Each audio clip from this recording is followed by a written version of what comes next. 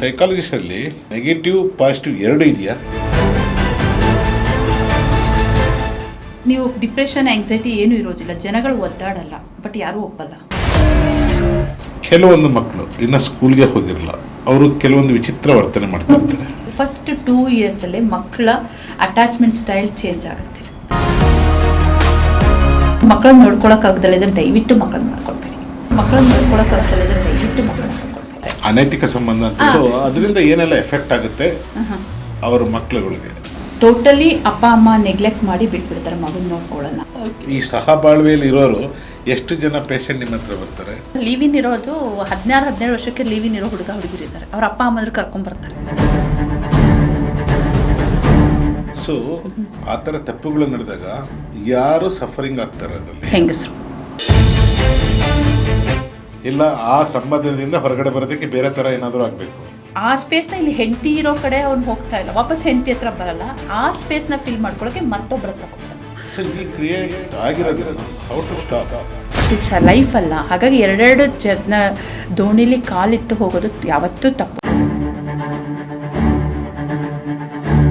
ನನಗೆ ಈ ತರಲೆ ತಾಪತ್ರೆ ಬೇಡ, ಅವರು ಪೀಸ್ಫುಲ್ ಆಗಿರೋಣ ಇರೋದ್ರಲ್ಲಿ. ಅದು ಯಾವಾಗ ಬರುತ್ತೆ ಅಂದರೆ, ಈ ಪೇಪರಲ್ಲೆಲ್ಲ ನೋಡ್ತಾರಲ್ಲ, ಇಂಥ ಪ್ರಿಯಕರನಿಂದ ವೈವಾಹಿಕ ಹೆಣ್ಣಿನ ಕೊಲೆ ಅಂತ ಹೇಳಿ, ಅಂಥ ಸಮಯದಲ್ಲಿ ಅವರಿಗೆ ಒಂದು ಇದು ಹೊಳೆಯುತ್ತೆ. ಅವರೇನು ನೆಮ್ಮದಿಯಾಗಿರಲ್ಲ ಸರ್. ಅವ್ರಿಗೆ ಮನುಷ್ಯರೂ ಅಲ್ಲ, ಮನುಷ್ಯತ್ವನೂ ಇಲ್ಲ. ನಾವು ಹೋಗ್ಬಿಟ್ಟು ನೋಡಮ್ಮ ಇದು ತಪ್ಪು, ನೀ ಹಿಂಗೆ ಮಾಡಬೇಡಮ್ಮ ಅಂದರೆ ಅವಳು ನಮ್ಮನ್ನು ದೂರ ಮಾಡ್ತಾಳೆ ಹೊರತು ಅವನ್ನ ದೂರ ಮಾಡಲ್ಲ. ಜನಗಳು ಎಷ್ಟೇ ಕ್ರೂರವಾಗಿ ನಡ್ಕೊಂಡ್ರು, ಬಟ್ ಅಷ್ಟೇ ಒಂದು ಮಾನವೀಯತೆ ಜಾಸ್ತಿ ಆಗ್ತಾ ಇದೆಯಾ?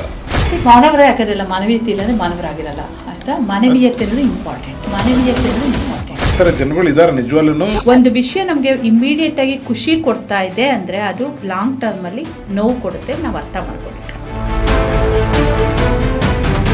ಆ ಕ್ಷಣ ಏನಕ್ಕೆ ಬರುತ್ತೆ, ನಾನು ಸುಸೈಡ್ ಮಾಡ್ಕೋಬೇಕು, ಇದೊಂದೇ ದಾರಿ, ನಂಗೆ ಇನ್ನೇನು ಇಲ್ಲ ಅಂತ. 108 ಮಾರ್ಗಗಳಿವೆ. ಬದುಕಿದ್ರೆ ಬದುಕೇ ಇಲ್ಲ ಅಂದರೆ ಇನ್ನೇನು ಮಾಡ್ತೀರಾ?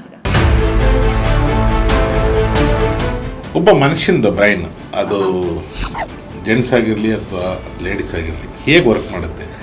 ಪ್ರತಿಯೊಂದು ಹಾರ್ಮೋನು ಒಂದೊಂದಕ್ಕೆ ಕಾರಣವಾಗಿರುತ್ತೆ.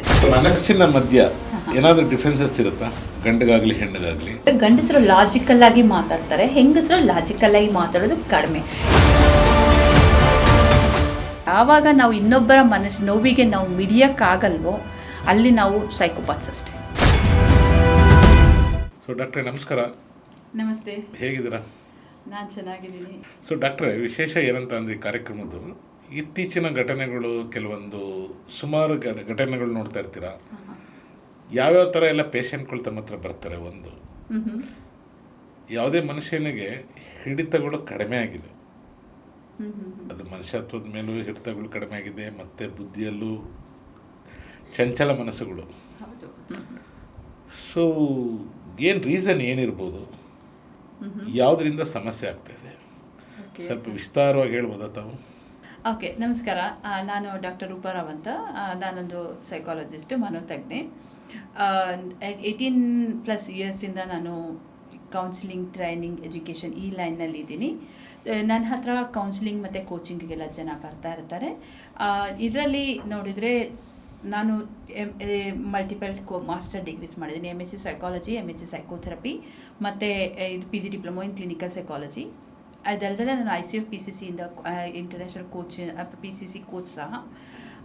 ಇದು ಬಿಟ್ಟು ನಾನು ಪಾಸಿಟಿವ್ ಸೈಕಾಲಜಿ ಕೋಚ್, ಈ ಥರ ಎಲ್ಲ ನಾನು ಮಾಡ್ತಾಯಿದ್ದೀನಿ. ಇವೆಲ್ಲ ನನ್ನ ಒಂದು ಆಸಕ್ತಿಯಿಂದ ಬೇಕಾದಷ್ಟು ತಗೊಳ್ತಾ ಇದ್ದೀನಿ. ನಾನು ಈ ಕೌನ್ಸಿಲಿಂಗ್ ಅನ್ನೋ ಒಂದು ಫೀಲ್ಡಿಗೆ ಬರೋದಕ್ಕೆ ಕಾರಣಗಳು ಬೇಕಾದಷ್ಟಿವೆ. ಯಾಕಂದರೆ ನಾನು ಜನಗಳು ನೋಡ್ತಾ ಇದ್ದೆ, ಬಿಹೇವಿಯರ್ಸ್ ಎಲ್ಲ ನೋಡಿದಾಗ ಇದಾಗ್ತಾಯಿತ್ತು. ನೋಡಿದಾಗ ಇದಕ್ಕೆ ಮುಂಚೆ ಅದೊಂದು ಹೇಳೋಣ ಅಂತ ಇದ್ದೀನಿ. ನಾನು ಫಸ್ಟು ಸ್ಪಿರಿಚುಯಾಲಿಟಿ ಕಡೆ ತುಂಬ ಬೇಸಿಕಲಿ ಈಗ ಸೈಕಾಲಜಿಗೆ ಓದಬೇಕಂದ್ರೆ ಏನಾದರೂ ರೀಸನ್ ಇರಬೇಕು ಅಂತಾರೆ. ಸೊ ನಿಮ್ಗೆ ಯಾವ ರೀಸನ್ ಕಾಡ್ತು ಇದೇ ಕೋರ್ಸ್ ಮಾಡ್ಬೇಕಂದ್ಬಿಟ್ಟು? ಯಾಕೆಂದರೆ ಬೇರೆ ಡಾಕ್ಟರ್ ಜನರಲ್ ಫಿಸಿಷಿಯನ್ ಆಗ್ತಾರೆ, ಬೇರೆ ಬೇರೆ ಇದು ಇರುತ್ತೆ. ಸೊ ಇದೇ ಪರ್ಟಿಕ್ಯುಲರ್ ಆಗಿ ಇದನ್ನ ಯಾಕೆ ಸಬ್ಜೆಕ್ಟ್ನ ಆಯ್ಕೆ ಮಾಡ್ಕೊಂಡಿರ್ತಾವೆ? ನಾನು ಮೂಲತಃ actually IT engineer, computer science. But ನಾನು ಒಂದು ಲೈಫ್ ಘಟ್ಟದಲ್ಲಿ ಹೋದಾಗ ನಾನು ಟ್ರೈನಿಂಗ್ ಅನ್ನೋ ಒಂದು ಫೀಲ್ಡಲ್ಲಿ ಇಳಿದೆ. ಅಲ್ಲಿ ಇಳಿದಾಗ ಜನರನ್ನ ಅರ್ಥ ಮಾಡ್ಕೊಳ್ಳೋದಕ್ಕೆ ಅಥವಾ ಕೆಲವೊಂದು ಘಟನೆಗಳು ಎಲ್ಲ ಜನರ ಜೀವನದಲ್ಲೂ ಒಂದಷ್ಟು ಘಟನೆಗಳಾಗುತ್ತೆ. ನನ್ನ ಜೀವನದಲ್ಲೂ ಒಂದಷ್ಟು ಘಟನೆಗಳಾದಾಗ ನಾನು ಸ್ಪಿರಿಚುಯಾಲಿಟಿ ಕಡೆ ಅಂದರೆ ಆಧ್ಯಾತ್ಮಿಕದ ಕಡೆ ತುಂಬ ವಾಲ್ದೆ. ಆಧ್ಯಾತ್ಮಿಕ ಅಂತ ಹೇಳಿದ್ರೆ ದೇವ್ರ ಬಗ್ಗೆ ಮತ್ತು ಫಿಲಾಸಫಿ ಇದು ಏನೇನೋ ಓದಿದೆ. ಬಟ್ ಎಲ್ಲೂ ನನಗೆ ಆ ಸಮಾಧಾನ ಅಂತ ಸಿಕ್ಕಿಲ್ಲ. ಮನುಷ್ಯ ಯಾಕೆ ಹೀಗೆ ಬಿಹೇವ್ ಮಾಡ್ತಾನೆ, ಯಾಕೆ ಹೀಗಿದ್ದವನು ಮುಂದೆ ಯಾಕೆ ಹೀಗೆ ಬದಲಾಗ್ತಾನೆ, ಇದಕ್ಕೆ ನಂಗೆ ಆನ್ಸರ್ಸ್ ಸಿಗಲಿಲ್ಲ. ಸೊ ಅವಾಗೇನು ಅನಿಸ್ತು ಅಂದರೆ ಸ್ಪಿರಿಚುಯಾಲಿಟಿ ಅನ್ನೋದು ಮುಂದೆ ನೆಕ್ಸ್ಟ್ ಲೆವೆಲ್ ಆಯಿತು. ಅದಕ್ಕೆ ಮುಂಚೆ ಸ್ವಲ್ಪ ಕೆಳಗೆ ಹೋಗೋಣ ಅಂತ ಹೇಳಿ ಮತ್ತೆ ಬಂದು ಸೈಕಾಲಜಿ ಕಲೀಲಿಕ್ಕೆ ಸ್ಟಾರ್ಟ್ ಮಾಡಿದೆ. ಅದರಲ್ಲಿ ನನಗೆ ಮನುಷ್ಯರಲ್ಲಿ ವಿಧಗಳಿದೆ, ವಿವಿಧತೆ ಇದೆ, ವೈವಿಧ್ಯತೆ ಇದೆ. ಒಬ್ಬ ಮನುಷ್ಯ ಇದ್ದ ಹಾಗೆ ಇನ್ನೊಬ್ಬ ಮನುಷ್ಯ ಎಲ್ಲ ನೋಡೋದಕ್ಕೆ ಡಿಫ್ರೆಂಟ್ ಆಗಿದ್ದಾರೆ ಅಥವಾ ನೋಡೋದಕ್ಕೆ ಒಂದೇ ಥರ ಇದ್ರು. ಅಥವಾ ಟ್ವಿನ್ಸ್ ತೊಗೊಂಡ್ರೆ ಇಬ್ಬರು ಟ್ವಿನ್ಸ್ ಇರ್ತಾರೆ. ನಾವು ಎಷ್ಟೋ ಸಿನಿಮಾಗಳನ್ನು ನೋಡ್ತೀವಿ, ಒಂದು ಒಳ್ಳೆ ಟ್ವಿನ್ ಇರ್ತಾರೆ, ಒಬ್ಬ ಒಳ್ಳೆನಿರ್ತಾನೆ, ಇನ್ನೊಬ್ಬ ಕೆಟ್ಟವನಿರ್ತಾನೆ, ಒಂದೇ ತಾಯಿ ಮಕ್ಕಳು ಇರ್ತಾರೆ. There is a negative positive both 100% ಇದೆ. ಸೊ ಮನುಷ್ಯರನ್ನ ನಾವು ಕೆಲವರು ಹೇಳ್ತಾರೆ ಮನುಷ್ಯರನ್ನ ಡಿವೈಡ್ ಮಾಡಬೇಡಿ ಅಂತ. ಮತ್ತು ನಾವು ಡಿವೈಡ್ ಮಾಡಿ ನೋಡಿದ್ರೆ ಯಾವ ಮನುಷ್ಯ ಹೇಗೆ ಬಿಹೇವ್ ಮಾಡ್ತಾನೆ ಅಂತ ಅರ್ಥ ಮಾಡ್ಕೊಂಡ್ರೆ ಅದು ಪ್ರತಿಯೊಂದು ಬಿಹೇವಿಯರ್ಗೂ ಆ ಮನುಷ್ಯ ಮತ್ತೊಂದು ಅರ್ಥ ಮಾಡ್ಕೋಬೇಕಾಗಿರೋದು ನಾವೇನಂತ ಹೇಳಿದ್ರೆ, ಇವತ್ತು ನಾನು ಹೀಗೆ ಮಾತಾಡ್ತಾ ಇದ್ದೀನಿ, ನಾಳೆ ಯಾವುದೋ ಒಂದು ಸನ್ನಿವೇಶದಲ್ಲಿ ನಾನು ಡಿಫ್ರೆಂಟಾಗಿ ಮಾತಾಡ್ಬೋದು. ಸೊ ಪ್ರತಿ ಸಲ ಸನ್ನಿವೇಶ ಮತ್ತೆ ನಮ್ಮ ಆ ಸಮಯ. ಸೊ ಹಾಗಾದ್ರೆ ಡಾಕ್ಟರ್ಗಳಿಗೂ ಕೂಡ ಗೊಂದಲ ಇರುತ್ತೆ, ಮನಸ್ಸಲ್ಲಿ ಇರುತ್ತೆ, ಗೊಂದಲಗಳಿರುತ್ತೆ. ನಮಗೆ ಒಂದೇ ಒಂದು ಅಡ್ವಾಂಟೇಜ್ ಅಂದರೆ ಆ ಗೊಂದಲನ ಸಾಲ್ವ್ ಮಾಡ್ಕೊಳ್ತೀವಿ ನಾವು. ಆ ಗೊಂದಲನ ಸಾಲ್ವ್ ಮಾಡ್ಬೇಕು. ಫಸ್ಟ್ ನಾವು ಅದನ್ನೇ ಹೇಳ್ತೀನಿ ನಾನು. ಆ್ಯಕ್ಚುಲಿ ನಾನು ಒಂದು ಸೋಷಿಯಲ್ ಮೀಡಿಯಾನಲ್ಲೂ ಬರೆದಿದ್ದೀನಿ, ನಮ್ಮನ್ನು ನಾವು ಸರಿ ಮಾಡ್ಕೊಳ್ತಾರೆ. ನನ್ನ ಮನಸ್ಥಿತಿ ಸರಿ ಇಲ್ಲ ಅಂದಾಗ ನಾನು ಎದುರುಗಡೆ ಇರೋರಿಗೆ ನಾನು ಸರಿ ಮಾಡಲಿಕ್ಕಾಗಲ್ಲ. ತುಂಬ ಜನ ಅಪೋಸ್ ಮಾಡ್ತಾರೆ ಅದನ್ನು, ಇಲ್ಲ ಹಾಗಲ್ಲ ಅಂತ. ಬಟ್ ನಾವು ಸರಿ ಹೋಗಬೇಕಾಗತ್ತೆ. ನಮ್ಮ ಮನಸ್ಥಿತಿ ಕ್ಲಾರಿಟಿ ಇದೆ, ಕ್ಲಿಯರ್ ಬೇಕು. ಈಗ ನೀವು ಈಗ ಅವಾಗಿಂದ ಫಿಸಿಷಿಯನ್ ಬಗ್ಗೆ ಮಾತಾಡ್ತಾ ಇದ್ರೆ, ಫಿಸಿಷಿಯನ್ಗೂ ಮತ್ತು ನಾವು ಸೈಕಾಲಜಿಸ್ಟ್ಗೂ ಡಿಫ್ರೆನ್ಸ್ ತುಂಬ ಇದೆ. ಮೇಜರ್ ರೀಸನ್ ಅಂದರೆ ಫಿಸಿಷಿಯನ್ಗೆ ಮನಸ್ಥಿತಿ ಹೇಗಾದರೆ ಇರಲಿ ಅಂದರೆ ಸ್ವಲ್ಪ ಅವ್ರು ನೋಡೋ ಅಷ್ಟಿದ್ರೆ ಪರವಾಗಿಲ್ಲ. ಬಟ್ ನಮಗೆ ಅರ್ಧ ಗಂಟೆ 1 hour ಕುತ್ಕೊಂಡು ಅವ್ರು ನಮ್ಮ ಹತ್ರ ಮಾತಾಡ್ತಾರೆ, ಅಥವಾ ಅವ್ರಿಗೆ ಕೋಪ ತೋರಿಸ್ತಾರೆ, ಯಾರ್ದೋ ಮೇಲಿನ ಕೋಪನ ನಮ್ಮ ಹತ್ರ ತೋರಿಸ್ತಿರ್ತಾರೆ, ಹೀಗಾಯಿತು ಹಾಗಾಯಿತು ಅಂತ. ಸೊ ಅದನ್ನೆಲ್ಲ ನಾವು ಸ್ಪಂಜ್ ನಮ್ಮ ಒಬ್ಬ ಕ್ಲೈಂಟ್ ಹೇಳಿದ್ರು, ಸ್ಪಾಂಜ್ ಥರ ತೊಗೋಬೇಕು ಅಂತ. ನಾವು ಆ ನೀರನ್ನ ಸ್ಪಾಂಜಲ್ಲಿ ಹೇಗೆ ನೀರು ಹಿಡ್ಕೊಳ್ತೋ ಹಾಗೆ ಹಿಡ್ಕೊಂಡು ಮನೆಗೆ ಹೋಗಿ ಹಿಂಡಿ ದೇವ್ರಿಗೊಂದು ನಮಸ್ಕಾರ ಮಾಡಿ ಹೊರಗಡೆ ಬರಬೇಕು. ಸೊ ಆ ರೀತಿ ಇರುತ್ತೆ. ಹಾಗಾಗಿ ನಮಗೆ ಪೇಷನ್ಸ್ ಬೇಕು. ಈ ಪೇಷನ್ಸ್ ನಾನು ಕಲಿಸಿದ್ದು ನನ್ನ ಕೌನ್ಸಿಲಿಂಗ್ ಕ್ಲೈಂಟ್ಸಲ್ಲಿ. ತುಂಬ ಇದು it's a very good word ಇದು. ಮತ್ತು ಇನ್ನೊಂದು ಏನಂದರೆ ನೀವು ಸಹ ಮಾಡ್ಬೋದು. ಒಂದೇ ಒಂದು ಕೇಳಿಸ್ಕೊಳ್ಳುವಂಥ ಒಂದು ಇದು ತಾಳ್ಮೆ ಇರಬೇಕು. ಮತ್ತು ಆ ಜಡ್ಜ್ಮೆಂಟ್ ಮಾಡಬಾರ್ದು. ಜಡ್ಜ್ ಮಾಡೋಕ್ಕಾಗ್ದಲ್ಲ. ಎದುರುಗಡೆ ಅವ್ರು ಒಬ್ರು ಕಷ್ಟ ಹೇಳ್ತಾರೆ, ಓ ನೀನು ಹೀಗ ಗೊತ್ತಾಯಿತು, ನನಗೊಬ್ಳು ಗೊತ್ತಿದ್ಲು, ಇವಳು ಹೀಗೆ ಮಾಡ್ತಿದ್ಲು, ಸೊ ನೀನು ಅದೇ ಕ್ಯಾರೆಕ್ಟ್ರು ಅಂತ ನಮ್ಮ ಮನಸ್ಸಲ್ಲಿ ಬಂದರೆ ನಾವು ಅಲ್ಲಿ ಯಾವುದೇ ಥರ ಕೌನ್ಸಿಲಿಂಗ್ ಆಗಲಿ ಸೈಕಾಲಜಿಸ್ಟ್ ಆಗಲಿ ಒಬ್ಬ ಸಾಮಾನ್ಯ ಮನುಷ್ಯ ಆಗ್ತಾನೆ. ಇದನ್ನು ನಿಮಗೆ ಕೊಡೋದು ಈ ಒಂದು ಹುದ್ದೆ. ಹಾಗಾಗಿ ಇಟ್ಸ್ ಗುಡ್. ಸೊ ಈ ಸೈಕಾಲಜಿಸ್ಟಲ್ಲಿ ಇಟ್ಸ್ ನೆಗೆಟಿವ್ ಪಾಸಿಟಿವ್ ಎರಡು ಇದೆಯಾ? ಅಂದರೆ ನೆಗೆಟಿವ್ ಪಾಸಿಟಿವ್ ಅಂತ ಹೇಳಿದ್ರೆ ನೆಗೆಟಿವ್ ಇರೋರು ಇರ್ತಾರೆ. ಎಲ್ಲ ಪ್ರೊಫೆಷನಲ್ಲೂ ಕೆಟ್ಟವರು ಇರ್ತಾರೆ, ಒಳ್ಳೆಯವರು ಇರ್ತಾರೆ. ಎಕ್ಸಾಕ್ಟ್ಲಿ. ಬಟ್ ಥಿಂಗ್ ಇಸ್ ನಾನೇನು ಕೇಳ್ತಾ ಇರೋದಂದರೆ, ಈ ಸೈಕಾಲಜಿಸ್ಟ್ ಅಂತ ಅಂದಮೇಲೆ ಈಗ ನಿಮ್ಮ ಹತ್ರ ದೇರ್ ಇಸ್ ಸೋ ಮೆನಿ ಬೇರೆ ರೀತಿಯ ಮನುಷ್ಯರುಗಳು ಬರ್ತಾರೆ, ಜನಗಳು ಬರ್ತಾರೆ. ಸೊ ಹೇಗೆ ಟ್ರೀಟ್ ಮಾಡ್ತೀರಾ ಅವರೆಲ್ಲರನ್ನ? ಹೇಗೆ ಈಗ ನಾನು ಬರ್ತೀನಿ ಅಂದ್ಕೊಳ್ಳಿ, ನನ್ನ ಮೈಂಡ್ ಸೆಟ್ಟೇ ಒಂದೊಂದು ಟೈಮ್ ಒಂದೊಂದು ಥರ ಇರುತ್ತೆ, ನಿಮ್ಮ ಮೈಂಡ್ ಸೆಟ್ ಬೇರೆ ಥರ ಇರುತ್ತೆ. ಸೊ ನನ್ನನ್ನು ಕನ್ವಿನ್ಸ್ ಹೇಗೆ ಮಾಡ್ತೀರಾ, ಲೈಕ್ ಆ್ಯಸ್ ಎ ಡಾಕ್ಟರ್ ಆಗಿ? ಓಕೆ, ಕನ್ವಿನ್ಸ್ ಮಾಡೋದಿಲ್ಲ. ನಮ್ಮ ಹತ್ರ ಬಂದಾಗ ಅವರು ಏನೋ ಒಂದು ಸೊಲ್ಯೂಷನ್ ಸಿಗುತ್ತೆ ಅಂತ ಹೇಳಿ ಬರ್ತಾರೆ. ಬಂದಾಗ ಅವ್ರಿಗೆ ಅವರಲ್ಲಿರೋ ಒಂದು ಕುಂದು ಅಂದರೆ ಅವ್ರಿಗೆ ಏನೋ ಒಂದು ಡಿಸಾರ್ಡರ್ ಇರುತ್ತೆ. ಕೆಲವರಿಗೆ ಡಿಪ್ರೆಷನ್ಸ್ ಇರುತ್ತೆ, ಕೆಲವರಿಗೆ ಬೈಪೋಲಾರ್ ಇರುತ್ತೆ, ಬೇರೆದು ಇರುತ್ತೆ, ಆ್ಯಂಗ್ಸೈಟಿ ಇರ್ಬೋದು, ಈ ಥರ ಎಲ್ಲ ಇರುತ್ತೆ. ಅದನ್ನು ನಾವೇನು ಮಾಡ್ತೀವಿ, ಫಸ್ಟ್ ಟೆಸ್ಟ್ ಮಾಡ್ತೀವಿ. ನಮ್ಮ ಹತ್ರ ಒಂದು psychometric assessment and psychological tools ಇವೆಲ್ಲ ಇರುತ್ತೆ. ನಾವು ಅದನ್ನು ಇಟ್ಕೊಂಡು ನಾವು ಟೆಸ್ಟ್ ಮಾಡ್ತೀವಿ. ಕೆಲವೊಂದು ನಮಗಿಂತ ಮೀರಿದ್ರೆ ನಾವು ಅದನ್ನು ಕ್ಲಿನಿಕಲ್ ಸೈಕಾಲಜಿಸ್ಟಿಗೆ ಕಳಿಸ್ತೀವಿ. ಅಲ್ಲಿಂದ ನಾವು ರಿಪೋರ್ಟ್ ತೊಗೊಂಡು ನಾವು ಅದನ್ನು ನೆಕ್ಸ್ಟ್ ಅಸೆಸ್ ಮಾಡ್ತೀವಿ. ಹೇಗೆ ನಾವು ಒಬ್ಬ ಪೇಷಂಟ್ ಬಂದಾಗ ಯಾವ ರೀತಿ ನಾವು ನೀವು ಹೇಗೆ ಟೆಸ್ಟ್ಗಳು ಮಾಡಿಸಿರೋ ಹಾಗೆ ನಮ್ಮಲ್ಲೂ ಟೆಸ್ಟ್ ಇರುತ್ತೆ. ಎಲ್ಲ ಥರದ ಜನ ಬರ್ತಾರೆ, ಕಿರ್ಚೋರು ಬರ್ತಾರೆ, ಅರ್ಚೋರು ಬರ್ತಾರೆ. ಅಂದರೆ ಆ್ಯಕ್ಚುಲಿ ನಾವು ಸೈಕಾಲಜಿನ 2 ರೀತಿ ಡಿವೈಡ್ ಮಾಡ್ತೀವಿ. ಒಂದು ಪಾಸಿಟಿವ್ ಸೈಕಾಲಜಿ, ಇನ್ನೊಂದು ನೆಗೆಟಿವ್ ಸೈಕಾಲಜಿ.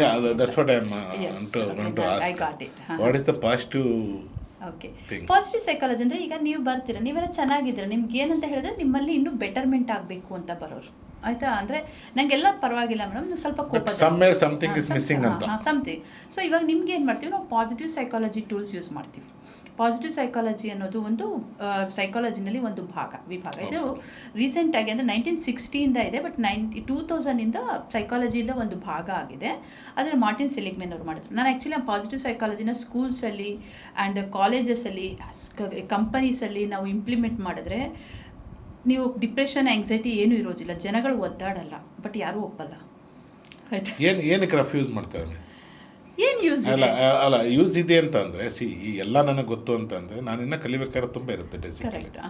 ಇವನ್ ಈಗ ಔಟ್ಸೈಡ್ ಕಲಿಯೋದು ತುಂಬ ಇರುತ್ತೆ. ಆ್ಯಸ್ ಎ ಡಾಕ್ಟ್ರುಗಳು ಹೇಳಿದ ಮಾತನ್ನ ಕೇಳೋದ್ರಲ್ಲೂ ಕರೆಕ್ಟ್ ತುಂಬ ಒಳ್ಳೇದಾಗುತ್ತೆ. ಸೊ ಒಳ್ಳೇದಕ್ಕೋಸ್ಕರನೇ ಹೇಳೋದು. ಈಗ ನೀವು ಸ್ಕೂಲ್ದು ಹೇಳಿದ್ರಿ ಪಾಸಿಟಿವ್ ಸೈಕಾಲಜಿಸ್ಟ್ ಮಾಡ್ತೀನಿ ಎಲ್ಲ ಹೋಗ್ಬಿಟ್ಟು ಟೀಚ್ ಮಾಡ್ತೀನಿ ಅಂದ್ಬಿಟ್ಟು. ಥಿಂಗ್ ಇಸ್ ನೀವು ಅಲ್ಲಿಂದನೇ ಬಂದುಬಿಟ್ರೆ ಲೈಫ್ ಟೈಮ್ ಫುಲ್ ಪೀಸ್ಫುಲ್ ಆಗಿರ್ಬೋದಲ್ಲ. ಹೌದು ಮಾಡ್ಬೋದು.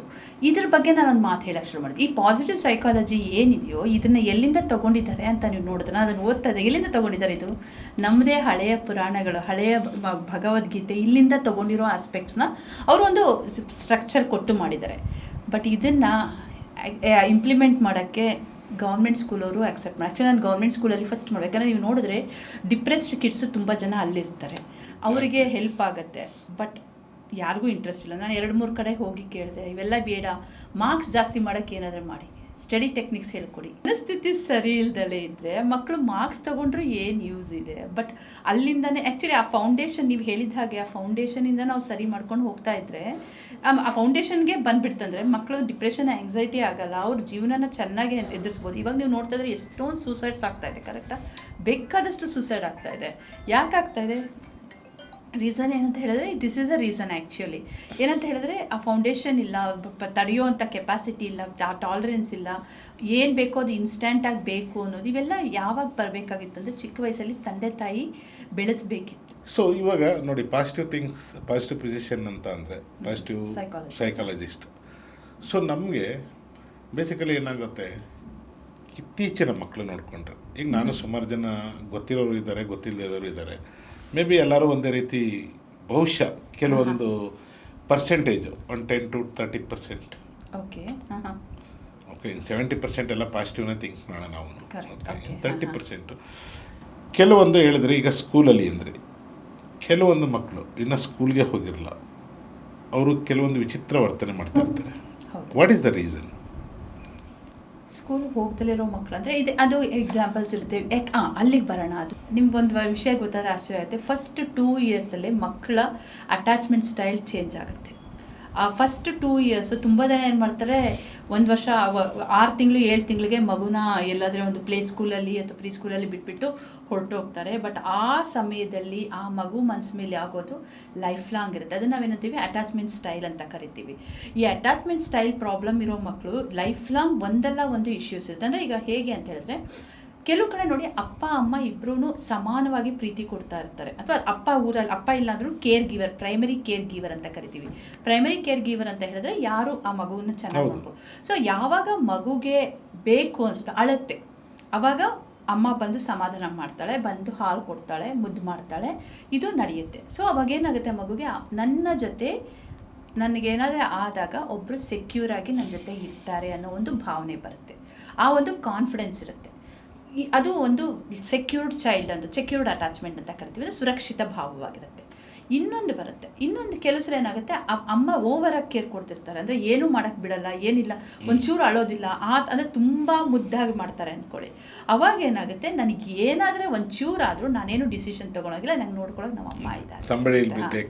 ಸೊ ಅಲ್ಲಿ ಏನಾಗುತ್ತೆ, ಇನ್ಸೆಕ್ಯೂರ್ ಅಟ್ಯಾಚ್ಮೆಂಟ್ ಬಂದುಬಿಡುತ್ತೆ. ಅಂದರೆ ಎಲ್ಲದಕ್ಕೂ ನನಗೆ ಐ ಡಿಪೆಂಡೆಂಟ್. ಸೊ ಟೋಟಲಿ ಇದು ಬಿಟ್ಟು ಇನ್ನೊಂದಿದೆ, ಮಗು ಅಳ್ತಾ ಇರುತ್ತೆ. ಇದು ಯೂಶ್ವಲಿ ಎಲ್ಲಾಗುತ್ತೆ, ಪ್ಲೇ ಸ್ಕೂಲ್ ಪ್ರೀ ಸ್ಕೂಲಲ್ಲಿ ಬೆಳೆಯುವಂಥ ಮಕ್ಕಳು, ಚಿಕ್ಕ ವಯಸ್ಸಲ್ಲೇ 2 ವರ್ಷದಲ್ಲಿ ಆ ಸಮಯದಲ್ಲಿ ಬೆಳೆಸ್ತಾರಲ್ಲ, ಆವಾಗ ಮಗು ಅಳುತ್ತೆ ಅಥವಾ ಏನೋ ಕೇಳುತ್ತೆ. ಆವಾಗ ಅವ್ರು ಯಾರು ನೋಡ್ಕೋತಾರೋ ಅವ್ರಿಗೆ ಗಮನ ಕೊಡಲ್ಲ.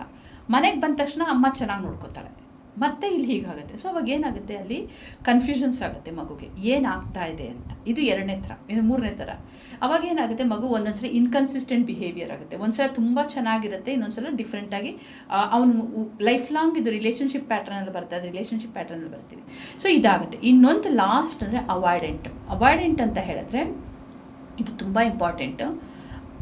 ಟೋಟಲಿ ಅಪ್ಪ ಅಮ್ಮ ನೆಗ್ಲೆಕ್ಟ್ ಮಾಡಿ ಬಿಟ್ಬಿಡ್ತಾರೆ, ಮಗುನ ನೋಡ್ಕೊಳ್ಳಲ್ಲ ಅಂದ್ಕೊಳ್ಳಿ. ಅಂದರೆ ಏನಿಲ್ಲ, ಕೆಲಸಕ್ಕೆ ಹೋಗ್ತಾರೆ, ಬಂತಾರೆ, ಊಟ ಕೊಡ್ತಾರೆ, ತಿಂಡಿ ಕೊಡ್ತಾರೆ. ಆ ಮಕ್ಕಳು ಅವಾಯ್ಡೆಂಟ್. ಅಂದರೆ ಸಂಬಂಧಗಳಲ್ಲಿ ನಂಬಿಕೆ ಇರಲ್ಲ ಆ ಮಕ್ಕಳು. ಅವರು ಮುಂದೆ ಮದುವೆ ಆದ್ರೂ ಮದುವೆ ಆಗೋಕ್ಕೆ ಹೆದರ್ಕೊಳ್ತಾರೆ. ಇವಾಗ ಎಷ್ಟೋ ಸಂಬಂಧಗಳು ನಮಗೆ ಹೇಳ್ತಾರೆ, ಮೇಡಮ್ ನಮ್ಮ ಮಕ್ಕಳು ಮದುವೆ ಆಗೋಕ್ಕೆ ಒಪ್ತಾ ಇಲ್ಲ ಅಂತ. ಇವಾಗ ನಿನ್ನೆನೂ ನಾನೊಬ್ಬರು ಡಿಸ್ಕಸ್ ಮಾಡ್ತಾಯಿದ್ರು. ಇದಕ್ಕೆ ರೀಸನ್ ಅವರ ಚೈಲ್ಡ್ಹುಡ್ ಫಸ್ಟ್ 2 to 3 ಇಯರ್ಸಲ್ಲಿ ಇರುತ್ತೆ ರೀಸನ್ಸು. ಸೊ ಅಲ್ಲಿ ಅವಾಗ ಏನಾಗುತ್ತೆ, ಆ ಮಕ್ಕಳು ರಿಲೇಷನ್ಶಿಪ್ಪಲ್ಲಿ ಕನ್ಸಿಸ್ಟೆಂಟ್ ಇರಲಿ. ಒಂದು ರಿಲೇಷನ್ಶಿಪ್ ಮಾಡ್ಕೊತಿರ್ತಾರೆ, ಅಲ್ಲಿ ತುಂಬ ಹತ್ತಿರ ಆದರೆ ಭಯ ಪಟ್ಕೊಂಡು ಹೊರಟೋಗ್ಬಿಟ್ಟು ಬೇರೆ ರಿಲೇಷನ್ಶಿಪ್ಗೆ ಹೋಗ್ತಾರೆ. ಈ ಥರ ಒಂದು ಸ್ಟೆಪ್ಪಿಂದ ಇನ್ನೊಂದು ಸ್ಟೆಪ್ಪಿಂದ ಹೋಗ್ತಿರ್ತಾರೆ. ಅವ್ರಿಗೇನೆ ಜಾಸ್ತಿ ನಿರ್ಭಾವಕತ್ವ ಅಂತಾರಲ್ಲ, ಆ ರೀತಿ ಇರುತ್ತೆ. ನಾನು ಸೆಲ್ಫ್ ರಿಲಯಂಟ್ ಆಗಿರಬೇಕು, ನನಗೆ ಯಾರೂ ಇಲ್ಲ, ನನಗೆ ನಾನೇ ಹೆಲ್ಪ್ ಮಾಡ್ಕೋಬೇಕು, ಇಂಥ ಒಂದು ಲೈಫಲ್ಲಿ ಬೆಳೆದಿರ್ತಾರೆ. ಹಾಗಾಗಿ ಮಕ್ಕಳನ್ನ ನಾನು ಅದನ್ನೇ ಹೇಳಿದ್ರೆ, ನಿಮಗೆ ಮಕ್ಕಳನ್ನ ನೋಡ್ಕೊಳ್ಳೋಕ್ಕಾಗ್ದಲ್ಲ ಇದ್ದರೆ ದಯವಿಟ್ಟು ಮಕ್ಕಳನ್ನ ಮಾಡ್ಕೊಳ್ಬೇಡಿ. ಯಾಕಂದರೆ ಆ ಫಸ್ಟ್ 2 ಇಯರ್ಸ್ ನೀವೇನು ಕೊಡ್ತೀರೋ ಆ ಫೌಂಡೇಶನ್ನು ಸರಿಯಾಗಿಲ್ಲ ಅಂದರೆ ಮಕ್ಕಳನ್ನ ಸುಮ್ಮನೆ ಎತ್ಬಿಟ್ಟು ನೀವೆಲ್ಲ ಕೊಡ್ತೀರಾ. ಆಮೇಲೆ ಒಂದು 20 ವರ್ಷ ಆದಮೇಲೆ ಮಕ್ಕಳು ನನ್ನ ಹತ್ರ ಬರ್ತಾ ಇರ್ತಾರೆ, ಟೀನೇಜರ್ಸ್ ಬರ್ತಾರೆ, 20 ವರ್ಷದ ಮಕ್ಕಳೆಲ್ಲ. ಬೇಜಾರಾಗುತ್ತೆ ಅವ್ರನ್ನ ನೋಡಿದಾಗ, ಯಾಕಪ್ಪ ಇಷ್ಟೊಂದು ಕಷ್ಟದಲ್ಲಿದ್ದಾರೆ ಈ ಮಕ್ಕಳು ಅಂತ ಹೇಳಿ. ಈ ವಯಸ್ಸಲ್ಲ ಇದು ಏನು ಈ ಮನೋರೋಗ ಎಲ್ಲ ಬರುವಂಥ ವಯಸ್ಸಲ್ಲ, ಅದಕ್ಕೋಸ್ಕರನೇ. ಹಾಗಾಗಿ ಅದು ಇಂಪಾರ್ಟೆಂಟ್. ಸಾಮಾನ್ಯವಾಗಿ ಗಂಡ ಹೆಂಡತಿ ಜೋರು ಜಗಳ ಆಡ್ತಾ ಇದ್ದಾರೆ, ಕಿರ್ಚಾಡ್ತಾ ಇದ್ದಾರೆ, ಏನು ಕೆಟ್ಟದಾಗಿ ಬೈತಾ ಇದ್ದಾರೆ, ವಯಲೆನ್ಸ್ ತೋರಿಸ್ತಾರೆ ಅಂದರೆ ಆ ಮಗು ಒಂದು ಮದುವೆ ಬೇಡ ಅಂತ ಹೇಳಾಗುತ್ತೆ. ಇಲ್ಲ, ಅದು ತುಂಬ ಎಕ್ಸಾಂಪಲ್ಸ್ ಇದೆ. ನಮ್ಮ ಅಪ್ಪ ಅಮ್ಮ ಜಗಳ ಮಾಡ್ತಿದ್ರು, ನಾನು ಮದುವೆ ಆಗಲ್ಲ. ನಮ್ಮಪ್ಪ ಆಮೇಲೆ ಇನ್ನೊಂದು ಆಪೋಸಿಟ್ಟು, ನಮ್ಮಪ್ಪ ಹೀಗೆ ಕಿರ್ಚಾಡ್ತಾ ಇದ್ರು, ನಾನು ಹೀಗೆ ಮಾಡಬೇಕು, ಈ ಥರ ಆಗುತ್ತೆ. ಇದು ಒಂದು ಆ್ಯಂಗಲ್. ಇತ್ತೀಚೆಗೆ ನನ್ನ ಹತ್ರ ಒಂದಷ್ಟು ಡಿಫ್ರೆಂಟ್ ಕೇಸಸ್ ಬರ್ತಾ ಇದೆ. ಡಿಫ್ರೆಂಟ್ ಅಂತ ಇತ್ತೀಚೆಗೆ ಅಂತ ಹೇಳಿದ್ರೆ, ಅಂದರೆ ಈ ಅಪ್ಪ ಮತ್ತು ಅಮ್ಮ ಬೇರೆ ಒಂದು ಸಂಬಂಧಗಳಲ್ಲಿತ್ತು, ಬೇರೆ ರೀತಿ ಸಂಬಂಧಗಳಲ್ಲಿತ್ತು, ಆ ಮಗುನ ಬೆಳೆಸ್ತಾರೆ. ಅನೈತಿಕ ಸಂಬಂಧ, ವಿವಾಹ ಬಾಹಿರ ಸಂಬಂಧಗಳು ಅಂತಲೂ ಅನ್ಬೋದು. ಸೊ ಇಲ್ಲಿ ಏನಾಗುತ್ತೆ, ನಾವು 2 ಆ್ಯಂಗಲಲ್ಲಿ ನೋಡ್ಬೇಕು. ಇತ್ತೀಚೆಗೆ ಈ ಸೋಷಿಯಲ್ ಮೀಡಿಯಾ, ಸೊ ಅದರಿಂದ ಏನೆಲ್ಲ ಎಫೆಕ್ಟ್ ಆಗುತ್ತೆ ಅವ್ರ ಮಕ್ಕಳುಗಳಿಗೆ, ಅದಕ್ಕೆ ಬರೋಣ. ಅದಕ್ಕೆ ಮುಂಚೆ ಇದಕ್ಕೆ ಕಾರಣ ಏನು ಅಂತ ತಿಳ್ಕೊಳ್ಳೋಣ. ಯಾಕಂದರೆ ಮೊದಲು ಇತ್ತು ವಿವಾಹ ಬಾಹಿರ ಸಂಬಂಧಗಳು ಅಂತ ಹೇಳಿದ್ರೆ, ಇದು ಮೊದಲು ಇತ್ತು. ಬಟ್ ಇತ್ತೀಚೆಗೆ ತುಂಬ ಜಾಸ್ತಿ ಆಗ್ತಿದೆ. And it is not going to stop at one thing. ಒಬ್ಬರಿಗೆ ಸ್ಟಾಪ್ ಆಗ್ತಿಲ್ಲ. ಈಗ ನೀವು ಹೊರಗಡೆ ಬಂದಿದ್ಯಾ, ಓಕೆ ಒಂದು ಕಡೆ ಸ್ಟೆಪ್ ಮಾಡಿದ್ಯಾ, ಮತ್ತು ಒಳಗಡೆ ಬರೋ ಚಾನ್ಸಸ್. ಯಾಕಂದರೆ ಇವಾಗ ಗಂಡಸರು ತುಂಬ ಉದಾರಿಗಳಾಗ್ತಿದ್ದಾರೆ, ಹೆಂಗಸರು ಉದಾರಿಗಳಾಗ್ತಿದ್ದಾರೆ. ಪರವಾಗಿಲ್ಲ, ನಿಮ್ಗೆ ಇಲ್ಲ ಹಾಗಲ್ಲ, ಆದರೆ ಓಕೆ ಫ್ಯಾಮಿಲಿಗೋಸ್ಕರ ಅನ್ನೋದು. ಬಟ್ ಇಲ್ಲಿ ಆ ಥರ ನಡೀತಾ ಇಲ್ಲ. ನಾನೇ ನೋಡಿದ ಹಾಗೆ ಎಷ್ಟೋ ಈಗ ಜನ ಹೆಂಗಸರು ಮಲ್ಟಿಪಲ್ ಒಂದೇ ಸಲಕ್ಕೆ ಬೇರೆಯವ್ರ ಜೊತೆ ಸಂಬಂಧಗಳು, ಅಥವಾ ಗಂಡಸರು ಬೇರೆ ಸಂಬಂಧಗಳು ಅಂತ ಇದು ಕಾಮನ್ ಆಗ್ತದೆ. ಇದಕ್ಕೆ ಕಾರಣ ನಾವು ನೋಡ್ಕೋಬೇಕಂತ ಹೇಳಿದ್ರೆ, ಜನ ಎಷ್ಟೇ ಇಲ್ಲ ಮೊಬೈಲ್ ಕಾರಣ ಅಲ್ಲ, ಅಂದರೆ ಮೊಬೈಲು, ಸೋಷಿಯಲ್ ಮೀಡಿಯಾ, ವಾಟ್ಸಪ್ಪು ಇವೇ ಕಾರಣ. ಸೊ ಇದೆಲ್ಲ ಒಂದು ರೀತಿ ಅಡ್ವಾಂಟೇಜು. ನೀವು ರೀಲ್ಸ್ ಬಗ್ಗೆ ಹೇಳಿದ್ರಿ. ಸೊ ಅಗೇನ್ ನೀವು ಹಳೇದು ಹೇಳ್ತಿದ್ದಂಗೆ ಹಿಂದಿನಕ್ಕೆ ಹೋದರೆ, ಸೊ ನೀವು ಯಾವ ಪೇಷಂಟ್ಗಳು ಬರ್ತಾರೆ ಈ ಬಿಕಾಸ್ ನೀವು ಹೇಳಿದ್ರಿ 3-4 ಕಡೆ ಗಂಡಸರಿಗೂ ಇರುತ್ತೆ, ಹೆಂಗಸರಿಗೂ ಇರುತ್ತೆ, ಆ ಥರ ಸಂಬಂಧಗಳು, ರಿಲೇಷನ್ಶಿಪ್. ಸೊ ಅದೊಂದು. So because of mobile, social media ಈ ಥರ ಎಲ್ಲ ಬರುತ್ತೆ. ಮೊದಲು ಸಲೀಸಾಗಿ ಮೀಟ್ ಆಗೋಕ್ಕಾಗ್ತಿರಲಿಲ್ಲ. ಸಲೀಸಾಗಿ ಮೆಸೇಜ್ ಮಾಡಿದ್ವಿ, ಹೇಳಿದ್ರಲ್ಲ, ಬಂದ ತಕ್ಷಣ ಮೆಸೇಜ್ ಮಾಡೋದು ಇದು ಆಗ್ತಾ ಇರಲಿಲ್ಲ. ಇವಾಗ ಆಗ್ತಾ ಇದೆ ಅಷ್ಟೇ. ಸಲೀಸಾಗಿ ಮೆಸೇಜ್ ರಿಪ್ಲೈ ಮಾಡ್ಬೋದು. ಮತ್ತು ಆ ಪ್ರಜ್ಞೆ ಅನ್ನೋದು, ಆವಾಗ ನಾವು ಒಂದು ಹಳೆಯ ಸಿನಿಮಾಗಳು ನೋಡಿದ್ರೆ, ಅಲ್ಲಿ ನೀವು ಹಳೆ ಸಿನಿಮಾಗಳು ನೋಡ್ತಿದ್ದಾಗ ಒಂದು ವಿಷಯ ನೀವು ಅರ್ಥ ಮಾಡ್ಕೋಬೋದು. ಏನಂತ ಹೇಳಿದ್ರೆ, ಅತ್ತಿಗೆ ಹೊರಗಡೆ ಸ್ನೇಹಿತನ ಹೆಂಡತಿ, ಇದನ್ನೆಲ್ಲ ಒಂದು, ಅಥವಾ ಮದುವೆ ಆದವರು, ಇದೆಲ್ಲ ಒಂದು ಪವಿತ್ರತೆ ಅಂತ ಹೇಳಿ ಕರೀತಾರೆ. ಪವಿತ್ರವಾಗಿ ನೋಡೋರು. ರಾಜ್ಕುಮಾರ್ ಅವ್ರ ಮೂವಿಲಿ ನೋಡಿ, ಅದು ಯಾವುದೋ ಒಂದು ಸಿನಿಮಾ ರವಿಚಂದ್ರ ಅವ್ರದ್ದು ಈಗಲೂ ಇದೆ, ಅವ್ರು ಕೈ ಮುಗಿತಾರೆ, ಅಂದರೆ ಅವರ ಅಣ್ಣನ ಹೆಂಡತಿಗೆ ಕೈ ಮುಗಿದ್ಬಿಡ್ತಾರೆ, ಅಂದರೆ ಆ ಒಂದು ಭಾವನೆಯಲ್ಲಿ ನೋಡ್ತಾ ಇದ್ರು. ಬಟ್ ಇವಾಗ ಆ ಪ್ರಜ್ಞೆ ಅನ್ನೋದು ಹೊರಟೋಗ್ಬಿಟ್ಟಿದೆ. ಹೊರಟೋಯ್ತು. ಅದಕ್ಕೆ ನಾವೇನಂತೇವೆ, ಆ್ಯಕ್ಚುಲಿ ನಮ್ಮಲ್ಲಿ ಮಾರಲ್ ಬ್ರೈನ್ ಅಂತ ಇದೆ. ನಮ್ಮ ಬ್ರೈನಲ್ಲಿ VPC ಅಂತ ಕರಿತೀವಿ. ಸೊ ಅಲ್ಲಿ ಆ ಒಂದು ಬ್ರೈನ್ದು ನಾವು ಒಂದು ರೀಸೆಂಟ್ ಸ್ಟಡೀಸ್ ಏನು ಹೇಳ್ತಾ ಇದ್ದಾರೆ, ಮಾರಲ್ ಡಿಸೆಂಗೇಜ್ಮೆಂಟ್ ಅಂತ ಒಂದು ಪ್ರಕ್ರಿಯೆ ಸ್ಟಾರ್ಟ್ ಆಗ್ತದೆ. ಅಂದರೆ ನೈತಿಕ ಅಧೋಗತಿ ಅಥವಾ ನೈತಿಕ ವಿಮುಖತೆ ಅಂತ ಹೇಳಿ ಕನ್ನಡಲ್ಲಿ ಕರಿತೀವಿ. ಇದು ಒಂದು ಕಡಿಮೆ ಆಗ್ತಾ ಇದೆ ಜನರಲ್ಲಿ. ಯಾಕೆ ಕಡಿಮೆ ಆಗ್ತಿದೆ ಅಂತ ನೋಡೋಕ್ಕೆ ಬಂದರೆ ಇದಕ್ಕೆ ಕಾರಣ ನಮ್ಮ ಇವಾಗ ನೋಡಿ 2000ದಿಂದ ಅಥವಾ 2005ರಿಂದ ಅಂತ 2002ರಿಂದ ಮೊಬೈಲ್ ಎಲ್ಲರ ಕೈಯಲ್ಲೂ ಬಂತು. ಸೊ ಅವಾಗೇನಿತ್ತು, SMS ಕಳಿಸ್ತಾಯಿದ್ರು. SMS ಕಳಿಸಿ ಮಾತಾಡೋಕ್ಕೆ ಅವಾಗ ಸ್ಟಾರ್ಟ್ ಆಯಿತು. ಅವಾಗೇನಿತ್ತು, ಒಂದು SMS ಕಳಿಸಿ ಒಂದು 5 SMS ಕಳಿಸಿದ ತಕ್ಷಣ ಇವಳು ಬಿದ್ದುಬಿಡ್ತಾಳೆ. ಅಲ್ಲೇನಾಯಿತು, ಇನ್ಸ್ಟೆಂಟ್ ಗ್ರ್ಯಾಟಿಫಿಕೇಷನ್ ಬಂತು. ಸೊ ಇದನ್ನೇನಾಗುತ್ತೆ, ಇನ್ಸ್ಟೆಂಟ್ ಗ್ರ್ಯಾಟಿಫಿಕೇಷನ್. ಯಾವಾಗ ಈಗ ಸಿಗರೇಟ್ ಸೇರ್ತಾರೆ, ಏನಕ್ಕೆ ಸಿಗರೇಟ್ ಸೇರ್ತಾರೆ? ಕಿಕ್ ಸಿಗುತ್ತೆ.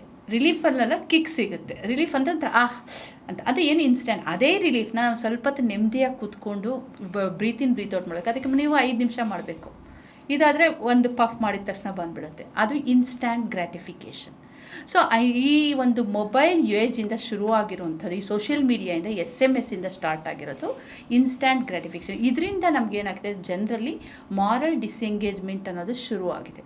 ಮಾರಲ್ ಡಿಸೆಂಗೇಜ್ಮೆಂಟು ತುಂಬ ದೊಡ್ಡ ಪ್ರಾಬ್ಲಮ್. ಈಗ ಆ್ಯಕ್ಚುಲಿ ನಮ್ಮ ಇಂಡಿಯಾನಲ್ಲಿ ಮಾತ್ರ ಅಲ್ಲ, ಹೊರಗಡೆನೂ ಮಾರಲ್ ಡಿಸೆಂಗೇಜ್ಮೆಂಟು ಜಾಸ್ತಿ ಆಗ್ತಾಯಿದೆ. ತುಂಬ ಜನ ಇದನ್ನು ಸಮರ್ಥಿಸೋರು ಇದ್ದಾರೆ. ಆಮೇಲೆ ಇನ್ನೊಂದೇನೋ ಬಂತಲ್ಲ, ಮೊನ್ನೆಲ್ಲ ಕೋರ್ಟು ಸಹ ಹೇಳಿಬಿಡ್ತು, ನೀವು ಹೊರಗಡೆ ಇಟ್ಕೊಂಡ್ರೆ ಇದು ಲೀಗಲಿ ಇಶ್ಯೂ ಅಲ್ಲ ಅಂತ. ಇದು ಒಂದು ಕುಮ್ಮಕ್ಕು ಕೊಡ್ತು. ಬಟ್ ಜನ ಮರಿತಾ ಇರೋ ಒಂದು ವಿಷಯ ಏನಂದರೆ, ಇದರಿಂದ ನಮ್ಮ ಮುಂದೆ ಇರೋ ಮಕ್ಕಳು ಯಾವ ರೀತಿ ಆಗ್ತಾರೆ ಅಂತ. ಇದನ್ನು ನಾವು ಅರ್ಥ ಮಾಡ್ಕೊಂಡ್ಬಿಟ್ರೆ, ಅಂದರೆ ಅರ್ಥ ಮಾಡಿಕೊಂಡು ರಿಯಲಿ ನೀವು ಅವ್ರನ್ನ ನಿಮ್ಮ ಮಕ್ಕಳನ್ನ ನೀವು ಲವ್ ಮಾಡ್ತಾರೆ ಅಂದರೆ, ಅವ್ರ ಮಕ್ಕಳನ್ನ ಇಷ್ಟಪಡ್ತಾರೆ, ಪ್ರೀತಿಸ್ತಾರೆ, ಮಮತೆ ಕೊಡ್ತಾರೆ ಅಂತಂದರೆ, ಇಂಥದನ್ನು ನಾನು ಹೇಳೋ ವಿಷಯಗಳು ಕೇಳಿದ್ರೆ ಅಕಸ್ಮಾತ್ you will never do it again. ತಪ್ಪು ಹೆಜ್ಜೆ ಇಡೋದು ಸಹಜ. ಇವಾಗೆಲ್ಲ ಆ ಕಾಲದಿಂದಲೂ ಮನುಷ್ಯ ತಪ್ಪು ಹೆಜ್ಜೆ ಇಡ್ತಾನೆ. ಆ ತಪ್ಪು ಹೆಜ್ಜೆನ ಅರ್ಥ ಮಾಡ್ಕೊಂಡು ಹಿಂದೆ ಬಂದುಬಿಟ್ರೆ ಸಂಸಾರ ಚೆನ್ನಾಗಿ ನಡ್ಕೊಂಡು ಹೊರಟೋಗೋದು. ಯಾಕಂದ್ರೆ ನಾನೇ ಎಷ್ಟೋ ಘಟನೆಗಳಿಗೆ ಸಾಕ್ಷಿಯಾಗಿದ್ದೀನಿ. ಇನ್ನೊಬ್ರು ಕ್ಷಮಿಸಿಬಿಡ್ತಾರೆ ಪಾರ್ಟ್ನರ್, ಆಯಿತು ಓಕೆ ಆಗಿದ್ದಾಗ ಹೋಯಿತು, you are okay with it, because ಏನೋ ಒಂದು ಯಾವುದೋ ಒಂದು ಟೈಮಲ್ಲಿ ಆಗಿತ್ತು ಅಂತ. ಬಟ್ ಇತ್ತೀಚೆಗೆ ಏನಾಗ್ತಿದೆ ಅಂದರೆ, ತಪ್ಪ ಮೇಲೆ ತಪ್ಪು. ಇಲ್ಲಿ ಒಂದು ಅರ್ಥ ಮಾಡ್ಕೋಬೇಕು. ಇಲ್ಲ, ಇನ್ನೇನಾಗ್ತಿದೆ, ಈಗ ಮದುವೆ ಆಗಿದ್ದಾರೆ, ಈಗ ಗಂಡಂಗೆ ಲೆಟಸ್ ಟೇಕ್ ಗಂಡೇನೆ ತೊಗೊಳ್ಳೋಣ, ಹೆಣ್ಣನ್ನು ಆಮೇಲೆ ಹೇಳೋಣ. ಬೇಕಾದ್ರೆ ಗಂಡ ಸ್ವಲ್ಪ ನಾನು ಒಂದು ಹೆಣ್ಣಾಗಿ ನಾನು ಅದು ಎಕ್ಸಾಂಪಲ್ ತೊಗೊಳಕ್ಕೆ ಹೋಗಲ್ಲ. ಸೊ ಹೆಣ್ಣಾಗಿ ಗಂಡ ಅವನೇನು ಮಾಡ್ತಾನೆ, ಈಗ ಅವನಿಗೆ ಯಾವುದೋ ಒಂದು ಫೇಸ್ಬುಕ್ಕಲ್ಲಿ ಒಬ್ಬಳನ್ನ ನೋಡ್ತಾನೆ, ಇಷ್ಟ ಆಗ್ತಾರೆ, ಮೆಸೇಜ್ ಮಾಡ್ತಾರೆ. ಸೊ ಅವರಿಬ್ಬರ ಮಧ್ಯದಲ್ಲಿ ಒಂದಷ್ಟು ಡಿಸ್ಕಷನ್ಸ್ ನಡೆಯುತ್ತೆ, ಇಬ್ಬರು ಮೀಟ್ ಆಗ್ತಾರೆ, ಎಲ್ಲ ಆಗುತ್ತೆ. ಸೊ ಆ ಸಮಯಕ್ಕೆ ಅವಳಿಗೆ ಇನ್ನೊಬ್ಬರು ಸಿಗ್ತಾರೆ, ಇನ್ನೊಬ್ಬರು ಅವಳನ್ನ ಹೋಗ್ಳಕ್ಕೆ ಸ್ಟಾರ್ಟ್ ಮಾಡ್ತಾರೆ. ಸೊ ಅವಳೇನು ಮಾಡ್ತಾಳೆ, ಇವರಿಂದ ಬೇರೆ ಕಡೆ ಹೋಗ್ತಾಳೆ. ಇವಾಗ ಆ ಸ್ಪೇಸ್ ವೇಕೆಂಟ್ ಇದೆಯಲ್ಲ, ಇವನೇನು ಮಾಡ್ತಾನೆ, ಇವಾಗ ಅವಳನ್ನ ಹೊರಟೋಯ್ತು, ಆ ಸ್ಪೇಸ್ನ ಇಲ್ಲಿ ಹೆಂಡತಿ ಇರೋ ಕಡೆ ಅವ್ನು ಹೋಗ್ತಾ ಇಲ್ಲ, ವಾಪಸ್ ಹೆಂಡತಿ ಹತ್ರ ಬರಲ್ಲ. ಆ ಸ್ಪೇಸ್ನ ಫಿಲ್ ಮಾಡ್ಕೊಳ್ಳೋಕ್ಕೆ ಮತ್ತೊಬ್ಬರ ಹತ್ರ ಹೋಗ್ತಾನೆ. ಯಾಕಂದರೆ ಆ ಸ್ಪೇಸ್ ಫಿಲ್ ಆಗಿದೆ, ನಂಗೆ ಆ ಸ್ಪೇಸಲ್ಲಿ ಒಬ್ಬರು ಬೇಕು ಅಂತ. ಅದೇ ಸಮಯಕ್ಕೆ ಇನ್ನೊಬ್ಬರು ಕಾಣಿಸ್ತಾರೆ, ಅವ್ರ ಹತ್ರ ಹೋಗ್ತಾರೆ. ಸೊ ಇಲ್ಲೇನಾಗ್ತಿದೆ, ತಪ್ಪ ಮೇಲೆ ತಪ್ಪು ಮೇಲೆ ತಪ್ಪು. ಕೇಳಿದ್ರೆ ಆ ಸ್ಪೇಸ್ ಫಿಲ್ ಮಾಡ್ಕೊಳ್ಳೋಕೆ ಮದುವೆ ಅನ್ನೋ ಕಾನ್ಸೆಪ್ಟ್ ಯಾಕೆ ಬಂದಿದೆ ಹೇಳಿ? ಆ ಒಂದು ಸ್ಪೇಸ್ ಫಿಲ್ ಮಾಡ್ಕೊಳ್ಳೋಕೆ ನಾವೆಲ್ಲ ಸಂಘಜೀವಿಗಳು, ನಮಗೆ ಒಬ್ಬರು ಜೊತೆಗಾರರು ಬೇಕು. ಆದರೆ ಆ ಜೊತೆಗಾರರು ತುಂಬ ಆಮೇಲೆ ಇದು ಒಂದು ಸಹ ಕಾರಣ. ಆ ಕಾಲದಲ್ಲಿ ಮನುಷ್ಯ ಇಷ್ಟ ಬಂದವ್ರ ಹತ್ರೆಲ್ಲ ಹೋಗ್ತಾ ಇದ್ದ, ಯಾರ ಮಕ್ಕಳು ಏನು ಗೊತ್ತಾಗ್ತಿರ್ಲಿಲ್ಲ ಅಂತ ಮದುವೆ ಅನ್ನೋ ಕಾನ್ಸೆಪ್ಟ್ ಬಂತು. ಬಟ್ ಇವಾಗ ಏನಾಗ್ತಿದೆ, ಅದು ಶಿಲಾಯುಗಕ್ಕೆ ಆಯಿತು. ಬಟ್ ಇವಾಗ ಎಲ್ಲ ತಳ್ಕೊಂಡು ಬಂದಿದ್ವಿ, ಮತ್ತೆ ವಾಪಸ್ ಮೋಸ್ಟ್ಲಿ ಮಿಸ್ಟೇಕ್ ಮಾಡ್ಕೊಂಡಿದ್ದೀರಾ ಡಾಕ್ಟ್ರ್, ಮತ್ತೆ ಶಿಲಾಯುಗಕ್ಕೆ ಹೋಗ್ತಾ ಇದ್ದಾರೆ ಎಲ್ಲರೂ. ಆಗ್ತಾ ಇದೆ. ಮತ್ತೆ ಎಲ್ಲರಿಗೂ ಅದು ಬೇಕಾಗಿದೆ. ಮೋಸ್ಟ್ಲಿ ರಿಕ್ವೈರ್ಮೆಂಟ್ ಇದೆ ಅನಿಸುತ್ತೆ ಕೆಲವೊಬ್ರಿಗೆ. ರಿಕ್ವೈರ್ಮೆಂಟ್ ಅಂತ ಹೇಳಲಿಕ್ಕಾಗಲ್ಲ. ಅಂದರೆ ಇಲ್ಲೇ ಹೇಳ್ತೀನಿ, ಕೊಳ್ಳು ಬಾಕತನ ಅಂತ ಗೊತ್ತಿದೆ ಅಲ್ವಾ, ಇದನ್ನೆಲ್ಲ ನಮಗೆ ಮೀಡಿಯಾನವ್ರು ಕೊಡ್ತಾ ಇದ್ದಾರೆ. ಆಯಿತಾ, ಈಗ ಮತ್ತೆ ಬರ್ತೀನಿ ನಾನು ಹೇಳೋಕ್ಕೆ. ಇವೆಲ್ಲ ನಮಗೆ ಬರ್ತಿದ್ದು ಪೇಪರಲ್ಲಿ ನ್ಯೂಸ್ ನೋಡ್ತಾರೆ, ಸೋಷಿಯಲ್ ಮೀಡಿಯಲ್ಲಿ ನ್ಯೂಸ್ ನೋಡ್ತಾರೆ. ಈ ಥರ ಒಂದು ಸಂಬಂಧ ಸಾಧ್ಯ ಇದೆ ಅಲ್ವಾ, ನಾನು ಹೋಗೋಣ. ಇದನ್ನೆಲ್ಲ ಎಲ್ಲಿಂದ ಸಿಗ್ತಿದೆ? ನಾವು ಇದರಲ್ಲಿ ಒಂದು ಶಾಪಿಂಗ್ ಮಾಡ್ತೀವಿ, ಇನ್ನೊಂದು ತೊಗೊಳ್ಳೋಣ ಅಂತ ಹೋಗ್ತೀವಿ ಅಂದರೆ ನಮ್ಗೆ ಅಗತ್ಯನೇ ಇರಲ್ಲ, ನಾವು ತೊಗೊಳ್ತೀವಲ್ವ. ಕೊಳ್ಳು ಬಾಕತನ ಅಂತ, ಇದನ್ನು ಏನು ಬಾಕತನ ಅಂತ ಹೇಳಬೇಕು ಗೊತ್ತಿಲ್ಲ. ಇದು ಒಂದು ರೀತಿ ಬಾಕತನ, ಪಾರ್ಟ್ನರ್ ಬಾಕತನ, ಸಂಗಾತಿ ಬಾಕತನ, ಏನೋ ಒಂದು ಕ್ರಿಯೇಟ್ ಆಗಿದೆ. It is been created intentionally. So ನನಗನ್ಸಿರೋದು ಕ್ರಿಯೇಟ್ ಆಗಿದೆ. ಇವಾಗ ನಿಮ್ಮ ಹತ್ರ ಮಾತಾಡಿದಾಗ ಹೊಳ್ತಿತ್ತು. ಸೊ ಈ ಕ್ರಿಯೇಟ್ ಆಗಿರೋದನ್ನು ಹೌ ಟು ಸ್ಟಾಪ್? ಈಗ ಇದಕ್ಕೆ ಒಂದು ಪೊಲೀಸ್ ಸ್ಟಾಪ್ ಇಡಲೇಬೇಕು. ಹೌದು, ಇಲ್ಲ ಅಂದರೆ ಯಾರ್ಯಾರ್ದೋ ಲೈಫ್ ಏನೇನೋ ಆಗೋಗುತ್ತೆ. ಕರೆಕ್ಟ್. ಮೇಲಿದ್ದನ್ನು ಕೆಳಗಡೆ ಆಗ್ತಾನೆ, ಕೆಳಗಡೆ ಇದ್ದನ್ನು ಮೇಲೆ ಆಗ್ತಾನೆ. ಎಲ್ಲರ ಲೈಫಲ್ಲೂ ಅದು ಆಗ್ಬಿಡುತ್ತದೆ ಈಸಿಯಾಗಿ. ಹೌದು. ಅದು ನಿಮಗೆ ಗೊತ್ತು ಎಷ್ಟು ಏನೊಂದು 2-3 months 6 months 7 months ಅಷ್ಟೇ ಹೌದು, ಶಾರ್ಟ್ ಟೈಮ್. ಓಕೆ, ಬಟ್ ಆ 3 ತಿಂಗಳು 6 ತಿಂಗಳು ಇರುತ್ತಲ್ಲ, ಬಿರುಗಾಳಿ ಎಬ್ಸಿಬಿಡುತ್ತೆ. ಆ ಬಿರುಗಾಳಿ ಎಬ್ಸುತ್ತೆ. ನಿನ್ನ ಲೈಫು ಸರಿ ಹೋಗಲ್ಲ, ಹೌದು, ಅವ್ರ ಲೈಫು ಸರಿ ಹೋಗಲ್ಲ, ಹೌದು, ನಿನ್ನ ನೆಮ್ಕೊಂಡಿರ್ತಾರೆ ಮಧ್ಯದಲ್ಲಿ, ಅವ್ರ ಜೀವನನೂ ಹೋಯ್ತು. ಸೊ ಇದಕ್ಕೆಲ್ಲ ಏನೇನು ಪ್ರಿಕಾಷನ್ ತೊಗೊಬೋದು? Precautions better. ಆ್ಯಕ್ಚುಲಿ ನೀವು ಹೇಳ್ತಿರೋದು ಕರೆಕ್ಟು, ಪ್ರಿಕಾಷನ್ಸ್ ಬೆಟರ್. ಈಗ ಒಬ್ಬ ವ್ಯಕ್ತಿ ಇನ್ನೊಬ್ಬ ಹೆಂಗಸರಿ ಅಥವಾ ಒಂದು ಹೆಣ್ಣು ಇನ್ನೊಬ್ಬ ಗಂಡಿನಲ್ಲಿ, ಅಂದರೆ ಇದು ಈ ಸಂಬಂಧ ಬಿಟ್ಟು ಇನ್ನೊಂದು ಗಂಡಲ್ಲಿ ಆಸಕ್ತಿ ಇರೋದು, ನಾನು ಬರ್ಕೊಡ್ತೀನಿ, ನಾವು ಹೋಗ್ಬಿಟ್ಟು ನೋಡಮ್ಮ ಇದು ತಪ್ಪು, ನೀ ಹಿಂಗೆ ಮಾಡಬೇಡಮ್ಮ ಅಂದರೆ ಅವಳು ನಮ್ಮನ್ನು ದೂರ ಮಾಡ್ತಾಳೆ ಹೊರತು ಅವನ್ನ ದೂರ ಮಾಡಲ್ಲ. ನಾನು ನೋಡಿದ್ದೀನಿ, ಯಾಕಂದರೆ ಎಷ್ಟೋ ಜನ ಅವ್ರ ಗಂಡಂದ್ರು ಅವ್ರ ಹೆಂಡತಿನ ಕರ್ಕೊಂಬಂದು ಬಿಡ್ತಾರೆ. ಅವಳು ಆಯಿತು ಮೇಡಮ್, ನಾನು ನಾಳೆಯಿಂದ ಹಿಂಗೆ ಮಾಡೋದೇ ಇಲ್ಲ ಮೇಡಮ್ ಅಂತೇಳಿ ಒಂದು ವಾರ ಬಿಟ್ಟು ನೋಡಿದ್ರೆ ಮೇಡಮ್ ಮೆಸೇಜ್ ಮಾಡ್ತಾರೆ. ನನಗೆ ಗೊತ್ತಿರುತ್ತೆ ಇವರು ನಿಜ ಇದು ಆಗಲ್ಲ ಅಂತ ಗೊತ್ತಿರುತ್ತೆ. ಅವಳು ಹೇಳ್ತಾಳೆ ಮೇಡಮ್ ನಾನು ನಾಳೆಯಿಂದ ಹೀಗೆ ಮಾಡಲ್ಲ ಅಂತ she would have told, but you know it doesn't happen. So ಅಲ್ಲಿ ಅರ್ಥ ಮಾಡ್ಕೊಳ್ಳೋದು ಇದೇನಂತ ಹೇಳ್ತಾರೆ, ಮನಸ್ಸಿಂದ ಬರಬೇಕು, ನನಗೆ ಇದು ತಪ್ಪು, ಇದನ್ನು ನಾನು ಮಾಡಬಾರ್ದು ಅಂತ. ಅದು ಬರೋವಂಥ ಚಾನ್ಸಸ್ ಇರುತ್ತೆ ಕೆಲವ್ರಿಗೆ ಬರಲ್ಲ, ಏನು ಮಾಡೋಕ್ಕಾಗಲ್ಲ. ಈಗ ಬರೋ ಚಾನ್ಸಸ್ ಇರುತ್ತೆ ಅಂತ ಹೇಳ್ತೀವಿ, ಕರೆಕ್ಟ್. ಬಟ್ ಆ ಮನೋಭಾವನೆ ಅವ್ರಿಗಿರ್ಬೇಕಲ್ಲ, ನನಗೆ ಈ ತರಲೆ ತಾಪತ್ರೆ ಬೇಡ, ಅವರು ಪೀಸ್ಫುಲ್ ಆಗಿರೋಣ ಇರೋದ್ರಲ್ಲಿ ಅಂದ್ಬಿಟ್ಟು. ಅದು ಯಾವಾಗ ಬರುತ್ತೆ ಅಂದರೆ, ಈ ಪೇಪರಲ್ಲೆಲ್ಲೋ ನೋಡ್ತಾರಲ್ಲ, ಇಂಥ ಪ್ರಿಯಕರನಿಂದ ವೈವಾಹಿಕ ಹೆಣ್ಣಿಂದ ಕೊಲೆ ಅಂತ ಹೇಳಿ, ಅಂಥ ಸಮಯದಲ್ಲಿ ಅವರಿಗೆ ಒಂದು ಇದು ಹೊಳೆಯುತ್ತೆ, ಹೌದಲ್ವಾ ತಪ್ಪು ಅಂತ ಮಗುಗೆ ಆದಾಗ. ಅಗೇನ್ ಹೇಳ್ತಾ ಇದ್ದೀನಿ, ಆ ಮಾರಲ್ ಬ್ರೈನು ಎರಡಿದೆ. ಒಂದು ಇಂಪಲ್ಸಿವ್ ಆಗಿ ಏನೋ ಡಿಸಿಷನ್ ತೊಗೊಂಡಿರ್ತಾರೆ ಅಂದ್ಕೊಳ್ಳಿ, ಅವರಿಗೆ ಅದು ಓಕೆ, ಅವರು ಬಿಟ್ಟು ಬಂದುಬಿಡ್ತಾರೆ, ಹೊರಗಡೆ ಬಂದುಬಿಡ್ತಾರೆ. ಅಂದರೆ ಏನೋ ಇಂಪಲ್ಸಿವು, ಆ ಟೈಮಲ್ಲಿ ಗಂಡ ಏನೋ ಜಗಳ ಮಾಡಿರ್ತಾನೆ, ಅದೇ ಟೈಮ್ಗೆ ರೀ ನೀವು ಇಷ್ಟೊಂದು ದೇವತೆ ಥರ ಇದ್ದೀರ ರೀ, ಯಾಕ್ರಿ ನೀವು ಹೀಗೆಲ್ಲ ಕಷ್ಟಪಡ್ತೀರಾ ಅಂತ ಯಾರೋ ಮೆಸೇಜ್ ಮಾಡ್ತಾರೆ, ಹೊರಗಡೆ ಬಂದುಬಿಡ್ತಾರೆ ಅದು. ಬಟ್ ಅವಳಿಗೆ ಅಲ್ಲಿಂದ ಹೊರಗಡೆ ಬರೋಕ್ಕೆ ಇಷ್ಟ ಇಲ್ಲ, ಶೀ ಈಸ್ ಎಂಜಾಯಿಂಗ್ ಇಟ್ ಅಂದಾಗ ಅವಳು ಅಲ್ಲಿಂದ ಹೊರಗಡೆ ಬರೋದು ತುಂಬ ಕಷ್ಟ. ಯಾವುದೇ ಥರ ವಿಷಯಗಳು ಅಂದರೆ ಯಾವುದೋ ಒಂದು ತಾಕಬೇಕು ಅವಳ ಮನಸ್ಸನ್ನ, ಅವಾಗ ಅವಳು ಅಥವಾ ಇಬ್ಬರು ಅದಕ್ಕಿಂತ ಅಂದರೆ ಅವಳು ಏನು ಯಾವುದ್ರಲ್ಲಿ ಇಂಟ್ರೆಸ್ಟ್ ಇದೆ ಅದಕ್ಕಿಂತ ಬೇರೆ ಥರದ್ದು ಒಂದು ಏನಾದರೂ ಪಾಸ್ ಆದರೆ ಅವಾಗ seal come out of that ಇದು ಇನ್ಸಿಡೆಂಟ್. ಇಲ್ಲ ಆ ಸಂಬಂಧದಿಂದ ಹೊರಗಡೆ ಬರೋದಕ್ಕೆ ಬೇರೆ ಥರ ಏನಾದರೂ ಆಗಬೇಕು. ಕರೆಕ್ಟ್. ಸೊ ಇಲ್ಲ ಅಂತಂದರೆ ಅವ್ರು ಅಲ್ಲೇ ಇರ್ತಾರೆ, ಅವ್ನು ಗಂಡಸಾಗಲಿ ಹೆಣ್ಸಾಗಲಿ ಅಲ್ಲೇ ಇರ್ತಾರೆ ಅವರು. ಹೌದು.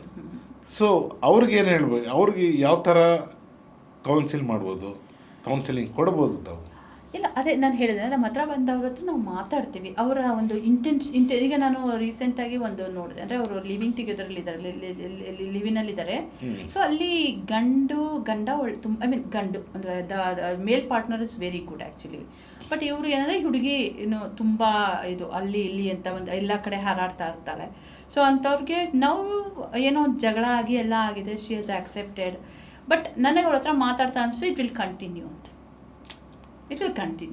ನಮಗೆ ಗೊತ್ತಾಗಿ ಹೋಗುತ್ತೆ, ಇವಾಗ ಯಾರಾದರೆ ಕೂತ್ಕೊಂಡಾಗ ಅವ್ರಿಗೆ ಮಾಡ್ತಾರಾ ಇಲ್ವಾ ಅಂತ. ಸೊ ಒಂದಷ್ಟು ಚೇಂಜ್ ಮಾಡ್ಲಿಕ್ಕೆ ಟ್ರೈ ಮಾಡ್ತೀವಿ, ಹೇಳಲಿಕ್ಕೆ ಟ್ರೈ ಮಾಡ್ತೀವಿ, ಅಥವಾ ನಾವು ಒಂದೇ ಆಪ್ಷನ್ಸ್ ಕೊಡ್ತೀವಿ. ಒಂದು, ನೀನು ಇಲ್ಲಿರು, ಇಲ್ಲಾಂದರೆ ಅಲ್ಲಿ ಹೋಗು. ಎರಡು ಕಡೆನೂ ಇದ್ದರೆ ಮನೆಯಲ್ಲಿ ಅಶಾಂತಿ, ಎರಡು ಕಡೆನೂ ನೆಮ್ಮದಿ ಇರೋದಿಲ್ಲ. ಸೊ ಕೆಲವರು ಇದು ಮಾಡ್ತಾರೆ, ನಾನು ಅಲ್ಲೂ ಇರ್ತೀನಿ ಇಲ್ಲೂ ಇರ್ತೀನಿ. ಐ ಲೈಕ್ ಹಿಸ್, ಅವರು ತುಂಬ ಒಳ್ಳೆಯವರು, ಅವ್ರು ತುಂಬ ಕೈಂಡು, ನಂಗೆ ಅವ್ರು ಇಷ್ಟ. ಇವರು ಬಂದು ತುಂಬ ಚಾಮಾಗಿರ್ತಾನೆ, ನಾನು ತುಂಬ ಫ್ಲರ್ಟ್ ಮಾಡ್ತಾನೆ, ನನಗೆ ಇವರು ಇಷ್ಟ. ಅವಳು ತುಂಬ ಚೆನ್ನಾಗಿ ಮಾಡರ್ನಾಗಿ ಡ್ರೆಸ್ ಹಾಕೋತಾಳೆ, ನಂಗೆ ಇಷ್ಟ. ಇವಳು ಪೂಜೆ ಎಲ್ಲ ಮಾಡ್ತಾಳೆ, ನನ್ನ ಹೆಂಡತಿ, ನಂಗೆ ಅದಕ್ಕೆ ಇಷ್ಟ. ಹೀಗಿದ್ದಾಗ ಕಷ್ಟ ಆಗುತ್ತೆ. ಎರಡು ಕಡೆನೂ ಅಶಾಂತಿ ಅದು ಇದು ಇರುತ್ತೆ. ಏನಂದರೆ ದಿನ ಭಯದಲ್ಲಿ ಬರ್ತಾರೆ. ಅದು ಮತ್ತೊಂದು, ಅವರೇನು ನೆಮ್ಮದಿಯಾಗಿರಲ್ಲ ಸರ್. ಕರೆಕ್ಟಾ? ಯಾರು ನೆಮ್ಮದಿಯಾಗಿರ್ತಾರೆ? ಎಲ್ಲಿ ಏನಾಗುತ್ತೋ ಅಂತ ಅವರು ಒಳಗಡೆ ಕುದೀತಾ ಇರ್ತಾರೆ. ಸೊ ಇದು ಲೈಫಲ್ಲ. ಹಾಗಾಗಿ ಎರಡೆರಡು ಜನ ದೋಣಿಲಿ ಕಾಲಿಟ್ಟು ಹೋಗೋದು ಯಾವತ್ತೂ ತಪ್ಪು. ಒಂದು ಈ ದೋಣಿಲಿಲ್ಲ, ಈ ದೋಣಿಲಿರಿ. ಅಟ್ಲೀಸ್ಟ್ ನಿಮ್ಮನ್ನು ನಂಬ್ಕೊಂಡಿರೋರು ಚೆನ್ನಾಗಿರ್ತಾರೆ. ಇಲ್ಲಿ ಮತ್ತೆ ಮಕ್ಕಳ ಬಗ್ಗೆ ಮಾತಾಡ್ತೀನಿ ನಾನು. ಒಬ್ಬ ಮನುಷ್ಯನದು ಬ್ರೈನ್, ಅದು ಜೆಂಟ್ಸ್ ಆಗಿರಲಿ ಅಥವಾ ಲೇಡೀಸ್ ಆಗಿರಲಿ, ಹೇಗೆ ವರ್ಕ್ ಮಾಡುತ್ತೆ? ಹೇಗೆ ವರ್ಕ್ ಮಾಡುತ್ತೆ ಅನ್ನೋದು ದೊಡ್ಡ ಪ್ರಶ್ನೆ ಆಗೋಯ್ತು, ದೊಡ್ಡ ಸಾಗರ ಆಯಿತು. ಚಿಕ್ಕದಾಗಿ ಪ್ರಶ್ನೆ ಕೇಳಿತ್ತು ನಮಗೆ. ಪ್ರಶ್ನೆ ಚಿಕ್ಕದು, ಕ್ವಶನ್ ತುಂಬ ದೊಡ್ಡದು ಅದು. ಸೊ ಬ್ರೈನ್ ಹೇಗೆ ಬದಲಾಗುತ್ತೆ ಅನ್ನೋದಕ್ಕಿಂತ ನಾವೇನು ಮಾಡಬೇಕು ಅಂತ ಅರ್ಥ ಮಾಡ್ಕೊ. ಬ್ರೈನಲ್ಲಿ ಅಂದರೆ ಡಿಫ್ರೆಂಟ್ ಪಾರ್ಟ್ಸ್ ಇರುತ್ತೆ, ಆಯಿತಾ? ಸೊ ನಾವಿಲ್ಲಿ ನಾವಿಲ್ಲಿ ವಿವೇಚನೆ ಬಗ್ಗೆ ಮಾತಾಡಿದ್ರೆ, ಮನುಷ್ಯನ ವಿವೇಚನೆಗೆ ಮೇಯ್ನ್ ಕಾರಣ ಏನಂತ ಹೇಳಿದ್ರೆ ಫ್ರಂಟಲ್ ಕಾರ್ಟೆಕ್ಸ್ ಅಂತ, ಪ್ರೀಫ್ರಂಟಲ್ ಕಾರ್ಟೆಕ್ಸ್. ಅದನ್ನು ಆದಮೇಲೆ ಏನು ಬರುತ್ತೆ, ಈ ಕೆಲವೊಂದು ಎಮೋಷನ್ಸ್, ನಾವು ಇಮೋಷನಲ್ ಆಗಿ ಡಿಸಿಷನ್ ತೊಗೊಳ್ತೀವಲ್ವ, ಅದನ್ನು ನಾವು ಹೇಳ್ತೀವಿ ಅಮಿಗ್ಡಾಲ ಅಂತ ಹೇಳಿ ಕರಿತೀವಿ. ಅದು ಇಲ್ಲಿ ಬರುತ್ತೆ ಸಮ್ವೇರ್ ಇಲ್ಲಿ. ಇನ್ನೂ ಒಂದಿರುತ್ತೆ ಭಾವನೆಯೂ ಇರಲ್ಲ, ಏನಿಲ್ಲ, ಬರೀ ಊಟ ತಿಂಡಿ ಅಭ್ಯಾಸಗಳು ಒಂದಿರುತ್ತಲ್ಲ, ಅಂಥದ್ದು ಬಂದಾಗ ಅದನ್ನು ನಾವೇನಂತ ಕರಿತೀವಿ ರೆಪ್ಟೈಲ್ ಬ್ರೈನ್ ಅಂತ. ಸಮ್ವೇರ್ ಇಲ್ಲಿ ಈ ಏರಿಯಲ್ಲಿ ತುಂಬ ಕೆಳಗಡೆ ಬರುತ್ತೆ. ಸೊ ನಮ್ಮದು ಈ ಥರ ಡಿಫ್ರೆಂಟ್ ಪಾರ್ಟ್, ಕೆಲವೊಂದು ಮೆಮೊರಿ ಇರುತ್ತೆ, ಮೆಮೊರಿ ಒಂದು ಕಡೆ ಸೇವ್ ಆಗುತ್ತೆ. ಹೇಗೆ ವರ್ಕ್ ಆಗುತ್ತೆ ಅಂದರೆ, ನೀವು ನನ್ನ ಹತ್ರ ನನಗೊಂದು ಕ್ವಶನ್ ಕೇಳಿದ್ರಿ, ಈಗ ನೀವು ಕೇಳಿದ ತಕ್ಷಣ ನನಗೆ ಏನಿಸ್ತು, ಓ ಮೈ ಗಾಡ್ ಇಷ್ಟೊಂದು ದೊಡ್ಡದಿದೆಯಲ್ಲಪ್ಪ, ಹೇಗೆ ಹೇಳೋದು ಅಂತ. ಸೊ ಅವಾಗ ಏನಾಯಿತು, ನನ್ನ ಬ್ರೈನು ಮೆಮೊರಿಗೆ ಕನೆಕ್ಟ್ ಆಯಿತು. ಅದಕ್ಕೆ ನೀವು ಕೇಳಿದ ಪ್ರಶ್ನೆ ಟ್ರಿಗ್ಗರ್ ಆಯಿತು. ನನ್ನ ಹತ್ರ ಆಲ್ರೆಡಿ ಸ್ಟೋರ್ಡ್ ಇನ್ಫಾರ್ಮೇಷನ್ನ ಮ್ಯಾಚ್ ಮಾಡಿಕೊಂಡು ಎರಡೂ ಕರೆಕ್ಟಾಗಿದೆಯಾ ಅಂತ ಚೆಕ್ ಮಾಡ್ತು. ಆಮೇಲೆ ನಾನು ನಕ್ಕೆ, ಇಷ್ಟೊಂದು ದೊಡ್ಡದು ಅಂತ, ಅದೊಂದು ಎಮೋಷನ್ ಅಟ್ಯಾಚ್ ಆಗಿತ್ತು, ಓ ಮೈ ಗಾಡ್ ಇಷ್ಟೊಂದು ದೊಡ್ಡದು ಹೇಳಬೇಕಲ್ಲ ಅಂತ. ಸೊ ಅದೇನಾಯಿತು, ಅಲ್ಲಿಗೆ ಲಿಂಕ್ ಆಯಿತು, ಭಾವನೆಗೆ ಲಿಂಕ್ ಆಯಿತು. ಆ ಭಾವನೆಗೆ ಲಿಂಕ್ ಆಗಿ ಮೆಮೊರಿಯಿಂದ ತೊಗೊಂಡು ಈ ಪ್ರಶ್ನೆಗೆ ಇದೇ ಉತ್ತರ ಹೇಳಬೇಕಾ ಬೇಡವಾ ಅನ್ನೋದು ನನ್ನ ವಿವೇಚನೆ ಡಿಸಿಷನ್ ತೊಗೊಂಡು ಪ್ರೀಫ್ರಂಟಲ್. ಇದು ಮನುಷ್ಯನ ಒಂದು, ನಾನು ನಿಮಗೆ ಇದೇ ಒಂದು, so you are already prepare, ನಾನು ಏನನ್ನ ಹೇಳಬೇಕು ಏನನ್ನ ಹೇಳಬಾರ್ದು ಅಂದ್ಬಿಟ್ಟು. ಇಲ್ಲ, ಪ್ರಿಪೇರ್ ಆಗಿರಲ್ಲ. ನೀವು ಕೇಳಿದ ತಕ್ಷಣ ಕೆಲವರು ಏನು ಮಾಡ್ತಾರೆ, ಓಕೆ ಇಲ್ಲೇ ನಾನು ಎಕ್ಸಾಂಪಲ್ ಕೊಡ್ತೀನಿ. ನೀವು ಹೇಳಿದ್ರು ಓ ಮೈ ಗಾಡ್ ಅಂತ ಹೇಳಿದೆ. ಸೊ ಇದೇನಾಯಿತು, ನಂದು ರಿಯಾಕ್ಷನ್, ಇದೊಂದು ಇಂಪಲ್ಸಿವ್ ಆಗಿ ಬಂದಿರೋದು. ಇದಕ್ಕೇನು ಕಾರಣ ಅಂತ ಹೇಳಿದ್ರೆ ನನ್ನ ಅಮಿಗ್ಡಾಲ, ಇಲ್ಲಿ ಭಾವನೆಗಳು. ಸೊ ಇದನ್ನೇಳ್ತೀವಿ ಎಮೋಷನಲ್ ಮೈಂಡ್ ಅಂತ. ಸೊ ಈಸಿಯಾಗಿ ತೊಗೊಳ್ಳೋಣ, ಟೆಕ್ನಿಕಲ್ ವರ್ಡ್ಸ್ ಬೇಡ ಅಂದರೆ ಎಮೋಷನಲ್ ಮೈಂಡ್, ಭಾವುಕ ಇದು ಬ್ರೈನ್, ಭಾವುಕ ಇದು ಮೆದುಳು, ಅದು ಹೇಳ್ತು ಓ ಮೈ ಗಾಡ್ ಇಷ್ಟೊಂದೆಲ್ಲ ಒಟ್ಟಿಗೆ ಹೇಳಬೇಕಲ್ಲ ಅಂತ. ನೆಕ್ಸ್ಟ್ ಹೇಳ್ತು ವಿವೇಚನೆ, ಹೇಳ್ಬೋದಲ್ವಾ, ವೆಯ್ಟ್ ಮಾಡು ಅಂತ ಹೇಳ್ತು, ವಿವೇಕ ಅಂತ. ಅದನ್ನು ನಾವು ಫ್ರಂಟಲ್ ಕಾರ್ಟೆಕ್ಸ್ ನಾನು ಇಲ್ಲಿ ತೋರಿಸ್ತಾ ಇದ್ದೀನಿ. ನಮ್ಮ ಬ್ರೈನ್ ಡೆವಲಪ್ಮೆಂಟ್ ಇಲ್ಲಿಂದ ಇಲ್ಲಿಗೆ ಡೆವಲಪ್ ಆಗುತ್ತೆ, ಹೀಗೆ ನಮ್ಮ ಚಿಕ್ಕವರಿಂದ ಹೀಗೆ ಇದಾಗುತ್ತೆ. ಸೊ ಇದು ವೆಯ್ಟ್ ಮಾಡು ಅಂತ ಹೇಳ್ತು. ವೆಯ್ಟ್ ಮಾಡ್ತೀನಿ ಮತ್ತು ಈ ಕ್ವಶನ್ ಏನು, ಬ್ರೈನ್. ಸೊ ಇಲ್ಲಿಂದ ಬ್ರೈನ್ ಕನೆಕ್ಟೆಡ್ ವರ್ಡ್ಸ್ನೆಲ್ಲ ಮೆಮೊರಿಯಿಂದ ತೊಗೊಂಡು ನನಗೆ ನಿಮಗೆ ವಿವೇಕ ಎಲ್ಲ ಸೇರಿಸಿ ಕೊಡ್ತು. ಇದು ಸಿಂಪಲ್ಲಾಗಿ ಅರ್ಥ ಮಾಡ್ಕೊಳ್ಳೋದು ಬ್ರೈನ್ ಫಂಕ್ಷನ್, ತುಂಬ ಸಿಂಪಲ್. ಇದರ ಜೊತೆಗೆ ಈ ಭಾವನೆಗಳು, ಇವಾಗ ನಾನು ನಕ್ಕೆ ಅಥವಾ ನಿಮಗೆ ಆವಾಗಲೇ ನಾನು ಸಿಗರೇಟ್ ಎಕ್ಸಾಂಪಲ್ ತೊಗೊಂಡೆ. ಸಿಗರೇಟ್ ಸೇದ ತಕ್ಷಣ ಏನು ಸಿಗುತ್ತೆ, ಒಂದು ರಿಲೀಫ್ ಸಿಗುತ್ತೆ ಅಂತ. ಅಥವಾ ಅದೇನಾಯಿತು ಅಲ್ಲಿ ಇನ್ಸ್ಟಂಟ್ ಗ್ರ್ಯಾಟಿಫಿಕೇಷನ್ ಅನ್ನೋ ವರ್ಡ್ ಯೂಸ್ ಮಾಡ್ತೀವಿ. ಇದೆಲ್ಲ ಏನಂದರೆ ಒಂದು ಹಾರ್ಮೋನ್, ಡೋಪಮೈನ್ ಹಾರ್ಮೋನ್. ಅದು ಒಂದು ನಮಗೆ ಬೇಕು ಕಾಫಿ ಕುಡಿತೀನಿ ಒಂದ್ಸಲ, ಮತ್ತೊಂದು ಸಲ ಬೇಕು, ಇನ್ನೊಂದು ಸಲ ಬೇಕು, ಡೋಪಮೈನ್. ಅದು ನಾವು ಏನು ಮಾಡಿದ್ರೆ ಡೋಪಮೈನ್ ಟ್ರ್ಯಾಪ್ ಅಂತ ಕರಿತೀವಿ. ಇನ್ನೊಂದು ತೊಗೊಂಡ್ರೆ ಮಗು ಬಂತು, ಆ ಮಗು ನೋಡಿದ ತಕ್ಷಣ ನನಗೆ ಖುಷಿ ಆಗುತ್ತೆ, ಮುದ್ದು ಮಾಡ್ತೀನಿ. ಅಲ್ಲಿ ನನ್ನಲ್ಲಿ ಆಕ್ಸಿಟೋಸಿನ್ ಇರುತ್ತೆ. ಆಕ್ಸಿಟೋಸಿನ್ ಅನ್ನೋದು ಬಾಂಡಿಂಗ್ ಹಾರ್ಮೋನ್. ಅಂದರೆ ನಮ್ಮ ಪ್ರತಿಯೊಂದು ನಮ್ಮ ಬ್ರೈನ್ ಎಷ್ಟು ಚೆನ್ನಾಗಿ ಡೆವಲಪ್ ಆಗಿದೆ ಅಂದರೆ ಪ್ರಾಬಲಿ ಅದೇ ಒಂದು ದೊಡ್ಡ ರಾಜ್ಯ ಅಂತ ಕರಿತೀನಿ. ಎಲ್ಲದಕ್ಕೂ ಒಂದೊಂದಿದೆ. ಈಗ ಒಬ್ಬ ಗಂಡ ಏನು ಹೋಗ್ತಿರ್ತಾನೆ, ಅವನಿಗೆ ಕಾರಲ್ಲಿ ಹೋಗ್ತಾ ಇರ್ತಾನೆ, ಇನ್ನೊಬ್ಬರು ಬರ್ತಾ ಇರ್ತಾರೆ ಫಾಸ್ಟಾಗಿ, ಅವ್ರು ಎರಡು ರೇಸ್ ಸ್ಟಾರ್ಟ್ ಆಗುತ್ತೆ. ಆ ರೇಸ್ ಸ್ಟಾರ್ಟ್ ಆದಾಗ ಏನಾಗುತ್ತೆ, ಓ ಇವ್ನು ನನಗಿಂತ ಮುಂಚೆ ಹೋಗ್ತಾನೆ, ನಾನು ಮುಂಚೆ ಹೋಗಬೇಕು ಅಂತ. ಅಲ್ಲಿ ಏನಾಗಿದೆ, ಅವನಿಗೆ ಗೆಲ್ಲಬೇಕು ಅಂತ ಟೆಸ್ಟೋಸ್ಟೆರಾನ್ ಅಂತ ಒಂದು ಹಾರ್ಮೋನ್. ಗಂಡಸರಲ್ಲಿ ಒಂದು ಹಾರ್ಮೋನ್ ಇರುತ್ತೆ, ಹೆಂಗಸರಲ್ಲಿ ಒಂದು ಹಾರ್ಮೋನ್ ಇರುತ್ತೆ. ಪ್ರತಿಯೊಂದು ಹಾರ್ಮೋನು ಒಂದೊಂದಕ್ಕೆ ಕಾರಣವಾಗಿರುತ್ತೆ. ನಾವು ಈ ಒಂದು ರೀಸನ್ಸ್ನ ಅರ್ಥ ಮಾಡ್ಕೊಂಡ್ಬಿಟ್ರೆ ಇಟ್ಸ್ ಈಸಿ. ಇದು ಬ್ರೈನ್ ಹೇಗೆ ಡೆವಲಪ್ ಆಗೋದು ಹೇಗಿದೆ ಅಂತ ಸಣ್ಣದಾಗಿ ಹೇಳಿದೆ ನಾನು. ಸೊ ಇವಾಗ ಮನಸ್ಸಿನ ಮಧ್ಯ ಏನಾದರೂ ಡಿಫ್ರೆನ್ಸಸ್ ಇರುತ್ತಾ, ಗಂಡಿಗಾಗಲಿ ಹೆಣ್ಣಿಗಾಗಲಿ? ಗಂಡು ಹೆಣ್ಣು ಫಸ್ಟು ಹ್ಯೂಮನ್ ಬೀಯಿಂಗ್, ಮನುಷ್ಯರಿಗೆ ಕಾಮನ್ ಆಗಿರೋದೆಲ್ಲ ಇರುತ್ತೆ. ಆದರೆ ಸ್ಟ್ರಕ್ಚರ್ ವೈಸು ಬ್ರೈನ್ನಲ್ಲಿ ಒಂದಷ್ಟು ಡಿಫ್ರೆನ್ಸ್ ಇದೆ, ಮೇಲ್ಗೆ ಫೀಮೇಲ್ಗೆ. ಮತ್ತು ಹಾರ್ಮೋನ್ಸು ಡಿಫ್ರೆನ್ಸ್ ಇರುತ್ತೆ. ಅದಿಲ್ಲದಲ್ಲೇ ಇದ್ದರೆ ಗಂಡು ಸಪ್ರೇಟು ಹೆಣ್ಣು ಸಪ್ರೇಟ್ ಆಗಲ್ಲ. ಹಾಗೆಯೇ ಗಂಡಿನ ಮನಸ್ಸು ಹೆಣ್ಣಿನ ಮನಸ್ಸು ಆಗೋಕ್ಕೂ ಈ ಹಾರ್ಮೋನ್ಗಳು ಕಾರಣ. ಓಕೆ, ಸೊ ಈಗ ನಾವು ಏನು ಮಾಡೋಣ, ನೀವು ಕೆಲವು ಸಲ ನೋಡ್ತೀರಾ ಹೆಂಗಸರು ತುಂಬ ಜಾಸ್ತಿ ಮಾತಾಡ್ತಾರೆ ಅಂತ ಅನಿಸುತ್ತಾ? ತುಂಬ ಜಾಸ್ತಿ. ನಾನು ಒಂದು ಯೋಚನೆ ಮಾಡ್ತಾ ಇರ್ತೀನಿ, ಗಂಡಸರು ಯೂಶ್ವಲಿ ಹೇಳ್ತಿರ್ತಾರೆ ಗಂಡಸರು, ನಾನು ಒಂದು ವಿಷಯ ಯೋಚನೆ ಮಾಡ್ತಿರ್ತೀನಿ, ಇವಳು 10 ವಿಷಯ ಯೋಚನೆ ಮಾಡ್ತಾಳೆ ಅಂತ. ಅವಳು ಹೆಣ್ಣಿನ ಮನಸ್ಸು ಆಗಿರುತ್ತೆ. At A time she can think many things. ಅದೆಷ್ಟೋ ಲ್ಯಾಂಗ್ವೇಜ್ ವರ್ಡ್ಸ್ನ ಅವ್ರು ಯೋಚನೆ ಮಾಡ್ಬೋದು. ಯಾಕಂದರೆ ಅವರ ನ್ಯೂರಾನ್ ಸ್ಟ್ರಕ್ಚರ್, ನರವ್ಯೂಹಗಳು ಬ್ರೈನ್ನಲ್ಲಿ ಅಷ್ಟು ಚೆನ್ನಾಗಿ ಡೆವಲಪ್ ಆಗಿರುತ್ತೆ, ಫೋಲ್ಡ್ಸ್ ಜಾಸ್ತಿ ಇರುತ್ತೆ. ಹಾಗೆ ನೋಡೋಕ್ಕೋದ್ರೆ ಗಂಡಸರ ಬ್ರೈನ್ ಜಾಸ್ತಿ ಇರುತ್ತೆ, ಹೆಂಗಸರ ಬ್ರೈನ್ ಚಿಕ್ಕದು. ಬಟ್ ಅದರೊಳಗಡೆ ಮಡಿಕೆಗಳು ಅಂತ ಏನು ಕರಿತೀವೋ ಅದು ಹೆಂಗಸರ ಬ್ರೈನಲ್ಲಿ ತುಂಬ ಜಾಸ್ತಿ. ಸೊ ಹೆಂಗಸರು ಎಲ್ಲ ಅರ್ಥ ಮಾಡ್ಕೋಬೇಕಾಗಿರೋದು, ಇದನ್ನು ನೋಡ್ತಿರೋರು, ನಿಮ್ಮ ಗಂಡ ನಿಮ್ಮಲ್ಲಿ ಒಂದು ಸಲ ಒಂದು ಕೆಲಸ ಮಾಡ್ತಿರ್ತಾರೆ, ಅವ್ರು ಪೇಪರ್ ಓದ್ತಿರ್ತಾರೆ, ನೀವು ಅವ್ರನ್ನ ಮಾತಾಡಿಸಿ ಆ ಟೈಮ್ಗೆ ಪೇಪರ್ ಓದ್ಬಿಟ್ಟೆ ಬರ್ತೀನಿ ಇರು ಅಂತ ಹೇಳ್ತಾರೆ. ಏನಾಗೋಗುತ್ತೆ, ನಾನು ಕೇಳಿಸ್ಕೊಳ್ಳೋಕ್ಕಾಗಲ್ವಾ ಅಂತಾರೆ. ಆಗಲ್ಲ. ಯಾಕಂದರೆ ಗಂಡಸರು ಮಲ್ಟಿ ಟಾಸ್ಕಿಂಗ್ ಮಾಡೋಕ್ಕಾಗಲ್ಲ. ಎಲ್ಲೋ ಒಂದೊಂದು ಡಿಫ್ರೆನ್ಸ್ ಇರ್ಬೋದು ಅಷ್ಟೇ, ಬಟ್ ಇಟ್ಸ್ ನಾಟ್ ಪಾಸಿಬಲ್. ಇದು ಹೇಳ್ತಿರಲ್ಲ, ಈಗ ಗಂಡ ಹೇಳ್ತಾನೆ ನಾನು ಪೇಪರ್ ಓದ್ತೀನಿ ಬರ್ತೀನಿ ಇರು ಅಂತ ಹೇಳ್ತಾನೆ, ಅದು ಆ ಹೆಣ್ಣಿಗೆ ಹಠನೋ ಅಥವಾ ಚಟನೋ, ನಾವು ಆವಾಗಲೇ ಬರಬೇಕು ಅನ್ನೋದು ಅಲ್ಲ, ಅದಕ್ಕೆ ಕೇಳಿದ್ದು ಹಠನೋ ಅಥವಾ ಚಟನೋ, ಅಂದರೆ ಇವನು ಬೆಂಡ್ ಆಗಲೇಬೇಕು. ಇವಾಗ ಏನಾಗುತ್ತೆ ಅಂದರೆ ಹೆಂಗ್ಸ್ ಥರ ಯೋಚನೆ ಮಾಡ್ತಾಳೆ, ನನ್ನ ಕೈಲಾಗತ್ತಲ್ವಾ, ಒಂದು ಪೇಪರ್ ಓದ್ತಿರುವಾಗ ಈ ಕಡೆ ನೋಡಿ ಹೇಳೋಕ್ಕೆ ಏನು ಪ್ರಾಬ್ಲಮ್ಮು ಹೇಳ್ಬೋದಲ್ವಾ ಅಂತ. ಬಟ್ ಅದು ಆಗಲ್ಲ, ಅದು ಅರ್ಥ ಮಾಡ್ಕೊಳ್ಳೋದು. ಅದಕ್ಕೆ ಏನಂತೀವಿ ನಾವು men are from the Mars and girls are from Venus ಅಂತ ಹೇಳಿ ಕರಿತೀವಿ. ಈಗ ಹಾಗಾದರೆ ಮೇಡಮ್, ಈಗ ಹೆಂಗಸರಿಗೆ ಅದು ಜಾಸ್ತಿ ಇದೆ. ಅಟ್ಲೀಸ್ಟ್ ಗಂಡಸು ಎದ್ದೋಗ್ತಾನೆ ವಿತಿನ್ ಎ ಫ್ಯೂ ಮಿನಿಟ್ ಅಥವಾ ಫ್ಯೂ ಸೆಕೆಂಡ್ಸಲ್ಲಿ ಎದ್ದೋಗ್ತಾನೆ. ಆದರೆ ಹೆಂಗಸರು ಮಾಡಲ್ವಲ್ಲ. ಈಗ ಗಂಡಸು ಲಾಜಿಕಲ್ ಮೈಂಡ್, ಆ್ಯಕ್ಚುಲಿ ಒಂದು ನೆನ್ಪಿಟ್ಕೊಳ್ಬೇಕು, ಗಂಡಸರು ಲಾಜಿಕಲ್ ಆಗಿ ಮಾತಾಡ್ತಾರೆ, ಹೆಂಗಸರು ಲಾಜಿಕಲ್ ಆಗಿ ಮಾತಾಡೋದು ಕಡಿಮೆ.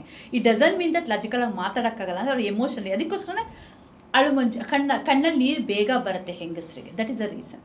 ಅಷ್ಟೇ, ಚಂಚಲ ಚಿತ್ತ ಅಂತಲೇ ಇದೆ. ಬಟ್ ನಾವು ಅದನ್ನು ಚೇಂಜ್ ಮಾಡ್ಕೊಳ್ಬಹುದು, ಯಾಕಂದರೆ ದೇವರು ಆ ಥರ ಒಂದು ವರ ಕೊಟ್ಟಿದ್ದಾರೆ. ಈಗ ಚೇಂಜ್ ಮಾಡ್ಕೊಳ್ಳೋದು ಹೇಗೆ? ಈ ಚಂಚಲೆಯಿಂದ ಚೇಂಜ್ ಮಾಡ್ಕೊಳ್ಳೋದು ಹೇಗೆ? ಈಗ ಕೆಲವೊಬ್ರು ಇಲ್ಲ, ನಾನು ಹೇಳ್ತೀನಿ ಕೇಳಿ ನೋಡಿ, ಈಗ ಬರೀ ನೆಗೆಟಿವೇ ಮಾತಾಡೋದು ಬೇಡ. ನೆಗೆಟಿವ್ ಅಂದರೆ ನಾಟ್ ಏನು ಮನಸ್ಸುಗಳ ಬಗ್ಗೆ ನಾವು ಮಾತಾಡ್ತಿರೋದು, ಇದು ನೆಗೆಟಿವ್ ಏನಿಲ್ಲ, ಪ್ರಾಕ್ಟಿಕಲಾಗಿ ಮಾತಾಡ್ತಿದ್ದೀವಿ. ಸೊ ಕೆಲವೊಬ್ಬರು ತುಂಬ ಇಮ್ಮಿಡಿಯೇಟಾಗಿ ರಿಯಾಕ್ಟ್ ಮಾಡ್ತಾರೆ. ಅಂದರೆ ನೀವು ಒಂದು 99% ಬಿಟ್ಬಿಟ್ಟು ಇನ್ನು 1% ಇರ್ತಾರೆ, ಆ ಥರದವರು ತುಂಬ ಇಮ್ಮಿಡಿಯೇಟಾಗಿ ರಿಯಾಕ್ಟ್ ಮಾಡ್ತಾರೆ, ಹೇಳಿದ ತಕ್ಷಣವೇ ರಿಯಾಕ್ಟ್ ಮಾಡ್ತಾರೆ.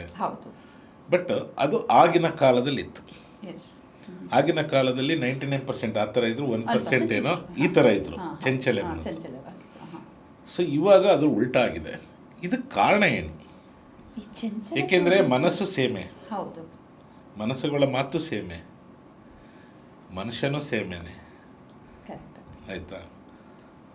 ಆದರೆ ಆಗಿನ ಕಾಲದಟ್ಟಕ್ಕೂ ಈಗಿನ ಕಾಲದಟ್ಟಕ್ಕೂ ತುಂಬ ಡಿಫ್ರೆನ್ಸಸ್ ಬರುತ್ತೆ ಇದೆ. ಒಂದು ಇಲ್ಲ ಈಗೋ ಪ್ರಾಬ್ಲಮ್ ಇರಬೇಕು, ಇಲ್ಲ ಸುಪೇರಿಯರಿಟಿ ಇರಬೇಕು. ಯಾವುದು ಇಲ್ಲಿ ಈ ಕೆಲವೊಂದು ಘಟನೆಗಳು, ಅಲ್ಲಿಂದ ಕೆಲವೊಂದು ಗಲಾಟೆನೂ ಆಗುತ್ತೆ, ಚಿಕ್ಕ ಪುಟ್ಟ ವಿಷಯಗಳಿಗೆಲ್ಲ, ಅದಕ್ಕೂ ಅದು ತಾರಕಕ್ಕೆ ಹೋಗುತ್ತೆ. ಸೊ ಇದಕ್ಕೆ ಏನು ಕಾರಣ ಇರ್ಬೋದು ಮೇಡಮ್? ಓಕೆ, ನೀವಿವಾಗ ಆ್ಯಕ್ಚುಲಿ ಎರಡು ವಿಷಯ ಅರ್ಥ ಮಾಡಿ. ಒಂದು ಚಂಚಲ, ಇನ್ನೊಂದು ಇಮಿಡಿಯೇಟಾಗಿ ರಿಯಾಕ್ಟ್ ಮಾಡೋದು, ಎರಡು ಡಿಫ್ರೆಂಟು. ಚಂಚಲತೆ ಬೇರೆ, ಇಮಿಡಿಯೇಟ್ ಆಗಿ. ಚಂಚಲತೆ ಅಂತ ಹೇಳಿದ್ರೆ ನಾನು ಇವಾಗ ಇಲ್ಲಿ ಕೂತಿರ್ತೀನಿ, ನೆಕ್ಸ್ಟ್ ಎಲ್ಲೋ ಹೋಗ್ತೀನಿ, ಅದು ಚಂಚಲ, ನನ್ನ ಮನಸ್ಸು ಒಂದು ಕಡೆ ಇರಲ್ಲ. ಬಟ್ ಇಮಿಡಿಯೇಟ್ ರಿಯಾಕ್ಷನ್ ಅಂತ ಹೇಳಿದ್ರೆ, ನಾನು ಅದೇ ಅವಾಗಲೇ ಎಕ್ಸಾಂಪಲ್ ಕೊಟ್ಟೆ, ನಾನು ಹೋಗ್ತಾ ಇರ್ತೀನಿ, ಎದುರುಗಡೆ ಟ್ರಾಫಿಕಲ್ಲಿ ಒಬ್ಬ ಬಂದು ನನ್ನ ಟಚ್ ಮಾಡಿಬಿಡ್ತಾನೆ ನನ್ನ ಟೂ ವೀಲರ್ನ, ಅಥವಾ ಬಂದು ಇದರಲ್ಲಿ ಏನಾಗುತ್ತೆ, ಇಬ್ಬರು ಗಂಡಸರಿದ್ದಾಗ ಅದು ಜಗಳ ಆಗುತ್ತೆ. ಯಾಕೆ ಟಚ್ ಮಾಡಿದೆ, ಈಗೋ ಬರುತ್ತೆ ಅಂತ. ಕೆಲವ್ರು ಏನು ಮಾಡ್ತಾರೆ, ಕೂಲಾಗಿ ಹ್ಯಾಂಡಲ್ ಮಾಡ್ತಾರೆ, ಓದ್ತಾರೆ, ಓಕೆ ಬಿಡಿ ಏನಾಗಿಲ್ವಲ್ಲ ಅಂತ. ಹೆಂಗೆ ಅಂತ ಹೇಳಿದ್ರೆ, ಇಲ್ಲಿ ಏನಾಗುತ್ತೆ, ಇಂಪಲ್ಸಿವ್ ಕಂಟ್ರೋಲ್ ಅಥವಾ ಎಮೋಷನಲ್ ಕಂಟ್ರೋಲ್ ಅಂತ ಬರುತ್ತೆ. ಇಂಪಲ್ಸಿವ್ ಕಂಟ್ರೋಲ್ ಅಥವಾ ಎಮೋಷನಲ್ ಕಂಟ್ರೋಲ್ ಅಂದರೆ ಭಾವನೆಗಳ ನಿರ್ವಹಣೆ ಮತ್ತು ದುಡುಕು. ಇನ್ನು ಕನ್ನಡದಲ್ಲಿ ಪ್ಯೂರ್ ಕನ್ನಡ ತೊಗೊಂಡ್ರೆ ದುಡುಕು ಅಂತ ಏನಂತ ಹೇಳಿದ್ರೆ, ಈಗ ನಾನು ಇದೇ ಎಕ್ಸಾಂಪಲ್ ಹೇಳ್ತೀನಿ. ನಾನು ಗಾಡೀಲಿ ಹೋಗ್ತಾ ಇರ್ತೀನಿ, ಕಾರ್ ಬಂದು ಗುದ್ದುತ್ತ. ಸೊ ಅಲ್ಲಿ ಏನಾಯಿತು, ತಕ್ಷಣ ಏನೋ ಆಗೋಯ್ತು, ಅಂದರೆ ಭಯ, ಆ ಫಿಯರು ಸೀದಾ ಬ್ರೈನ್ಗೆ ಹೋಗುತ್ತೆ. ಆ್ಯಕ್ಚುಲಿ ನನಗಿಲ್ಲಿ ಪ್ರೀಫ್ರಂಟಲ್ ಕಾರ್ಟೆಕ್ಸ್ ಅದೇನು ಹೇಳುತ್ತೆ, ವೆಯ್ಟ್ ಮಾಡು ಅಂತ ಹೇಳಬೇಕಿತ್ತು. ಬಟ್ ನಾನು ಅದಕ್ಕೆ ಹೋಗಲ್ಲ, ಅಲ್ಲಿಂದ ಸಿಗ್ನಲ್ ಸೀದಾ ನನಗೆ ಎಮೋಷನಲ್ ಬ್ರೈನ್ಗೆ ಹೋಗುತ್ತೆ. ಏನೋ ಆಗೋಯ್ತು, ನಿಂಗೇನೋ ಪ್ರಾಬ್ಲಮ್ ಇದೆ, ಭಯ. ಕೋಪ ಅಂತ ಹೇಳ್ತಿರಲ್ವ ನೀವೆಲ್ಲ, ಕೋಪ ಏನೂ ಅಲ್ಲ, ಭಯ ಅಷ್ಟೆ. ಕೋಪ ಮಾಡ್ಕೋತಾ ಇದ್ದೀರಾ, ನೀವೆಷ್ಟು ಕೋಪ ಮಾಡ್ಕೋತಾ ಇದ್ದೀರಾ ಅಂತ ಅಂದರೆ ಅಷ್ಟು ಭಯ ಪಡ್ತೀರಾ ಅಂತ, ಆಯಿತಾ? That is something all of us have to understand. So ತಕ್ಷಣ ಏನೋ ಆಗೋಯ್ತು, ನನಗೆ ಯಾರೋ ಪ್ರಾಬ್ಲಮ್ ಮಾಡ್ತಿದ್ದಾರೆ. ಸೊ ಮನುಷ್ಯ ಏನು ಮಾಡ್ತಾನೆ, ಅಂಥ ಟೈಮಲ್ಲಿ 3 ರೀತಿ ವರ್ಕ್ ಮಾಡ್ತಾನೆ, 3 ಟೈಪ್ಸಲ್ಲಿ. ಏನಂತ ಹೇಳಿದ್ರೆ, ಫೈಟ್, ಫ್ಲೈಟ್ ಆರ್ ಫ್ರೀಸ್ ಅಂತ.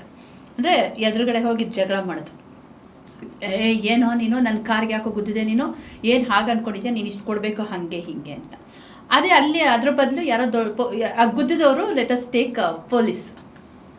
ಸೊ ಅವಾಗ ಏನಾಗುತ್ತೆ, ಪೊಲೀಸವ್ರು ಗುದ್ದಿದ್ದಾರೆ, ನಾನೇನು ಜಗಳ ಮಾಡೋಕ್ಕಾಗಲ್ಲ, ಸೀದಾ ಹೋಗಿ ಕಾರ್ ಎತ್ಕೊಂಡು ಓಡೋಗ್ಬಿಡೋದು, ಅಲ್ಲಿ ಫ್ರೀಸ್ ಆಗೋಗ್ತಾರೆ. ಕೆಲವ್ರು ಏನು ಮಾಡ್ತಾರೆ, ಫ್ಲೈಟ್ ಓಡೋಗೋದು, ಪಾರಾಗೋದು, ಎಸ್ಕೇಪ್ ಆಗೋದು. ಇನ್ನೊಂದೇನಿದೆ ಫ್ರೀಸ್, ಏನು ಮಾಡೋಕ್ಕೂ ಗೊತ್ತಾಗ್ತಿಲ್ಲ, ನನಗೆ ಕೋಪ ಬರ್ತಿದೆ, ಗುದ್ದಿದ್ದಾರೆ, ಬಟ್ ಇಲ್ಲಿ ಪೊಲೀಸ್ ನಿಂತಿದ್ದಾರೆ, ನಾನು ಏನು ಮಾಡಲಿ ಅಂತ, ಅದು ಫ್ರೀಸ್ ಆಗೋದು, ಅಂತ ಸೈಲೆಂಟ್. ಸೊ ಈ 3 ರೀತಿಲಿ ಆಗ್ತಾರೆ. ಇದನ್ನು ಬಿಟ್ಟು ಇನ್ನೂ ಒಂದಿದೆ ಫ್ರಾನ್ ಅಂತ ಹೊಸದು ಕಂಡುಹಿಡಿದಿದ್ದಾರೆ, ಹೊಸ ಟೈಪು. ಫ್ರಾನ್ ಟೈಪಲ್ಲಿ ಸರ್ ಸಾರಿ ಸರ್ ಏನೋ ತಪ್ಪಾಗೋಯ್ತು ಬಿಟ್ಬಿಡಿ ಸರ್ ಅಂತ ಹೇಳಿಬಿಟ್ಟು ಬಂದುಬಿಡುತ್ತೆ. ಅಮಿಕಬಲ್ ಸೆಟಲ್ಮೆಂಟ್, ಅಷ್ಟೇ ಅಮಿಕಬಲ್ ಸೆಟಲ್ಮೆಂಟ್. ಸೊ ಇದು ಈ 4 ಮೋಡಲ್ಲಿ ಆ್ಯಕ್ಟ್ ಆಗ್ತಾ ಇರುತ್ತೆ ನಮ್ಮ ಬ್ರೈನು. ಸೊ ಈ ಒಂದು ಬ್ರೈನ್ ಆ್ಯಕ್ಟಿವೇಟ್ ಆಗ್ತಾ ಇರುವಾಗ ಇಲ್ಲೊಂದ ಇಲ್ಲಿಗೆ ಸ್ವಿಚ್ ಆಗೋದಕ್ಕೆ ಕಾರಣ ಏನಂದರೆ, ಇಂಪಲ್ಸಿವ್ ಕಂಟ್ರೋಲ್ ಇದ್ದಾಗ ನಾವೇನು ಮಾಡ್ತೀವಿ, ಈ ಸಮಯಕ್ಕೆ ಈ ಥರ ಆಗಿದೆ, ಟೇಕ್ ಅ ಡೀಪ್ ಬ್ರೀತ್, ಒಂದೇ ಸೆಕೆಂಡ್ ಏನು ಬೇಡ, ಒಂದು ಡೀಪ್ ಬ್ರೀತ್ ತೊಗೊಳ್ಳಿ, ಈ ಟೈಮಲ್ಲಿ ನಾನು ಏನು ಮಾಡಬೇಕು. ಇದು ತುಂಬ ಜನ ಏನಂದರೆ ಒಂದು ಉಸಿರು ತೊಗೊಂಡ್ಬಿಟ್ರೆ ಸರಿ ಹೋಗುತ್ತಾ ಅಂತ, ಬಟ್ ತೊಗೊಂಡ್ರೆ ತುಂಬ ಯೂಸ್ ಆಗುತ್ತೆ. ಇಷ್ಟೆಲ್ಲದಲ್ಲೇ ನಮ್ಮ ಪುರಾತನ ಇದರಲ್ಲಿ ನಮಗೆ deep breath in breathe out ಉಚ್ಛ್ವಾಸ ನಿಶ್ವಾಸ ಎಲ್ಲ ಹೇಳ್ಕೊಟ್ಟಿದ್ದು. ಯಾಕೆ ಅಂದರೆ ಇದಕ್ಕೆ ಮೈಂಡ್ಫುಲ್ನೆಸ್ ಅಂತ ಕರಿತೀವಿ. ನಮ್ಮ ಪಾಸಿಟಿವ್ ಸೈಕಾಲಜಿ ಯಾವಾಗಲೇ ಹೇಳಿದ್ನಲ್ಲ, ನಾನು ಯಾಕೆ ಪಾಸಿಟಿವ್ ಸೈಕಾಲಜಿನ ಸ್ಕೂಲ್ಸಲ್ಲಿ ತರಬೇಕು ಅಂತ ಓಡಾಡ್ತಿರೋದಂದರೆ ಇದಕ್ಕೋಸ್ಕರನೇ. ಪ್ರತಿಯೊಬ್ಬರಿಗೂ ಚಿಕ್ಕಂದಿನಿಂದನೇ ಮೈಂಡ್ಫುಲ್ನೆಸ್ ಅಂದರೆ, ನಾನು ಇಲ್ಲಿ ಮಾತಾಡ್ತಾ ಇದ್ದೀನಿ ಅಂದರೆ ಇಲ್ಲೇ ಇರಬೇಕು ನನ್ನ ಮನಸ್ಸು. ಓಕೆ, ನಾನು ಇವಾಗ ಮಾತಾಡಾಯಿತು, ನನ್ನ ಟೈಮ್ ಆಯಿತು, ನಾನು ಹೋಗಬೇಕು, ನಂಗೆ ಅಲ್ಲಾಗುತ್ತೆ, ಅಲ್ಲಿ ಹೋಗಿಲ್ಲ ಅಂದರೆ ಹಾಗಾಗುತ್ತೆ ಹಿಂಗಾಗುತ್ತೆ ಅಂದರೆ ಫ್ಯೂಚರ್ ಬಗ್ಗೆ, ಅಯ್ಯೋ ಇದೇ ಥರ ನಾನು ಮಾತಾಡ್ತಾ ಇದ್ದೆ ಅವತ್ತು ಹೀಗಾಯಿತು ಅಂತ ನಾನು ಹಳೇದ್ರು ಪಾಸ್ಟಲ್ಲಿ ಹೋಗ್ತಾ ಇದ್ದರೆ, ಪಾಸ್ಟ್ ಟು ಫ್ಯೂಚರ್ ಅಂದರೆ ನಾನು ಪ್ರೆಸೆಂಟ್ ಇಲ್ಲ ಅಂತ ಮೈಂಡ್ಫುಲ್ನೆಸ್ ಪ್ರಾಕ್ಟೀಸ್ ಮಾಡಬೇಕು. ಹಾಗಾಗಿ ಇನ್ನೇನು ದೊಡ್ಡದೇ ತುಂಬ ಜನ ಮಾಡ್ತಾರೆ, ಮೆಡಿಟೇಷನ್ ಮಾಡಬೇಕು ಅಂತ. ಏನೂ ಬೇಡ, ದಿನ ಬೆಳಗ್ಗೆ ಹೊತ್ತು 1 ನಿಮಿಷ 7 ಸಲ ಇದನ್ನು ಪ್ರಾಕ್ಟೀಸ್ ಮಾಡಬೇಕು. Deep breath in breath out, ಒಂದು ನೀರು ತೊಗೊಂಡು ಪ್ರಾಕ್ಟೀಸ್ ಮಾಡ್ತಾಯಿದ್ರೆ ಸ್ಲೋ ಆಗಿ ನಿಮ್ಗೆ ಏನಾಗುತ್ತೆ, you will understand it is possible. But ತುಂಬ ಜನ ಅದನ್ನು ಪ್ರಾಕ್ಟೀಸ್ ಮಾಡಲ್ಲ.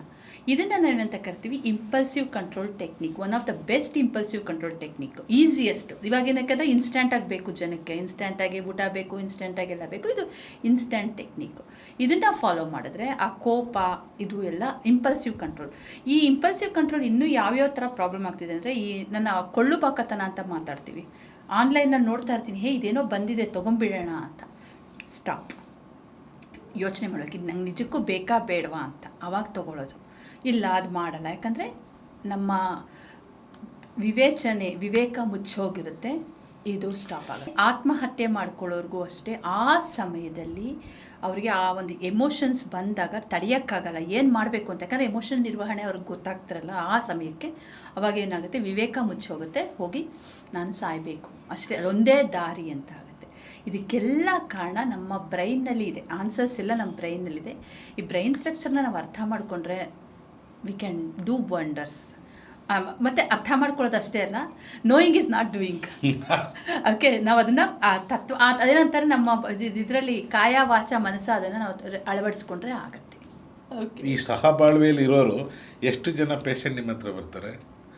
ಯಾವ್ಯಾವ ಥರ ಸಹಬಾಳ್ವೆಯಿಂದ ಓಕೆ, ಯಾವ ಥರ ಸಹಬಾಳ್ವೆಗಳಲ್ಲಿ ಸುಮಾರು ವಿಧಗಳಿದೆ ಇವಾಗ ಇತ್ತೀಚೆಗೆ. ಸೊ ಯಾವ್ಯಾವ ಥರ ಇದೆ ಮೇಡಮ್? ಅಂದರೆ ಲಿವಿಂಗ್ ಟುಗೆದರ್ ಹೇಳ್ತಾರಲ್ಲ, ಆ್ಯಕ್ಚುಲಿ ನಮಗೆ ಈ ಲಿವಿಂಗ್ ಟುಗೆದರ್ ಕಾನ್ಸೆಪ್ಟ್ ಬಂದಿದ್ದು ಯಾವಾಗ ಇಂಡಿಯಾಗೆ? ತುಂಬ ದಿನದಿಂದ ಇದೆ ಆ್ಯಕ್ಚುಲಿ. ಕಮಲಾ ಹಾಸನ್ ಅವರೆಲ್ಲ 30-40 ವರ್ಷಕ್ಕೆ ಮುಂಚೆಯಿಂದನೇ ಇದ್ರಂತೆ, ಅವ್ರು ನಮಗೆ ಗೊತ್ತಿಲ್ಲ ಆಯಿತಾ. ಇವೆಲ್ಲ ನಮಗೆ ಗೊತ್ತೇ ಆಗಿದ್ದು ಆ ವರ್ಡ್ ಬಂತಲ್ಲ, ಸಹಬಾಳ್ವೆ, ಲಿವಿಂಗ್ ಟುಗೆದರ್ ಅಂತ. ನಮ್ಮ ಕನ್ನಡದಲ್ಲಿ ಒಳ್ಳೆ ಬ್ಯೂಟಿಫುಲ್ ವರ್ಡ್ ಕೊಟ್ಟಿದ್ದಾರೆ, ಸಹಬಾಳ್ವೆ ಅಂತ. ಐ ಡೋಂಟ್ ನೋ ಇದನ್ನು ಯೂಸ್ ಮಾಡ್ಬೋದಾ ಬೇಡವಾ ಅಂತ ಗೊತ್ತಿಲ್ಲ ಅದಕ್ಕೂ. ಮತ್ತು ಯಾಕಂದರೆ ಲಿವಿಂಗ್ ಹೋಗೋರು, ರಿಲೇಷನ್ಶಿಪ್ಪಲ್ಲಿ ಹೋದರು ಯೂಶ್ವಲಿ ಏನು ಮಾಡ್ತಾರೆ, ಒಂದು ಪ್ಲ್ಯಾನ್ ಇಟ್ಕೊಂಡಿರ್ತಾರೆ. 2 ಥರ ಬರುತ್ತೆ ನಿಮ್ಮ ಲಿವಿನಲ್ಲಿ. ಕೆಲವರು ನಾವು ಮದುವೆ ಆಗ್ತೀವಿ, ಯಾಕಂದ್ರೆ ನಾನು ಆ ಥರ ರಿಲೇಷನ್ಶಿಪ್ನ ನೋಡಿದ್ದೀನಿ. ನಾನು ಮದುವೆ ಆಗಬೇಕು ಅಂತ ಅನ್ನೋ ಉದ್ದೇಶ ಇಟ್ಕೊಂಡು ಜೊತೆಗಿರ್ತಾರೆ. ಇವಾಗ ಸದ್ಯಕ್ಕೆ ಬೇಡ, ಮುಂದೆ ಆಮೇಲೆ ಒಂದು 2 ವರ್ಷ ಹೋಗೋಣ, ಅಥವಾ ಓದ್ ಮುಗಿಸ್ಲಿ, ಅಥವಾ ನಿಂದು ಇದಾಗಲಿ ಸೆಟ್ಲ್ ಆಗುತ್ತೆ, ಅದಕ್ಕೆ ನಮ್ಮ ಅಭ್ಯಂತರ ಇಲ್ಲ. ಬಟ್ ಇದು ಬಿಟ್ಟು ಇನ್ನೊಂದಿರುತ್ತೆ, ಸಿಚುಯೇಷನ್ಶಿಪ್ ಅಂತ ಒಂದು ಒಳ್ಳೆ ವರ್ಡ್ ಯೂಸ್ ಮಾಡಿದ್ದಾರೆ ನಮ್ಮ ಜೆನ್ಸಿನವರು. ಇದು ಬಿಟ್ಟು ಟ್ರಾವೆಲ್ಶಿಪ್ ಅಂತ ಬೇರೆ ಇದೆ. ಅಂದರೆ ಟ್ರಾವೆಲಿಂಗ್ ಹೋದಾಗ ಒಬ್ಬರು ಬೇಕು, ಅದಕ್ಕೆ ಕರ್ಕೊಂಡು ಹೋಗೋದು ಅದು ಬೇರೆ ಇದೆ. ಟ್ರಾವೆಲ್ಗೋಸ್ಕರ ಮಾತ್ರ ವೆಕೇಷನ್ಶಿಪ್ ಅಂತ ಈ ಥರ ಇಲ್ಲ ಇದೆ ಸದ್ಯಕ್ಕೆ. ಅದು ಬಿಟ್ಟು ಈಗ ನಾನು ಒಂದು ಸಲ ಹೇಳುವಾಗ ನನಗೆ ಇಲ್ಲೊಂದು ಖಾಲಿ ಆಯಿತು ಪ್ಲೇಸ್, ಈ ಟೈಮಲ್ಲಿ ನನಗೆ ಒಬ್ಬರು ಬೇಕು, ಆ ಸಮಯಕ್ಕೆ ನನಗೆ ಬೇಕಾಗಿರುವಂಥದ್ದು. ಈಗ ನಾನು ಊರಿಂದ ಬಂದಿದ್ದೀನಿ, ಇಲ್ಲಿದ್ದೀನಿ ಅಂದಾಗ ನನಗೆ ಒಬ್ಬಳೇ ಇರೋಕ್ಕೆ ಆಗಲ್ಲ. ಸೊ ಯಾರ ಜೊತೆ ಆದರೂ ಇರಬೇಕು, ಅದು ಗಂಡಾಗಿರಬೇಕು ಅಥವಾ ಹೆಣ್ಣಾಗಿರಬೇಕು, ಅವ್ರ ಜೊತೆ ನಾನು ಒಟ್ಟಿಗೆ ಇರಬೇಕು. ಅಲ್ಲಿ ಏನಾಗುತ್ತೆ ನಡೆಯೋದು ಲಿವಿನ್. ಆ್ಯಕ್ಚುಲಿ ಅಲ್ಲಿ ಏನಾಗ್ತಾಯಿದೆ ಅಂದರೆ, like we call it as ಪಾರ್ಟ್ನರಿಂಗ್ with benefit, ಈ ಥರ. ಅಂದರೆ ಒಂದು ಬೆನಿಫಿಟ್, ಮ್ಯೂಚುವಲ್ ಬೆನಿಫಿಟ್ಟಿಂದ ಇರ್ತಾರೆ. ಸೊ ಅದು ಅವಾಗ ಏನಾಗುತ್ತೆ ಅಂದರೆ, ಅಲ್ಲಿ ಒಂದು ಉದ್ದೇಶ ಪಕ್ವವಾಗಿರಲ್ಲ. ಒಂದಷ್ಟು ದಿನ ನೋಡೋಣ, ಆಮೇಲೆ ಮದುವೆ ಆಗೋಣ ಬೇಡವಾ ನೋಡೋಣ ಅಷ್ಟೇ. ಈಗ ಅವ್ರಿಗೆ ಅಲ್ಲಿ ಒಂದು ಉದ್ದೇಶ ಇರೋಲ್ಲ, ಸದ್ಯಕ್ಕೆ ಬೇಕು ಇರೋಣ ಜೊತೆಯಲ್ಲಿ, ಆಮೇಲೆ ನೋಡೋಣ. ಇದನ್ನು ನಾನೇನು ಹೇಳ್ತೀನಿ ಅಂದರೆ, ರೆಸ್ಪಾನ್ಸಿಬಿಲಿಟಿನ ಹೊರಕ್ಕಾಗ್ದಲೇ ಇದ್ದಾಗ ಈ ಅವಕಾಶನ ಯೂಸ್ ಮಾಡ್ಕೊಳ್ಳೋವಂಥ ಯುವ ಜನಾಂಗ ತುಂಬ ಜಾಸ್ತಿ ಆಗಿದೆ. ಬೋತ್ ಸೈಡ್, ಜೆಂಟ್ಸ್ ಅವರು ಲೇಡೀಸ್ ಇಬ್ಬರೂ ರೆಸ್ಪಾನ್ಸಿಬಿಲಿಟಿ ಬೇಡ, ಸಮಾನತೆ ಕಾಪಾಡ್ತಾ ಇದ್ದಾರೆ. ಹೌದು ಕಾಪಾಡ್ತಾರೆ. ಸಮಾನತೆ ತುಂಬ ದಿನ ಆಯಿತು ಬಂದು ನಮ್ಮ ಇದಕ್ಕೆ. ಸಮಾನತೆ ಅನ್ನೋದು ಆ್ಯಕ್ಚುಲಿ ಸಮಾನತೆ ಬಗ್ಗೆ ಮಾತಾಡ್ಬೇಕಂದ್ರೆ ನಾನು ಅದ್ರ ಬಗ್ಗೆ ಹೇಳ್ತೀನಿ. ಸಮಾನತೆ ಅನ್ನೋದು ನಾವು ಅಂದ್ಕೊಂಡು ಹಾಗಲ್ಲ, ಅದು ಬೇರೆ. ಈ ರಿಲೇಷನ್ಶಿಪ್ಪಲ್ಲಿ ಬಂದಾಗ ಗಂಡಾಗಲಿ ಹೆಣ್ಣಾಗಲಿ ರೆಸ್ಪಾನ್ಸಿಬಿಲಿಟಿ ಬೇಡ. ನಂಗೆ ಆ ಒಂದು ಮದುವೆನಲ್ಲಿರೋ ಎಲ್ಲ ಖುಷಿಗಳು ಬೇಕು, ಎಲ್ಲ ಥರ ಬೇಕು. ಅವಳ ಖರ್ಚು ಅವಳದು, ನನ್ನ ಖರ್ಚು ನಂದು, ಎಲ್ಲ ಅವಳು ಮಾಡ್ಕೊಳ್ಳಿ. ಆದರೆ ಅವಳೇ ಎಲ್ಲ ಈ ಥರ ಬರ್ತಾರೆ, ಈ ಥರ ಹುಡುಗರುಗಳು ಎಲ್ಲ ಅವಳೇ ನೋಡ್ಕೊಳ್ತಾರೆ. ಆ್ಯಕ್ಚುಲಿ ಎಷ್ಟು ಬೇಕಾದರೆ ಎಕ್ಸಾಂಪಲ್ಸ್ ಕೊಡ್ತೀನಿ. ಗಂಡಸರು ಇದೊಂದು ಶುರು ಮಾಡಿದ್ದಾರೆ. ಯಾರೋ ಒಂದು ಒಳ್ಳೆ ಚೆನ್ನಾಗಿ ಒಳ್ಳೆ ಸಾಫ್ಟ್ವೇರ್ ಕಂಪನಿಲಿರೋ ಕೆಲಸಗಳ ಜೊತೆ ಚೆನ್ನಾಗಿ ಮಾತಾಡಿ ಇರ್ತಾರೆ. ಸೊ ಲಿವಿನಲ್ಲಿ ಇರೋಣ ಅಂತ ಎಷ್ಟು ದಿನ ಅಂದರೆ ಅವ್ನಿಗೊಂದು ಒಳ್ಳೆ ಕೆಲಸ ಸಿಗೋ ತನಕ ಅವ್ನು ಇರ್ತಾನೆ ಜೊತೆಯಲ್ಲಿ. ಆಮೇಲೆ ಆಯಿತು, ನನಗೆ ಇನ್ನೊಬ್ಳು ಇಷ್ಟ ಆದ್ಲು, ಹೋಗೋಣ. ಹೇಗಿದೆ ನಮ್ಮದೇನು ಲಿವಿನ್ ತಾನೆ. ಸೊ ಇದು ಈ ಒಂದು ಟ್ರೆಂಡ್ ಜಾಸ್ತಿ ಆಗಿದೆ. ಇದಕ್ಕೊಂದು ಕಾರಣ ಏನಂದರೆ, ಲಿವಿನ್ ಇರ್ಬೋದು ಅಂತ ಲೀಗಲ್ಲಿ ಬಂದುಬಿಟ್ಟಿದೆ. That's the first. ಸೆಕೆಂಡ್, ಬೆಂಗಳೂರಲ್ಲಿ ನೀವು ನೋಡಿದ್ರೆ ಇವಾಗ ಒಂದು ಹೊಸ ವರ್ಡ್ ಸ್ಟಾರ್ಟ್ ಮಾಡಿದೆ, ಕೋ ಲಿವಿನ್ ಅಂತ. What is that co living? Co living ಅಂತ ಹೇಳಿದ್ರೆ, ನಮ್ಮ ಮನೆ ಹತ್ರನೇ ಇದೆ, ಎಷ್ಟೊಂದು ಬೇಕಾದಷ್ಟಿದೆ ಅಲ್ಲಿ ಎಲೆಕ್ಟ್ರಾನಿಕ್ಸಲ್ಲಿ. ಗಂಡು ಹೆಣ್ಣು ಇರ್ಬೋದು ಒಂದೇ ಕಡೆ, ಒಂದೇ ಬಿಲ್ಡಿಂಗಲ್ಲಿ. ಯೂಶಲಿ ಏನು ಮಾಡ್ತಿರೋ, ಹೆಂಗಸರು ಹೆಣ್ಮಕ್ಳು ಹಾಸ್ಟೆಲ್ ಸಪ್ರೇಟು, ಗಂಡು ಮಕ್ಳು ಹಾಸ್ಟೆಲ್. ಈಗ ಒಂದೇ ಬಿಲ್ಡಿಂಗು. ನೀವೇನು ಮಾಡಿ, ಈಗ ನೀನು ಇಲ್ಲ ಆಪೋಸಿಟ್ ರೂಮಲ್ಲಿರೋ, ನೀನು ಆಪೋಸಿಟಲ್ಲಿ ರೂಮಲ್ಲಿರೋ. ನಿಮ್ಮ ತಂದೆ ತಾಯಿ ಬಂದಾಗ ನಾನು ನನ್ನ ರೂಮ್ ವಾಪಸ್ ಬಂದುಬಿಡ್ತೀನಿ, ನಮ್ಮ ತಂದೆ ತಾಯಿ ರೂಮ್ ಬಂದಾಗ ನೀನು ನಿನ್ನ ರೂಮ್ ವಾಪಸ್ ಹೋಗ್ಬಿಡು. So otherwise we will stay together.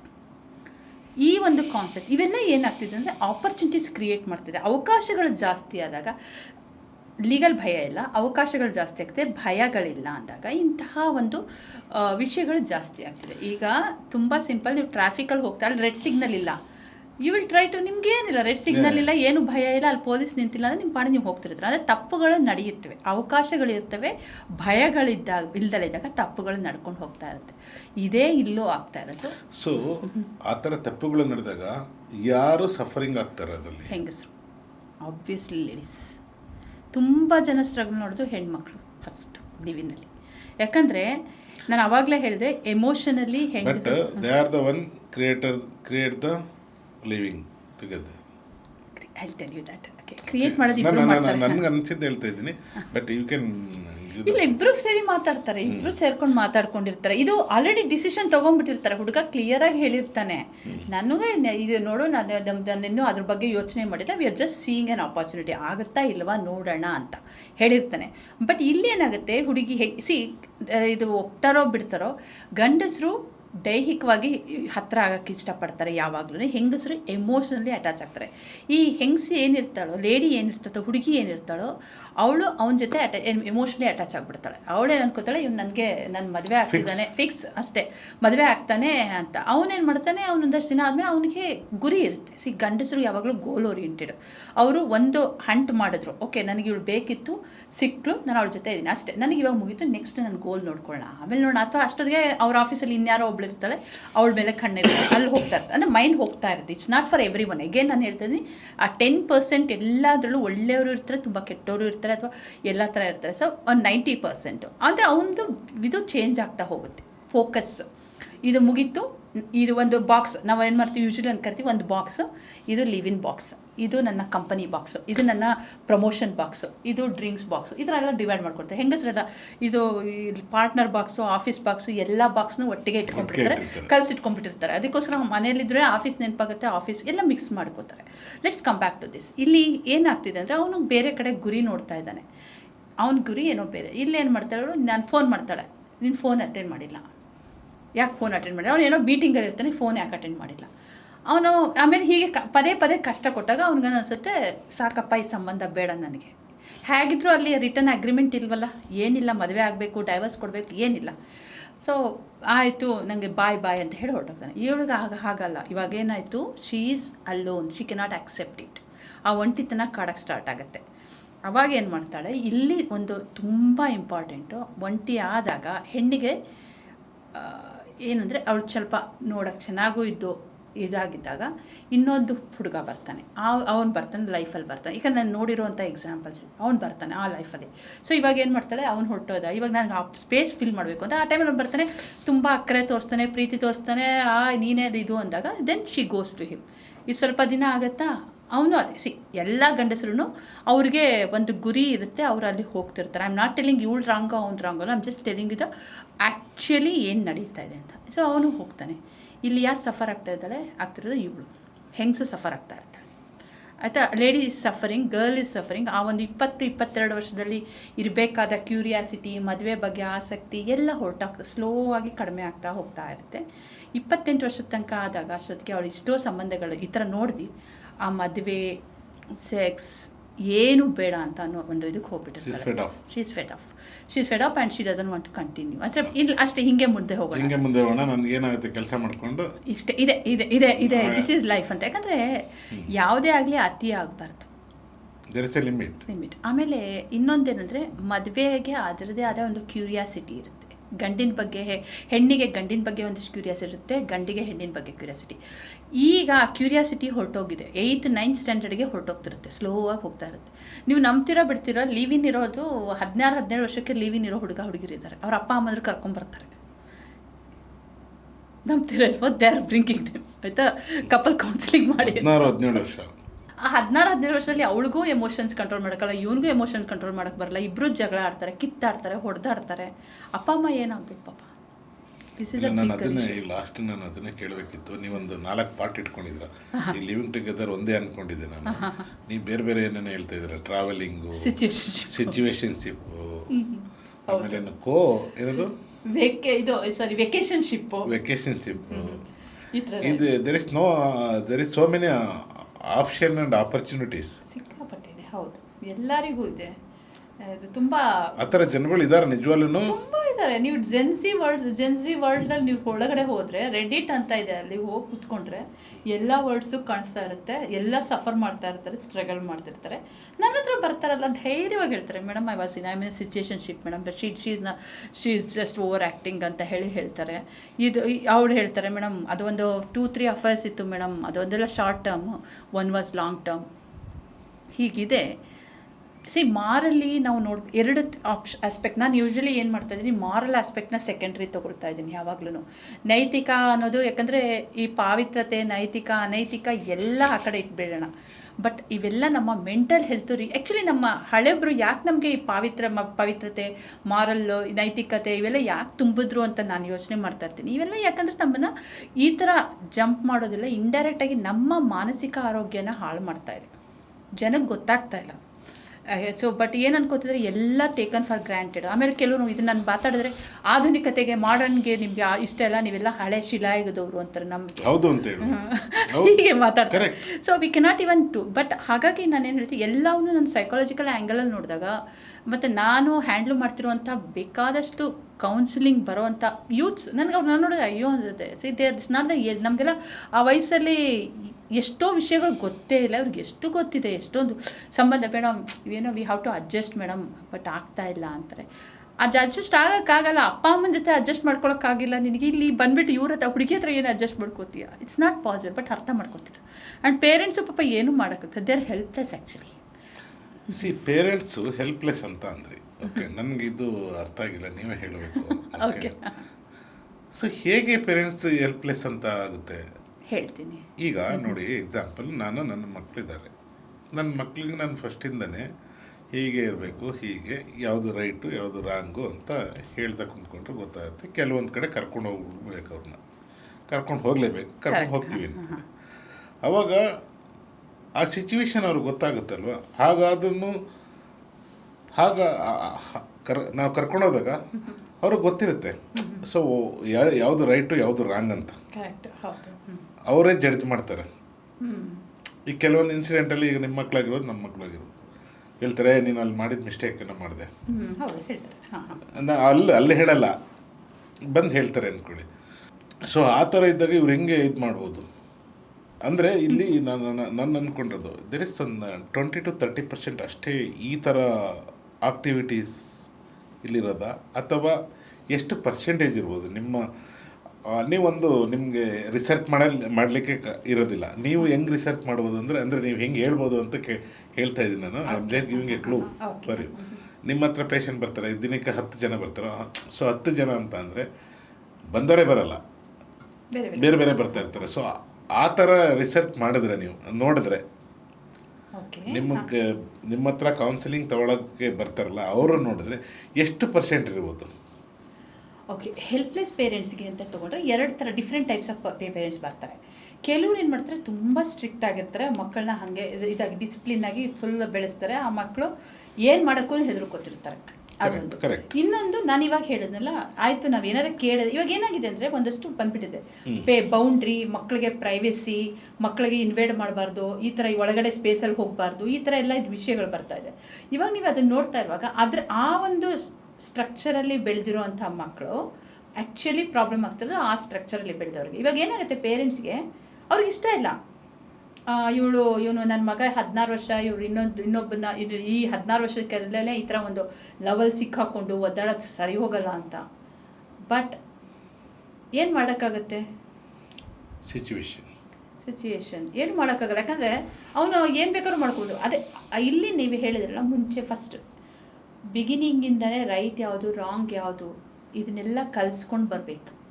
ಇಲ್ಲಿ ಏನಾಗ್ತಿದೆ ಅಂದರೆ ಪೇರೆಂಟ್ಸ್ ಫಸ್ಟ್, ನಾನು ಮತ್ತೆ ಮೊದಲಿಗೆ ಹೋಗ್ತೀನಿ, ಪೇರೆಂಟ್ಸು ಅವರವರ ಸುಖ, ಅವರವರ ಲೋಲುಪ್ತತೆ, ಅವರವರ ಗುರಿ ಇದರಲ್ಲಿ ಹೋದಾಗ ಮಕ್ಕಳು ಈ ಥರ ಫುಲ್ಲಿ ಬೌಂಡ್ರಿಲೆಸ್ ಆಗ್ತಾರೆ. ನಾನು ಹೇಳ್ತಿರೋದು ಮಕ್ಕಳನ್ನ ಡಿಸಿಪ್ಲಿನಾಗಿ ಕಟ್ಟುನಿಟ್ಟಾಗಿ ಹಿಡಿದು, ಮಕ್ಕಳನ್ನ ನೀವು ಏನೇ ಮಾಡಿ 25 ವರ್ಷ ತನಕ ಅವ್ರ ಮಕ್ಕಳು. ಫಸ್ಟ್ ಆಫ್ ಆಲ್ ನಿಮ್ಮ ಹತ್ರ ಕೆಲಸಕ್ಕೆ ಬರೋರ್ಗು ನೋಡಿ ನೆನ್ಪಿಟ್ಕೊಳ್ಳಿ, ಎಲ್ಲ 25 ವರ್ಷ ತನಕ ಬರೋರೆಲ್ಲ ಮಕ್ಕಳು ಅವರು, ಆಯಿತಾ? ಸೊ ಅವ್ರಿಗೆ ಇಂಪಲ್ಸಿವ್ ಕಂಟ್ರೋಲ್ ಗೊತ್ತಾಗಲ್ಲ, ಸರಿ ತಪ್ಪು ಗೊತ್ತಾಗಲ್ಲ, ತಪ್ಪು ಮಾಡ್ತಾರೆ.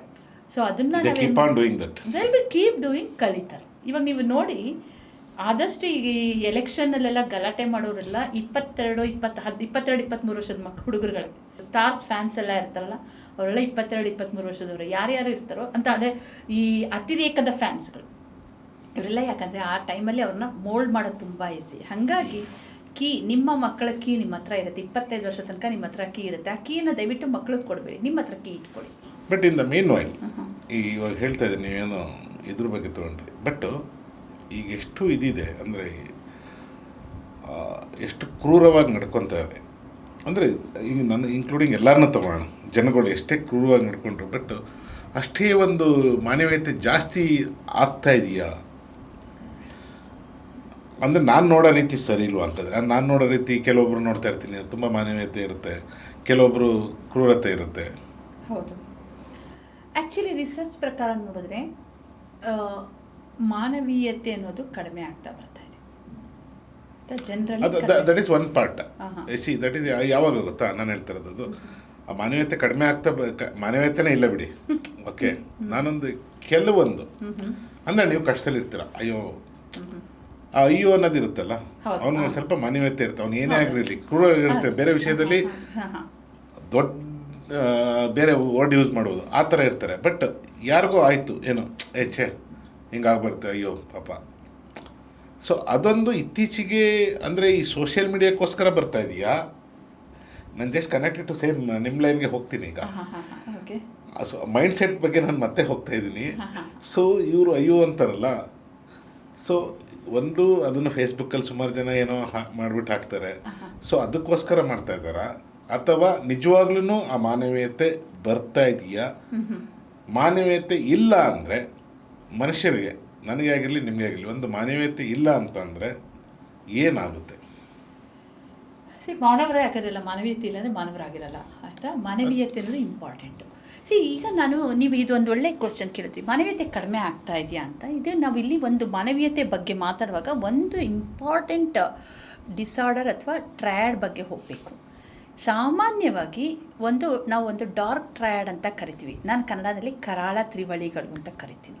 ಕರಾಳ ತ್ರಿವಳಿಗಳು ಅಂದರೆ ಈ 3 ಕ್ಯಾರೆಕ್ಟರ್ ಇರುವಂಥ ಮನುಷ್ಯರಲ್ಲಿ ಇರ್ತಾರೆ, ತುಂಬ ಜನ ಇದ್ದಾರೆ, ನಾವು ನೋಡೋಕ್ಕೆ ಆಗಲ್ಲ, we have to see them. ಯಾರ್ಯಾರು ಅವರು ಅಂತ ಹೇಳಿದ್ರೆ, ಒಂದು ನಾರ್ಸಿಸಿಸ್ಟ್ಗಳು ಅಂತ, ನಾರ್ಸಿಸಿಸ್ಟ್ಗಳು, ಎರಡನೇದು ಮ್ಯಾಕಿವಿಲಿಸಮ್ ಅಂತ, ಆ್ಯಂಡ್ ಇನ್ನೊಂದು ಸೈಕೋಪಾತ್ಸ್. 3 ಜನ ಇರ್ತಾರೆ. ಯಾರ್ಯಾರು? ದ ಫಸ್ಟ್ ಒನ್ ಬಂದುಬಿಟ್ಟು ನಿಮಗೆ let us take this one example,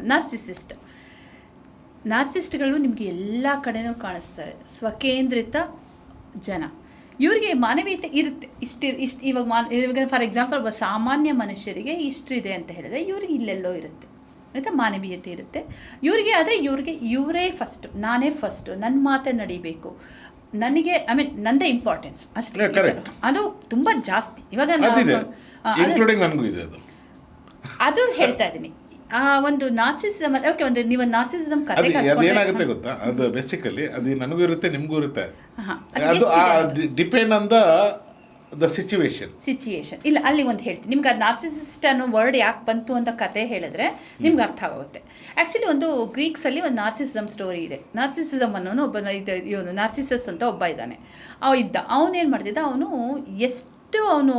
involve ಆಗಿದ್ದು ತನ್ನ ಲವ್ ಮಾಡೋದಕ್ಕೆ, ತನ್ನನ್ನು ತಾನೇ ಲವ್ ಮಾಡ್ಕೊಳ್ಳೋದಕ್ಕೆ. ಅವನು ಯಾರನ್ನೂ ಲವ್ ಮಾಡೋಕ್ಕಾಗಲಿಲ್ಲ ಹೊರಗಡೆಯವ್ರನ್ನ. ಅವಾಗೆಲ್ಲ ಕನ್ನಡಿ ಇರಲಿಲ್ಲಲ್ಲ, ಈ ಕೆರೆ ಇರುತ್ತಲ್ಲ, ಆ ಕೆರೆಯಲ್ಲಿ ನದಿನಲ್ಲಿ ಅವನ ಮುಖಾನೇ ನೋಡ್ಕೊಂಡು ನೋಡ್ಕೊಂಡೇ ಇರೋನು, ಅಷ್ಟು ಲವ್ ಮಾಡೋನು. ಅವನಿಗೊಬ್ಳು ಲವರ್ ಅಂದ್ಕೊಳ್ಳಿ, ಅವಳೊಬ್ಳು ಸೆಲ್ಫ್ ಲವ್, ಅದು ಜಾಸ್ತಿ ಓವರ್ ಸೆಲ್ಫಿಶ್ ಲವ್ ಅಂತ ಕರೀತಾರೆ. ಇವಳೊಬ್ಳು ಈಕೋ ಅಂತ ಒಬ್ಳಿದ್ಲು. ಅವಳೇನು ಮಾಡಿದ್ಲು, ಅವಳಿಗೆ ಇಷ್ಟ ಆಗೋದು ಅವನು ಏಕೋ ಅಂತ. ಅವಳೇನು ಮಾಡ್ತಾಳೆ, ಇವನ್ನ ಲವ್ ಮಾಡ್ತಿದ್ದಾನೆ ಅಂತ ಬಿಟ್ಟು ಕರೀತಾಳೆ ಅವ್ನು ಕರೀತಾಳೆ. ಅವಳು ಏನು ಮಾತಾಡ್ತಾಳೆ ಅದು ಎಕೋ ಆಗ್ತಾ ಇರುತ್ತೆ. ಅವಳು ಮಾತಾಡೋದು ಸಹ ಅವನಿಗೆ ಕೇಳಿಸಲ್ಲ, ಅವನು ಅಷ್ಟು ಇನ್ವಾಲ್ವ್ ಆಗಿರ್ತಾನೆ. ಸೊ ಅದರಿಂದ ನಾರ್ಸಿಸ್ಟ್ ಅಂತ ಹೇಳಿ ಒಂದು ವರ್ಡ್ ಬಂತು. ಸೊ ಇದನ್ನು ನೀವು ಕನ್ನಡನಲ್ಲೂ ನಮ್ಮ ಪುರಾಣದಲ್ಲಿ ತೊಗೊಂಡ್ರು ತುಂಬ ಜನ ಇದ್ದಾರೆ. ದುರ್ಯೋಧನ ತೊಗೊಂಡ್ರೆ ಅವನು ನಾರ್ಸಿಸಿಸ್ಟ್. ಈ ಥರ ಬೇಕಾದಷ್ಟು ಜನ ಇರ್ತಾರೆ.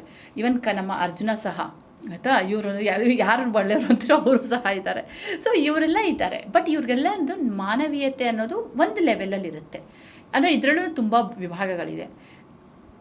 ಒಬ್ಬ ಸಾಮಾನ್ಯ ಮನುಷ್ಯ ಒಂದು ಆಕ್ಸಿಡೆಂಟ್ ಆಗಿದೆ ಅಂದಾಗ ಹೋಗಿ ಸಹಾಯ ಮಾಡಿ ನಾವು ಬಂದುಬಿಡ್ತೀವಿ. ನಾರ್ಸಿಸ್ಟ್ ಆದರೆ ನಾನು ಸಹಾಯ ಮಾಡ್ತಾ ಇದ್ದೀನಿ ಅಂತ ಸೆಲ್ಫಿ ತೊಗೊಂಡು ವಿಡಿಯೋ ತೊಗೊಂಡು ಹೋಗ್ತಾ ಇರ್ತಾನೆ, ಜೊತೆಗೆ ಹೆಲ್ಪ್ ಮಾಡ್ತಾನೆ. ಈಗಿನ ಕಾಲ ಈಗಲೂ ಅಷ್ಟೇ, ಅವಾಗಲೂ ಅಷ್ಟೇ. ಅದನ್ನೇನು ಮಾಡ್ತಾನೆ, ದೊಡ್ಡದಾಗಿ ನ್ಯೂಸ್ ಮಾಡಿ ಹಾಕ್ತಾನೆ. ಜಸ್ಟ್ ಇವಾಗಿನ ಕಾಲಕ್ಕೆ ಹೇಳ್ತಾನೆ. ಯಾಕೆಂದ್ರೆ ಅವಾಗೆಲ್ಲ ಫೋನ್ ಇರಲಿಲ್ಲ, ಬಟ್ ಇವಾಗ್ಲೂ ಅಷ್ಟೇ ಮಾಡ್ತಾ ಇದ್ದೀನಿ ಅಂತ ಹೇಳಿ ತೊಗೊಂಡು ಹೋಗೋದು, ಅದಷ್ಟೆಲ್ಲ ದೊಡ್ಡದಾಗಿ ಹಾಕೋದು. ಇವಾಗ ನಾವೊಂದು ನಮ್ಮ ಪುರಾಣದಲ್ಲಿ ಏನಿದೆ, ಎಡಗೈಯಲ್ಲಿ ಮಾಡಿದ ಸಹಾಯ ಬಲಗೈ ಗೊತ್ತಾಗಬಾರ್ದು ಅಂತ ಇದ್ದಾರೆ, ತುಂಬ ಜನ ಇದ್ದಾರೆ. ಬಟ್ ನಾನು ಹೇಳ್ತಿರೋದು ಈ ಲೆವೆಲ್ ಜನ. ಇವರು ನಾರ್ಸಿಸ್ಟ್. ಅವನು ಹೋಗ್ತಾನೆ ಹಾಗೆ ಮ್ಯಾಕಿವೆಲಿಸಮ್ ಬರ್ತಾನೆ. ಇವ್ರಿಗೆ ಆಕ್ಸಿಡೆಂಟ್ ಆಗಿದೆ, ನಾನು ಇವನ್ನ ಎತ್ತಬೇಕು, ಎತ್ತಿದ್ರೆ ನನಗೇನು ಸಿಗುತ್ತೆ, ತೊಗೊಂಡು ಹೋದರೆ ಏನೇನು ರೀತಿ ಬೆನಿಫಿಟ್ ಆಗುತ್ತೆ. ಒಂದು, ನನಗೆ ಪಬ್ಲಿಸಿಟಿ ಸಿಗುತ್ತೆ. 2, ಇವನಿಂದ ದುಡ್ಡು ಎಕ್ಸ್ಟ್ರಾಕ್ಟ್ ಮಾಡ್ಕೋಬೋದಾ ನೋಡೋಣ. ಸೊ ಆ ಒಂದು ಯೋಚನೆ ಮಾಡಿ ಮ್ಯಾನಿಪ್ಯುಲೇಟ್ ಮಾಡೋದು. ಮ್ಯಾನಿಪ್ಯುಲೇಷನ್ ಅಂದರೆ ಒಂದು ಸಮಯನಾಗಲಿ ಒಂದು ವ್ಯಕ್ತಿನಾಗಲಿ ನಮಗೆ ಬೇಕಾದ ಹಾಗೆ ಮ್ಯಾನಿಪ್ಯುಲೇಟ್ ಮಾಡೋದು. ಈಗ ಒಬ್ಬ ಸಾಮಾನ್ಯ ಮನುಷ್ಯ, ನನಗೆ ಅಥವಾ ನಿಮಗೆ ಅಥವಾ ಯಾರಿಗಾದ್ರಾಗಲಿ ಇಲ್ಲಿದೆ ಮಾನವೀಯತೆ ಅಂದರೆ, ನಾರ್ಸಿಸ್ಟ್ಗಳಿಗೆ ಇಲ್ಲೆಲ್ಲೋ ಇರುತ್ತೆ. ಈ ಮ್ಯಾನಿಪ್ಯುಲೇಷನ್ ಅಂತ ಹೇಳಿದರೆ, ಈ ಮ್ಯಾಕಿವೆಲಿಸಮ್ಗೆ ಮ್ಯಾನಿಪ್ಯುಲೇಟರ್ಸ್ ಅಂತ ಕರೆಯೋಣ, ಅವ್ರಿಗೆ ಇಲ್ಲಿರುತ್ತೆ. ಅವರು ತುಂಬ ಒಳ್ಳೆಯವರಾಗಿರ್ತಾರೆ, ತುಂಬ ಚಾರ್ಮ್ಫುಲ್ ಆಗಿರ್ತಾರೆ. ಬಟ್ ಅವರಿಗೆ ಎಲ್ಲವನ್ನೂ ಅವ್ರ ಸಮಯಕ್ಕೆ ಇದು ಮಾಡ್ಕೊಳ್ತಾರೆ. ಬಟ್ ಅವರಲ್ಲಿ ಮಾನವೀಯತೆ ಕಡಿಮೆ ಇರುತ್ತೆ. ಒಬ್ಬ ಮನುಷ್ಯನಿಗೆ ನೀವು ಹೇಳ್ತಾ ಇರೋದು, ಒಬ್ಬ ಮನುಷ್ಯನಿಗೆ ಅವನಿಗೆ ಇನ್ನೊಬ್ಬನಿಂದ ಏನಾಗಬೇಕು ಅಲ್ಲಿ ತನಕನೂ ಅವನಿಗೆ ಜೈ ಅಂದ್ಕೊಂಡು ಅಥವಾ ಅವನಿಗೆ ಹೆಂಗೆ ಬೇಕು ಆ ಥರ ಮಾಡಿಕೊಂಡು ಇದ್ದು ಅವನ ಹತ್ರ ಪಡೆದಿದ್ದ ಆದ ನಂತರ ಆಮೇಲೆ ಅವನ ಹತ್ರ ಏನೋ ಸಿಗಲ್ಲ ಅನ್ನೋದ ನಂತರ ಹೋಗೋರಿರ್ತಾರೆ. ಸೊ ಅವ್ರಿಗೆ ಮನುಷ್ಯರೂ ಅಲ್ಲ, ಮನುಷ್ಯತ್ವನೂ ಇಲ್ಲ, ಮಾನವೀಯತೆ ಕಡಿಮೆ ಇರುತ್ತೆ. ಇಲ್ಲ, ನಾನು ಇಲ್ಲೇನು ಹೇಳ್ತಾ ಇದ್ದೀನಿ ಅಂದರೆ ಆ ಥರ ಇರೋರು ಇರ್ತಾರೆ. ಬಟ್ ಇಲ್ಲಿ ಅವ್ರು ಯಾಕೆ ಆ ಮೈಂಡ್ ಸೆಟ್ ಆ ಥರ ಇರುತ್ತೆ, ಅದನ್ನೇ ಹೇಳ್ತೀವಿ, ಡಿಸಾರ್ಡರ್ ಅಂತ ಹೇಳಿ ಕರಿತೀವಿ. ಅದಕ್ಕೋಸ್ಕರನೇ ಅಥವಾ disorders it's a psychological disorders, personalities, disorder personalities. ಇವ್ರನ್ನೇನು ಮಾಡೋದು ಸರಿ ಮಾಡೋದು. ಕೊನೆಯದು ಬರೋದು ಸೈಕೋಪಾತ್. ಬಿದ್ದಿರಲಿ, ನನಗೂ ಅದಕ್ಕೂ ಸಂಬಂಧ ಇಲ್ಲ, ಹೋಗೋದು ಆಯಿತಾ. ಇನ್ನೂ ಕೆಲವರು ಇರ್ತಾರೆ, ಅವನ್ನ ಬಿದ್ದಿರೋನ ಇನ್ನೂ ಒಂದು ಕಾಲಲ್ಲಿ ಕೆದಕಿ ಅವ್ನು ನರಳೋದು ನೋಡಿ ಖುಷಿ ಪಟ್ಕೊಂಡು ಹೋಗೋದು. ಇದೇ ಥರನೇ ಎಕ್ಸಾಂಪಲ್ಸ್ ನೋಡಿ. ಯಾರೋ ಒಬ್ಬರು ಏನೋ ಪ್ರಾಬ್ಲಮ್ನ ಹಂಚ್ಕೋತಾರೆ ಸೋಷಿಯಲ್ ಮೀಡಿಯಾನಲ್ಲಿ, ಈ ಥರ ನಂಗೆ ಪ್ರಾಬ್ಲಮ್ ಆಯಿತು ಅಂತ. ಒಬ್ಬರು ಅಯ್ಯೋ ಪಾಪ ಅಂತಾರೆ ನಾರ್ಮಲಾಗಿ. ಇನ್ನೊಬ್ರು ಏನು ಮಾಡ್ತಾರೆ, ನಾವು ನಿಮಗೆ ಹೆಲ್ಪ್ ಮಾಡ್ತೀವಿ, ನಿಮ್ಮ ಅಡ್ರೆಸ್ ಕೊಡಿ, ನಾವು ಇದು ಮಾಡ್ತೀವಿ ಅಂತ ಅದೊಂದು ಯೂಸ್ ಮಾಡ್ಕೋತಾರೆ. ಯಾವ ಮನುಷ್ಯ ಅರ್ಥ ಮಾಡ್ಕೊಳ್ಳಿ, ಯಾವಾಗ ನಾವು ಇನ್ನೊಬ್ಬರ ನೋವಿಗೆ ನಾವು ಮಿಡಿಯೋಕ್ಕಾಗಲ್ವೋ ಅಲ್ಲಿ ನಾವು ಸೈಕೋಪಾತ್ಸ್ ಅಷ್ಟೇ. ಮನಸ್ಸಿಗೆ ಮಿಡಿಬೇಕು ನಾವು. ತುಂಬ ಜನ ಇದನ್ನು ಈ ಸೋಷಿಯಲ್ ಮೀಡಿಯಾಯಿಂದ ಆಗಿರೋ ಅಂಥ ಇನ್ನೊಂದು ದೊಡ್ಡ ಅನಾಹುತ, ಸೈಕೋಪಾತ್ಗಳು ಇದ್ದಕ್ಕಿದ್ದಂಗೆ ಜಾಸ್ತಿ ಆಗಿದ್ದಾರೆ. ಯಾರೋ ಗೊತ್ತೇ ಇರಲ್ಲ ಪಾಪ, ಯಾರ್ಯಾರೋ ಕೆಟ್ಟದಾಗ ಬೈತಿರ್ತಾರೆ. ಆ ಬಿಗ್ ಬಾಸಲ್ಲಿರೋರನ್ನ ಬೈರಿ, ಬಟ್ ಆ ಕೆಟ್ಟದಾಗ ಯಾಕೆ ಬೈತೀರಾ? ಪಾಪ ಬಿಗ್ ಬಾಸಲ್ಲಿರೋ ಹೆಂಗಸರನ್ನ ಕೆಟ್ಟದಾಗ ಬೈತಾರೆ, ಯಾಕೆ ಅವೆಲ್ಲ ಕಟ್ಕೋಬೇಕು? ಅಥವಾ ಇನ್ಯಾರೋ ಒಬ್ರು ಯಾರೋ ನಿಮ್ಗೆ ಅಪೋಸಿಟಾಗಿ ಬರ್ದಿದ್ದಾಳ, ಅವಳ ಬಗ್ಗೆ ಯಾಕೆ ನೀವು ಕೆಟ್ಟದಾಗ ಬೈತೀರಾ? ಅಥವಾ ಇನ್ಯಾವನೋ ಅವ್ರ ಅಪ್ಪ ಅಮ್ಮ ಅವ್ರ ಅಮ್ಮ ಅವರ ತಂಗಿ ಏನು ಮಾಡಿದ್ದಾರೆ? ಇಲ್ಲ ಸೈಕೋಪಾತ್ಸ್. ಈ ಇಗ್ನೋರೆನ್ಸ್ ಅಂತ ಒಂದು ವರ್ಡ್ ಇದೆಯಲ್ಲ, ಅದು ಎಷ್ಟು ಮನುಷ್ಯನಿಗೆ ಒಳ್ಳೇದು, ಯಾವ ರೀತಿ ಅಂತ ಅನ್ನೋದು ಇಂಪಾರ್ಟೆಂಟ್. ಅಲ್ಲಲ್ಲ, ಈವನ್ ನೀವು ಹೇಳ್ತಾ ಇದ್ರಿ, ಕೆಲವೊಂದು ಇಗ್ನೋರ್ ಮಾಡಿಬಿಟ್ಟು ಹೋಗ್ತಾ ಇರ್ಬೇಕು ನಮ್ಮ ಕೆಲಸ ನಾವು ಮಾಡ್ಕೊಂಡು. ಕೆಲವೊಬ್ರು ಏನೋ ಮಾತಾಡ್ತಾ ಇರ್ತಾರೆ ಹಿಂದೆ, ಕೆಲವೊಬ್ರು ಬರೀತಾ ಇರ್ತಾರೆ, ಕೆಲವೊಬ್ರು ಬಾಯಿಗೆ ಬಂದ ಮಾತಾಡ್ತಾ ಇರ್ತಾರೆ, ಕೆಲವೊಬ್ರು ಏನೋ ಹೋಗಿ ಎಲ್ಲೋ ಏನೋ ಹೋಗಿ ದೇ ವಾಂಟ್ ಟು ಮ್ಯಾನಿಪ್ಯುಲೇಟ್. ಈಗ ನಾನು ನಿಮ್ಮ ಜೊತೆ ಚೆನ್ನಾಗಿದ್ದೀನಿ ಅಂದರೆ ಅದನ್ನ ಮ್ಯಾನಿಪ್ಯುಲೇಟ್ ಮಾಡಕ್ಕೆ ನೋಡ್ತಾರೆ. ಯಾಕೆಂದ್ರೆ ನನಗೆ ನನ್ನ ಜೊತೆ ಇದ್ಬಿಟ್ಟು ನನಗೆ ಆಗ್ತಾ ಇರೋದಿಲ್ವಲ್ಲ ಆ ಥರದವರು, ಇಲ್ಲ ನಿಮ್ಮ ಜೊತೆ ಇದ್ಬಿಟ್ಟು ನಿಮ್ಗೆ ಇರ್ತಾರಲ್ಲ ಆಗದಿದ್ರು ಅವ್ರ ಮೈಂಡ್ ಸೆಟ್ ಹೆಂಗಿರುತ್ತೆ, ಆ ಥರದವ್ರನ್ನ ನಾವು ಇಗ್ನೋರ್ ಮಾಡಬೇಕಾ ಅಥವಾ ಏನಾದರೂ you have to make them proper? ನಾನು ಇದನ್ನು ಯೋಚನೆ ಮಾಡ್ತಿದ್ದೆ, ಯಾವ ರೀತಿ ಇಗ್ನೋರ್ ಮಾಡಬೇಕಾ ಹೇಗೆ ಅಂತ. ಈಗ ಒಂದು ನೀವು ದಾರಿಲಿ ಹೋಗ್ತಾ ಇರುವಾಗ ಒಂದು ಇರುವೆಯನ್ನು ಕತ್ತುಳಿದ್ರೆ ಆ ಇರುವೆ ನಿಮ್ಮನ್ನು ಕಚ್ಚುತ್ತೆ, ಆಯಿತಾ? ಆದರೆ ಆ ಇರುವೆಗೆ ನಾವು ಏನೋ ಬೈದ್ವಿ ಅಂದ್ವಿ ಅಂದರೆ ಅದು ಕೇರ್ ಮಾಡಲ್ಲ, ಹೋಗ್ತಾ ಇರುತ್ತೆ, ಆಯಿತಾ? ಅಂದರೆ ಯಾವುದೇ ಒಂದಾಗಲಿ ನಮ್ಮನ್ನು ಡೈರೆಕ್ಟಾಗಿ ಅಫೆಕ್ಟ್ ಮಾಡಿದ್ರೆ, ಮಾನಸಿಕವಾಗಿ ಅಥವಾ ದೈಹಿಕವಾಗಿ ಅಫೆಕ್ಟ್ ಮಾಡಿದ್ರೆ ನಾವು ಮರಳಿ ಉತ್ತರ ಕೊಡಬೇಕು. ಇಲ್ಲ ಅಂದರೆ ನಾವು ಮನುಷ್ಯರಾಗಕ್ಕಾಗಲ್ಲ, ನಾವು ದೇವರು ಆಗಲ್ಲ. ದೇವರು ಸಹ ಸುಮ್ಮನೆ ಇರೋ ಅಂತ ಹೇಳಲ್ಲ. ದೇವ್ರನ್ನು ಯಾವ್ಯಾವಾಗ ಪ್ರಾಬ್ಲಮ್ ಆಗುತ್ತೋ ದೇವರು ಆಪೋಸಿಟ್ ಆಗ್ತಾನೆ. ಬಟ್ ಸಮ್ ಟೈಮ್ ಒಂದು ತಾಳ್ಮೆ ಬೇಡ ಇರೋ ಅಂದರೆ ಅದು ನಮಗೆ ನಾವೇ ಸಮಾಧಾನ ಮಾಡ್ಕೊತೀವಿ. ಕೆಲವೊಂದು ದೊಡ್ಡದಾಗಿ ಹೋಗಿರ್ತೀವಿ ಅನ್ನೋ ಒಂದು ಇಶ್ಯೂ, ಬೇಡ ಆ ಟೈಮಲ್ಲಿ ರಿಯಾಕ್ಟ್ ಮಾಡ್ಬಿಟ್ಟು ಬಿಟ್ಬಿಡ್ತೀವಿ. ಹೌದು. ಈಗ ನನಗೇನೋ ಒಂದೇನೋ ಆಯಿತು ಯಾರ ಕಡೆಯಿಂದ, ಓಕೆ ನಾನು ಆ ಟೈಮ್ನಲ್ಲಿ ಕಿರ್ಚಾಡ್ತೀನಿ, ಮಾಡ್ತೀನಿ, ಎಲ್ಲ ಮಾಡ್ತೀನಿ, ಬಿಟ್ಬಿಡ್ತೀನಿ ಅಂದ್ಕೊಳ್ಳಿ. ಅದಾದಮೇಲೆ ಸ್ಲೋಲಿ ಸೈಲೆಂಟಾಗಿ ನಾನೇನೋ ಮಾಡ್ತೀನಿ. ಈವನ್ ಆ ನಾಲೆಡ್ಜ್ ಅವ್ರಿಗೆ ಎಕ್ಸ್ಪೆಕ್ಟೇ ಮಾಡಿರೋದಿಲ್ಲ, ಬಟ್ ನಾನೇನೋ ಮಾಡೋಕ್ಕೋಲ್ಲ. ಅದ್ರ ಪಾಡ್ಗೆ ಅದಾಗುತ್ತೆ, ಯಾವ ಟೈಮ್ಗೆ ಆಗಬೇಕು ಆ ಟೈಮ್ಗೆ ಆಗುತ್ತೆ. ಸೊ ಅಂದರೆ ಆ ಟೈಮ್ಗೆ ಆಗುತ್ತೆ ಅಂತಂದ್ರೆ ನಾನು ಏನೋ ಥಿಂಕ್ ಮಾಡ್ತಾ ಇರ್ತೀನಿ. ಆ ಥಿಂಕಿಂಗು ನನ್ನ ಕಡೆಯಿಂದ ಬೇರೆಯವ್ರ ಪಾಸಾಗಿ ಬೇರೆಯವ್ರ ಕಡೆಯಿಂದ ಹೋಗುತ್ತಾ, ಅಂದರೆ ಕೆಲಸ ಮಾಡುತ್ತಾ ಅದು. ಓಕೆ, ಎನರ್ಜಿ ನೀವು ಮಾತಾಡ್ತಿರೋದು ಈಗ different level, energy level, emotional contagion ಅಂತ ನಾವು ಇದರಲ್ಲಿ ಕರಿತೀವಿ. ಅಂದರೆ ಸೋಂಕು, ಭಾವನೆಗಳ ಸೋಂಕು. ನಿಮ್ಗೆ ಒಂದು ಈ ಕತೆ ತುಂಬ ದಿನದಿಂದ ವಾಟ್ಸಪ್ಪಲ್ಲಿ ಓಡ್ತಾ ಇತ್ತು. ಈ ಕತೆ ನಿಮಗೆ ಹೇಳ್ತೀನಿ ಇನ್ನೊಂದ್ಸಲ. ಒಬ್ಬ ರಾಜ ಮಂತ್ರಿ ಜೊತೆ ಬರ್ತಾ ಇರ್ತಾನೆ, ವೇಷ ಹಾಕ್ಕೊಂಡು ಹೋಗ್ತಾ ಇರ್ತಾನೆ. ವೇಷ ಹಾಕ್ಕೊಂಡು ಬರುವಾಗ ಅವನು ಒಬ್ಬ ಕಟ್ಟಿಗೆ ಮಾರೋನ ನೋಡಿದಾಗೆಲ್ಲ ಅವನಿಗೆ ಏನೋ ಒಂಥರ ಕೋಪ ಇದಾಗ್ತಾ ಇರುತ್ತೆ. ಯಾಕೆ ಹಿಂಗೆ ಕೋಪ ಬರ್ತಾ ಇರುತ್ತೆ ಅಂತ ಯೋಚನೆ ಮಾಡ್ತಿರ್ತಾನೆ. ಅವ್ನಿಗೆ ಗೊತ್ತಾಗಲ್ಲ, ಬಟ್ ಅವ್ನು ನೋಡಿದ್ರೆ ಆಗಲ್ಲ ರಾಜನಿಗೆ. ಈಗ ಹಿಂಗಾದಾಗ ಒಂದ್ಸಲ ಏನಾಗುತ್ತೆ, ರಾಜ ಕರೀತಾನೆ ಮಂತ್ರಿನ, ನೋಡು ನನಗೆ ಎಲ್ಲ ಸರಿಯಾಗಿದೆ, ಬಟ್ ಅವನ ಅಂಗಡಿ ಮುಂದೆ, ಆ ಕಟ್ಟಿಗೆ ಮಾರೋನ ಅಂಗಡಿ ಮುಂದೆ ಹೋದರೆ ನನಗೊಂಥರ ಕೋಪ ಬರುತ್ತೆ, ಅವ್ನು ಏನಾದ್ರು ಮಾಡಿ ಅವನ ಗಲ್ಲಿಗೇರಿಸ್ಬೇಕು ಅನಿಸುತ್ತೆ, ಯಾಕಂತ ಗೊತ್ತಿಲ್ಲ ಅಂತ. ಮಂತ್ರಿಗೆ ಆಶ್ಚರ್ಯ ಆಗುತ್ತೆ, ಇಷ್ಟು ಒಳ್ಳೆ ರಾಜ ಯಾಕೆ ಹಿಂಗಾಗ್ತಿದ್ದಾನೆ ಅಂದ್ಬಿಟ್ಟು ಅವನು ಮಂತ್ರಿ ಏನು ಮಾಡ್ತಾನೆ, ಮತ್ತೆ ಇನ್ನೊಂದಿನ ವೇಷ ಹಾಕ್ಕೊಂಡು ಕಟ್ಟಿಗೆ ಮಾರೋನ ಹತ್ರ ಹೋಗ್ತಾನೆ. ಕಟ್ಟಿಗೆ ಮಾರೋನ ಹತ್ರ ಹೋಗ್ಬಿಟ್ಟು, ಏನಪ್ಪ ಹೇಗೆ ನಡೀತಾ ಇದೆ ಬಿಸ್ನೆಸ್ ಎಲ್ಲ ಅಂತ. ಏನೋ ನಡೀತಾ ಇದೆ, ಕಟ್ಟಿಗೆ ಎಲ್ಲ ಇದಾಗ್ತಿದೆ ಅಂತ. ಮತ್ತು ಏನಿದೆ, ಹೇಗಿದೆ, ನಿನಗೆ ಏನು ಯೋಚನೆ ಇದೆ, ಫ್ಯೂಚರ್ ಐಡಿಯಾ? ಏನಿಲ್ಲ, ಒಂದು ದೊಡ್ಡ ಲಕ್ಗೋಸ್ಕರ ವೆಯ್ಟ್ ಮಾಡ್ತಾ ಇದ್ದೀನಿ. ಏನು ಲಕ್ ಅಂದರೆ, ನಮ್ಮೂರು ರಾಜ ಇದ್ದಾನಲ್ಲ, ಅವ್ನು ಸತ್ತು ಹೋಗಿಬಿಟ್ರೆ ಅವನಿಗೋಸ್ಕರ ಅಂತ ಹೇಳ್ಬಿಟ್ಟು ನಾನು ಗಂಧದ ಕಟ್ಟಿಗೆನ ಮಾರಿದ್ರೆ ನಂಗೆ ತುಂಬ ದೊಡ್ಡ ಲಾಭ ಬರುತ್ತೆ. ನನ್ನ ಮನಸ್ಸಲ್ಲಿ ಅದನ್ನೇ ಯೋಚನೆ ಮಾಡ್ತಾ ಇದ್ದೀನಿ, ಯಾವಾಗ ಅವ್ನು ರಾಜ ಸಾಯ್ತಾನೆ ಅಂತ ಯೋಚನೆ ಮಾಡಿದೆ, ದೊಡ್ಡ ಲಕ್ ನನಗೆ ಅಂತ. ಸೊ ಇದರಿಂದ ಏನು ಅರ್ಥ ಆಗುತ್ತೆ ಅಂದರೆ, ನೀವು ಏನು ಅಂದ್ಕೊಂಡಿರ್ತೀರೋ ಅದು ಇನ್ನೊಬ್ಬರ ಮನಸ್ಸಲ್ಲೂ ಬರುತ್ತೆ ಅಂತ. ಸೊ ಇದನ್ನು ನಾವೇನಂತೀವಿ, ಪ್ಯೂರಾಗಿ ಎಮೋಷನಲ್ ಕಂಟಾಜಿಯನ್ ಅಂತ ಹೇಳಿ ಕರಿತೀವಿ. ಎಮೋಷನಲ್ ಕಂಟಾಜಿಯನ್ ಅಂದರೆ ಭಾವನೆಗಳ ಸೋಂಕು. ನಾನು ಯಾವ ಥರ ಫೀಲ್ ಮಾಡ್ತಾ ಇದ್ದೀನಿ ಇನ್ನೊಬ್ಬರಲ್ಲೂ ಆ ಫೀಲ್ ಹಾಕ್ಬೋದು ಅಂತ. ನೀವು ಕೇಳಿದ ಕ್ವಶನ್ನು ಏನಂದರೆ, ನಾನು ಸುಮ್ಮನೆ ಇದ್ಬಿಡ್ತೀನಿ, ಏನಾದರೂ ಮಾಡ್ಕೊಳ್ಳಿ, ಏನಾಗಿದೆ ಏನಾದರೂ ಮಾಡ್ಕೊ, ಏನು ಮಾಡ್ತೀಯ ಅಂತ. ಅದೇ ವ್ಯಕ್ತಿ ನಿಮ್ಮ ಮೇಲೆ ನಿಮ್ಮ ಮುಂದೆ ಕತ್ತಿ ತೊಗೊಂಬಂದ್ರೆ ಏನು ಮಾಡ್ತೀರಾ? That is different. ಅದನ್ನೇ ಕೇಳ್ತಿರೋದು. ಅವಾಗ ಹೌ ಟು ರಿಯಾಕ್ಟ್. ಕರೆಕ್ಟ್. ಅದನ್ನೇ ನಾನು ಹೇಳ್ತಾ ಇರೋದು. ನೀವು ಅದನ್ನೇ ನಾನು ಹೇಳಿದೆ, ಮಾನಸಿಕವಾಗಿ ದೈಹಿಕವಾಗಿ ನಿಮಗೆ ನೇರವಾಗಿ ಅಟ್ಯಾಕ್ ಮಾಡಿದಾಗ ಡೆಫಿನೆಟ್ ಆಗಿ ನಾವು ಇದು ಮಾಡಿ. ಬಟ್ ಹಿಂದೆ ಏನೋ ಹೇಳ್ಕೊಳ್ತಾರೆ, ಪೇಪರಲ್ಲಿ ಹಾಕ್ಕೊಳ್ತಾರೆ, ಏನು ಯೂಸ್ ಇದೆ. ಯಾಕಂದ್ರೆ ನಾವು ಒಂದು ನಮ್ಮ ಭಾರತೀಯರು ನಾವೊಂದು ಇದನ್ನ ನೆನ್ಪಿಟ್ಕೊಂಡಿದ್ದೀವಿ, ಕರ್ಮ ಸಿದ್ಧಾಂತ ಅಂತ. ಕರ್ಮ ಆಗುತ್ತೆ, ಇವತ್ತಲ್ಲ ನಾಳೆ ಅವ್ರು ವಾಪಸ್ ಹೊಡೆಯುತ್ತೆ. ಇದನ್ನ ನೆನ್ಪಿಡಿ. ಯಾಕಂದರೆ ನಮಗೇನು ಡೈರೆಕ್ಟಾಗಿ ಮಾಡ್ತಿಲ್ಲ, ಅವನಿಗೂ ಇನ್ನೊಬ್ರು ಮಾಡ್ತಾರೆ. ಯಾಕಂದರೆ ಇದು ತುಂಬ ಜನ ಆಗ್ತಾ ಇರುತ್ತೆ, ಒಬ್ಬರ ಬಗ್ಗೆ ಮಾತಾಡಿರ್ತಾರೆ, ಅವ್ರ ಬಗ್ಗೆ ಇನ್ನೊಬ್ರು ಮಾತಾಡ್ತಾರೆ, ಅವರು ಇದು ನಡೀತಾನೆ ಇರುತ್ತೆ. ಹಾಗಾಗಿ ಬಿಟ್ಬಿಡೋದು. ಇಗ್ನೋರ್ ಅಂತ ಹೇಳ್ತಿರಲ್ಲ, ಇಗ್ನೋರ್ ಮಾಡುವಾಗ ನಮ್ಮ ಮನಸ್ಸಿಗೆ, ಇವಾಗ ನಾನು ಫಾರ್ ಎಕ್ಸಾಂಪಲ್ ಒಂದು ನಾಯಿ ಬೊಗಳ್ತಾನೆ ಇದೆ, ನನಗೆ ಗೊತ್ತು ಕಚ್ಚಕ್ಕೆ ಬರಲ್ಲ ಅಂತ. ಸೊ ಅದು ನನ್ನ ಮನಸ್ಸಿಗೆ ಏನನ್ಸುತ್ತೆ, ಅಯ್ಯೋ ನಾಯಿ ತಾನೆ ಅಂತ. ಬಟ್ ಅದೇನೇ ಒಬ್ಬ ಮನುಷ್ಯ ಬಂದು ನನ್ನ ಬಗ್ಗೆ ಮಾತಾಡಿದಾಗ, ನನ್ನ ಬಗ್ಗೆ ಮಾತಾಡ್ತಾರೆ, ಅವ್ನು ಇಂಡೈರೆಕ್ಟಾಗಿ ಮಾತಾಡ್ತಿದ್ದಾನ, ಇಟ್ಸ್ ಓಕೆ ಮಾತಾಡಲಿ, it's because how I am ignoring the dog, I can ignore. But ಮನೆಯಲ್ಲಿರುವಾಗ ಗಂಡ ಹೆಂಡತಿ ಮಧ್ಯದಲ್ಲಿ ಅಥವಾ ಅತ್ತೆ ಮಾವ ಇಲ್ಲಿ ಬಂದಾಗ ಇಗ್ನೋರ್ ಮಾಡೋಕ್ಕೆ ಕಷ್ಟ ಆಗುತ್ತೆ. ಪಾಯಿಂಟ್ 1, ಪಾಯಿಂಟ್ 2, ಪಾಯಿಂಟ್ 3 ಥರ ಇರುತ್ತೆ ಇದು. ಈಗ ನಾನು ಹೇಳಿದ್ದು ಕೆಲವೊಬ್ರು ವ್ಯಕ್ತಿಗಳು ಈಗ ನಮ್ಮ ಜೊತೆ ಇರ್ತಾರೆ, ನಿಮ್ಮ ಜೊತೆ ಇರ್ತಾರೆ. ನಾನು ಈ ಸಂಬಂಧದ ಬಗ್ಗೆ ಹೇಳಿದ್ದೆ. ಈಗ ಇತ್ತೀಚೆಗೆ ಅಂತಂದ್ರೆ ಒಂದು 4-5-6 ಇಯರ್ಸಿಂದ ತುಂಬ ಸುಸೈಡ್ ಕೇಸಸ್ಗಳು. ಕೆಲವೊಂದು ವಿಚಾರ ಇರುತ್ತೆ, ಅದಕ್ಕೋಸ್ಕರ ಸುಸೈಡ್ ಆಗುತ್ತೆ. ಕೆಲವೊಂದಕ್ಕೆ ವಿತೌಟ್ ಎನಿ ರೀಸನ್. ಕೆಲವೊಂದಕ್ಕೆ ರೀಸನ್ ಇರುತ್ತೆ, ಕೆಲವೊಂದಕ್ಕೆ ರೀಸನ್ ಇರಲ್ಲ. ಏನಕ್ಕೆ ಈ ಥರ ಆಗ್ತಾ ಇದೆ? ಮೆಂಟಲಿ ದೇ ಆರ್ ನಾಟ್ ಸ್ಟ್ರಾಂಗಾ ಅಥವಾ ವೀಕಾ ಅಥವಾ ರೀಸನ್ ಏನಿರ್ಬೋದು? ಆ್ಯಕ್ಚುಲಿ ಇದು ಒಳ್ಳೆ ಪ್ರಶ್ನೆ. ನಾವು ತುಂಬ ಸಲ ನೋಡ್ತೀವಿ, ನಾವು ತುಂಬ ಸ್ಟ್ರಾಂಗ್ ಅಂದ್ಕೊಂಡವರು ಅವರು ಜೀವಕ್ಕೆ ಕಳ್ಕೊತಾರೆ. ಯಾರು ಕೆಲವರು ಚಿಕ್ಕ ಮಕ್ಕಳು 7 ವರ್ಷ 8 ವರ್ಷಕ್ಕೆಲ್ಲ ಸುಸೈಡ್ ಮಾಡ್ಕೋತಾರೆ, 8-12 ವರ್ಷಕ್ಕೆಲ್ಲ. ಈ ಥರ ನಾವು ನ್ಯೂಸ್ ನೋಡ್ತಾ ಇರ್ತೀವಿ. 12 ಇಯರ್ಸ್ಗೆ ಅದು ಏನಿಲ್ಲ, ಯಾವುದೋ ಒಂದು ಕಾಂಪಿಟೇಷನಲ್ಲಿ ಸೋತೆ ಈ ಥರ ಎಲ್ಲ. ಅಂದರೆ ಹಾಗಾಗಿ ನಾವು ಸುಸೈಡ್ನ ನಾವು ಡಿಫ್ರೆಂಟ್ ಆ್ಯಂಗಲಲ್ಲಿ ನೋಡಬೇಕಂದ್ರೆ ಯಾವ ವಯೋಮಾನ ಹೇಗೆ ಯಾವ ಸಮಯ ಅಂತ we have to see that. Like right ನಾವು ನಾವೊಂದು ಈ ಒಂದು ಇದರಲ್ಲಿ ನೋಡಿದ್ರೆ ಅಡಲ್ಟ್ಸಲ್ಲಿ ತೊಗೊಂಡ್ರೆ ಅವರಿಗೆ ಮನಸ್ಸು ವೀಕ್ ಅಂತ ಅಲ್ಲ, ವೀಕ್ ಆಗಿರೋದಿಲ್ಲ, ಆ ವೀಕ್ ಮೊಮೆಂಟ್ ಅಂತ ಇರುತ್ತೆ. ಒಂದು ಕ್ಷಣ ಏನೋ ಎಂಥ ಗಟ್ಟಿಗರಾಗಲಿ. ಇವಾಗ ನಾವೆಲ್ಲರೂ ಒಂದಲ್ಲ ಒಂದು ಜೀವನದಲ್ಲಿ ದೊಡ್ಡ ಘಟನೆಗಳನ್ನ ಫೇಸ್ ಮಾಡಿ ಬಂದಿದ್ದೀವಿ. ಯಾವುದು ಅವಮಾನ ಆಗಿರ್ಬೋದು, ಇಲ್ಲ ಡಿಸಪಾಯಿಂಟ್ಮೆಂಟ್ ಇರ್ಬೋದು, ಎಲ್ಲವೂ ಆ ಸಮಯದಲ್ಲಿ ಒಂದಲ್ಲ ಒಂದು ಸಲ ನಮ್ಗೆ ಅನಿಸಿರುತ್ತೆ, ಯಾಕೆ ಬದುಕಿರಬೇಕು, ಓಡೋಗ್ಬೇಡ ಈ ಪ್ರಾಬ್ಲಮಿಂದ ಅಂತ.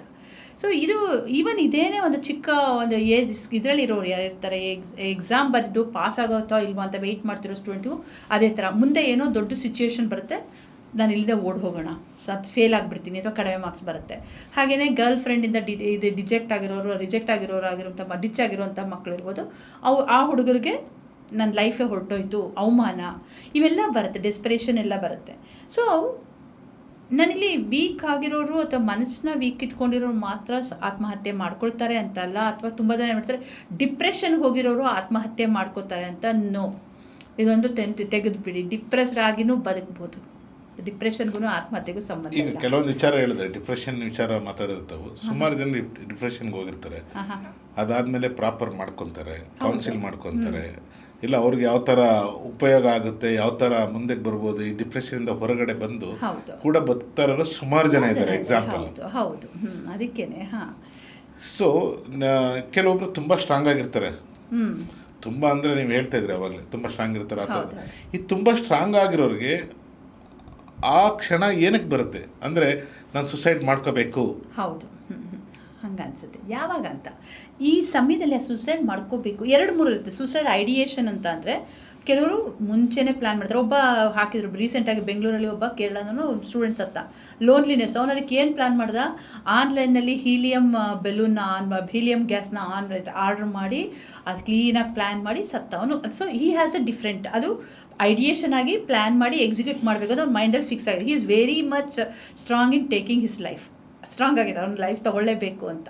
ಇನ್ನೊಂದಷ್ಟು ಏನಿರುತ್ತೆ, ಒಂಟಿತನ ಕಾಡುತ್ತೆ. ಆ್ಯಕ್ಚುಲಿ ಬೆಂಗಳೂರಲ್ಲಿ ತುಂಬ ಜನಕ್ಕೆ ಕಾಡ್ತಿರೋದು ಈ ಒಂಟಿತನ ಅಂತ. ಅಂದರೆ ಯೂಶ್ವಲಿ ನಾವೇಂತ ಕರಿತೀನಿ, ನಾನು ಇದನ್ನೊಂದು ವರ್ಡ್ ಯೂಸ್ ಮಾಡ್ತೀನಿ, ಮೆಟ್ರೋ ಟ್ರಾನ್ಸಿಷನ್ ಸಿಂಡ್ರೋಮ್ ಅಂತ ಹೇಳಿ ಕರಿತೀನಿ. ನಾನೇ I just created a word. ಯಾಕಂದರೆ ಊರಿಂದ ಊರಿಗೆ ಬಂದಾಗ ಅವ್ರಿಗೆ ಯಾರು ಅವ್ರಂಥವ್ರು ಅವ್ರ ಕಡೆಯವ್ರು ಇರೋದಿಲ್ಲ, ಅವ್ರಿಗೆ ಅಡ್ಜಸ್ಟ್ ಆಗೋಲ್ಲ. ಏನು ಈ ಬೆಂಗಳೂರು ಇದು ಅಂತ. ಕೆಲವ್ರು ಏನು ಮಾಡ್ತಾರೆ, ತುಂಬ ಡಿಫ್ರೆಂಟಾಗಿ ಅಡ್ಜಸ್ಟ್ ಆಗ್ತಾರೆ, ಬೇರೆ ಬೇರೆ ದಾರಿ ಹಿಡಿತಾರೆ. ಇನ್ನು ಕೆಲವರು ಅಡ್ಜಸ್ಟ್ ಆಗದಲ್ಲೇ ಒಂಟಿತನ ಕಾಡಿದಾಗ ಮೆಟ್ರೋ ಟ್ರಾನ್ಸಿಷನ್ ಸಿಂಡ್ರೋಮ್ಗೆ ಹೋಗಿ ಸಾಯುವಂಥ ಚಾನ್ಸಸ್ ಇರುತ್ತೆ ಇಲ್ಲಿ. ಅದು ಹಾಗಾಗಿ ಒಂಟಿತನ ಅನ್ನೋದು ತುಂಬ ಕಷ್ಟ ಮನುಷ್ಯರಿಗೆ. ಒಂಟಿತನ, ಯಾಕಂದರೆ ನಾವು ಮನುಷ್ಯ ಸಂಘಜೀವಿ. ನಾವು ಒಂಟಿಯಾಗಿರೋದು ಕಷ್ಟ ಆಗುತ್ತೆ. ಯಾವಾಗ ಆ ಒಂಟಿತನ ಬರುತ್ತೋ ಅಥವಾ ನಾನೇನೋ ಕಳ್ಕೊಂಡ್ಬಿಟ್ಟೆ, ನನಗೆ ದಾರಿ ಕಾಣಿಸ್ತಿಲ್ಲ ಅಂದಾಗ ಈ ಮನಸ್ಸು ಆ ಟೈಮಲ್ಲಿ ನನಗೆ ಇನ್ನೇನಿಲ್ಲ ಅಂತ. ಒಂದು ಎಕ್ಸಾಂಪಲ್ ಕೊಡ್ತೀನಿ. ಈಗ ನಿಮಗೆ ಓಡ್ ಬರ್ತಾ ಇರ್ತೀರ, ನೀವು ಬರ್ತಾ ಇರ್ತೀರ, ಏನೋ ಒಂದು ಅಟ್ಟಿಸ್ಕೊಂಡ್ಬರ್ತಾ ಇದೆ, ನೀವು ಓಡಿ ಬರ್ತಾ ಇದ್ದೀರಾ. ಓಡಿ ಬಂದಾಗ ನಿಮ್ಗೆ ಏನು ಅನ್ಸುತ್ತೆ, ನಿಮ್ಮ ಮೈಂಡಲ್ಲಿ ಇರುತ್ತೆ, ನನಗಿರೋದು ಇದೊಂದೇ ದಿಕ್ಕು, ಸ್ಟ್ರೈಟ್ ಹೋಗೋಣ ಅಂತ. ಬಂದು ಎದುರುಗಡೆ ಇರೋ ಗೋಡೆಗೆ ಫಟ್ ಅಂತ ಹೊಡ್ಕೋತಾರೆ, ಕೆಳಗಡೆ ಬೀಳ್ತೀರ. ಇದೇ ಥರ ಆ ಸಮಯದಲ್ಲಿ ಓಡ್ತಾ ಇರ್ತಾರೆ ಅವರು.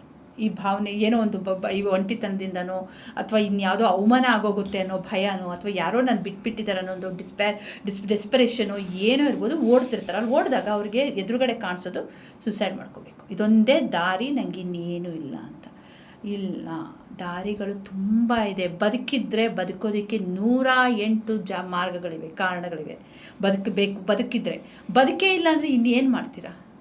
ಹಾಗಾಗಿ life is very important, precious. ಎಂಥದೇ ಕಷ್ಟ ಬಂದ್ರೂ ಬದುಕ್ಬೋದು.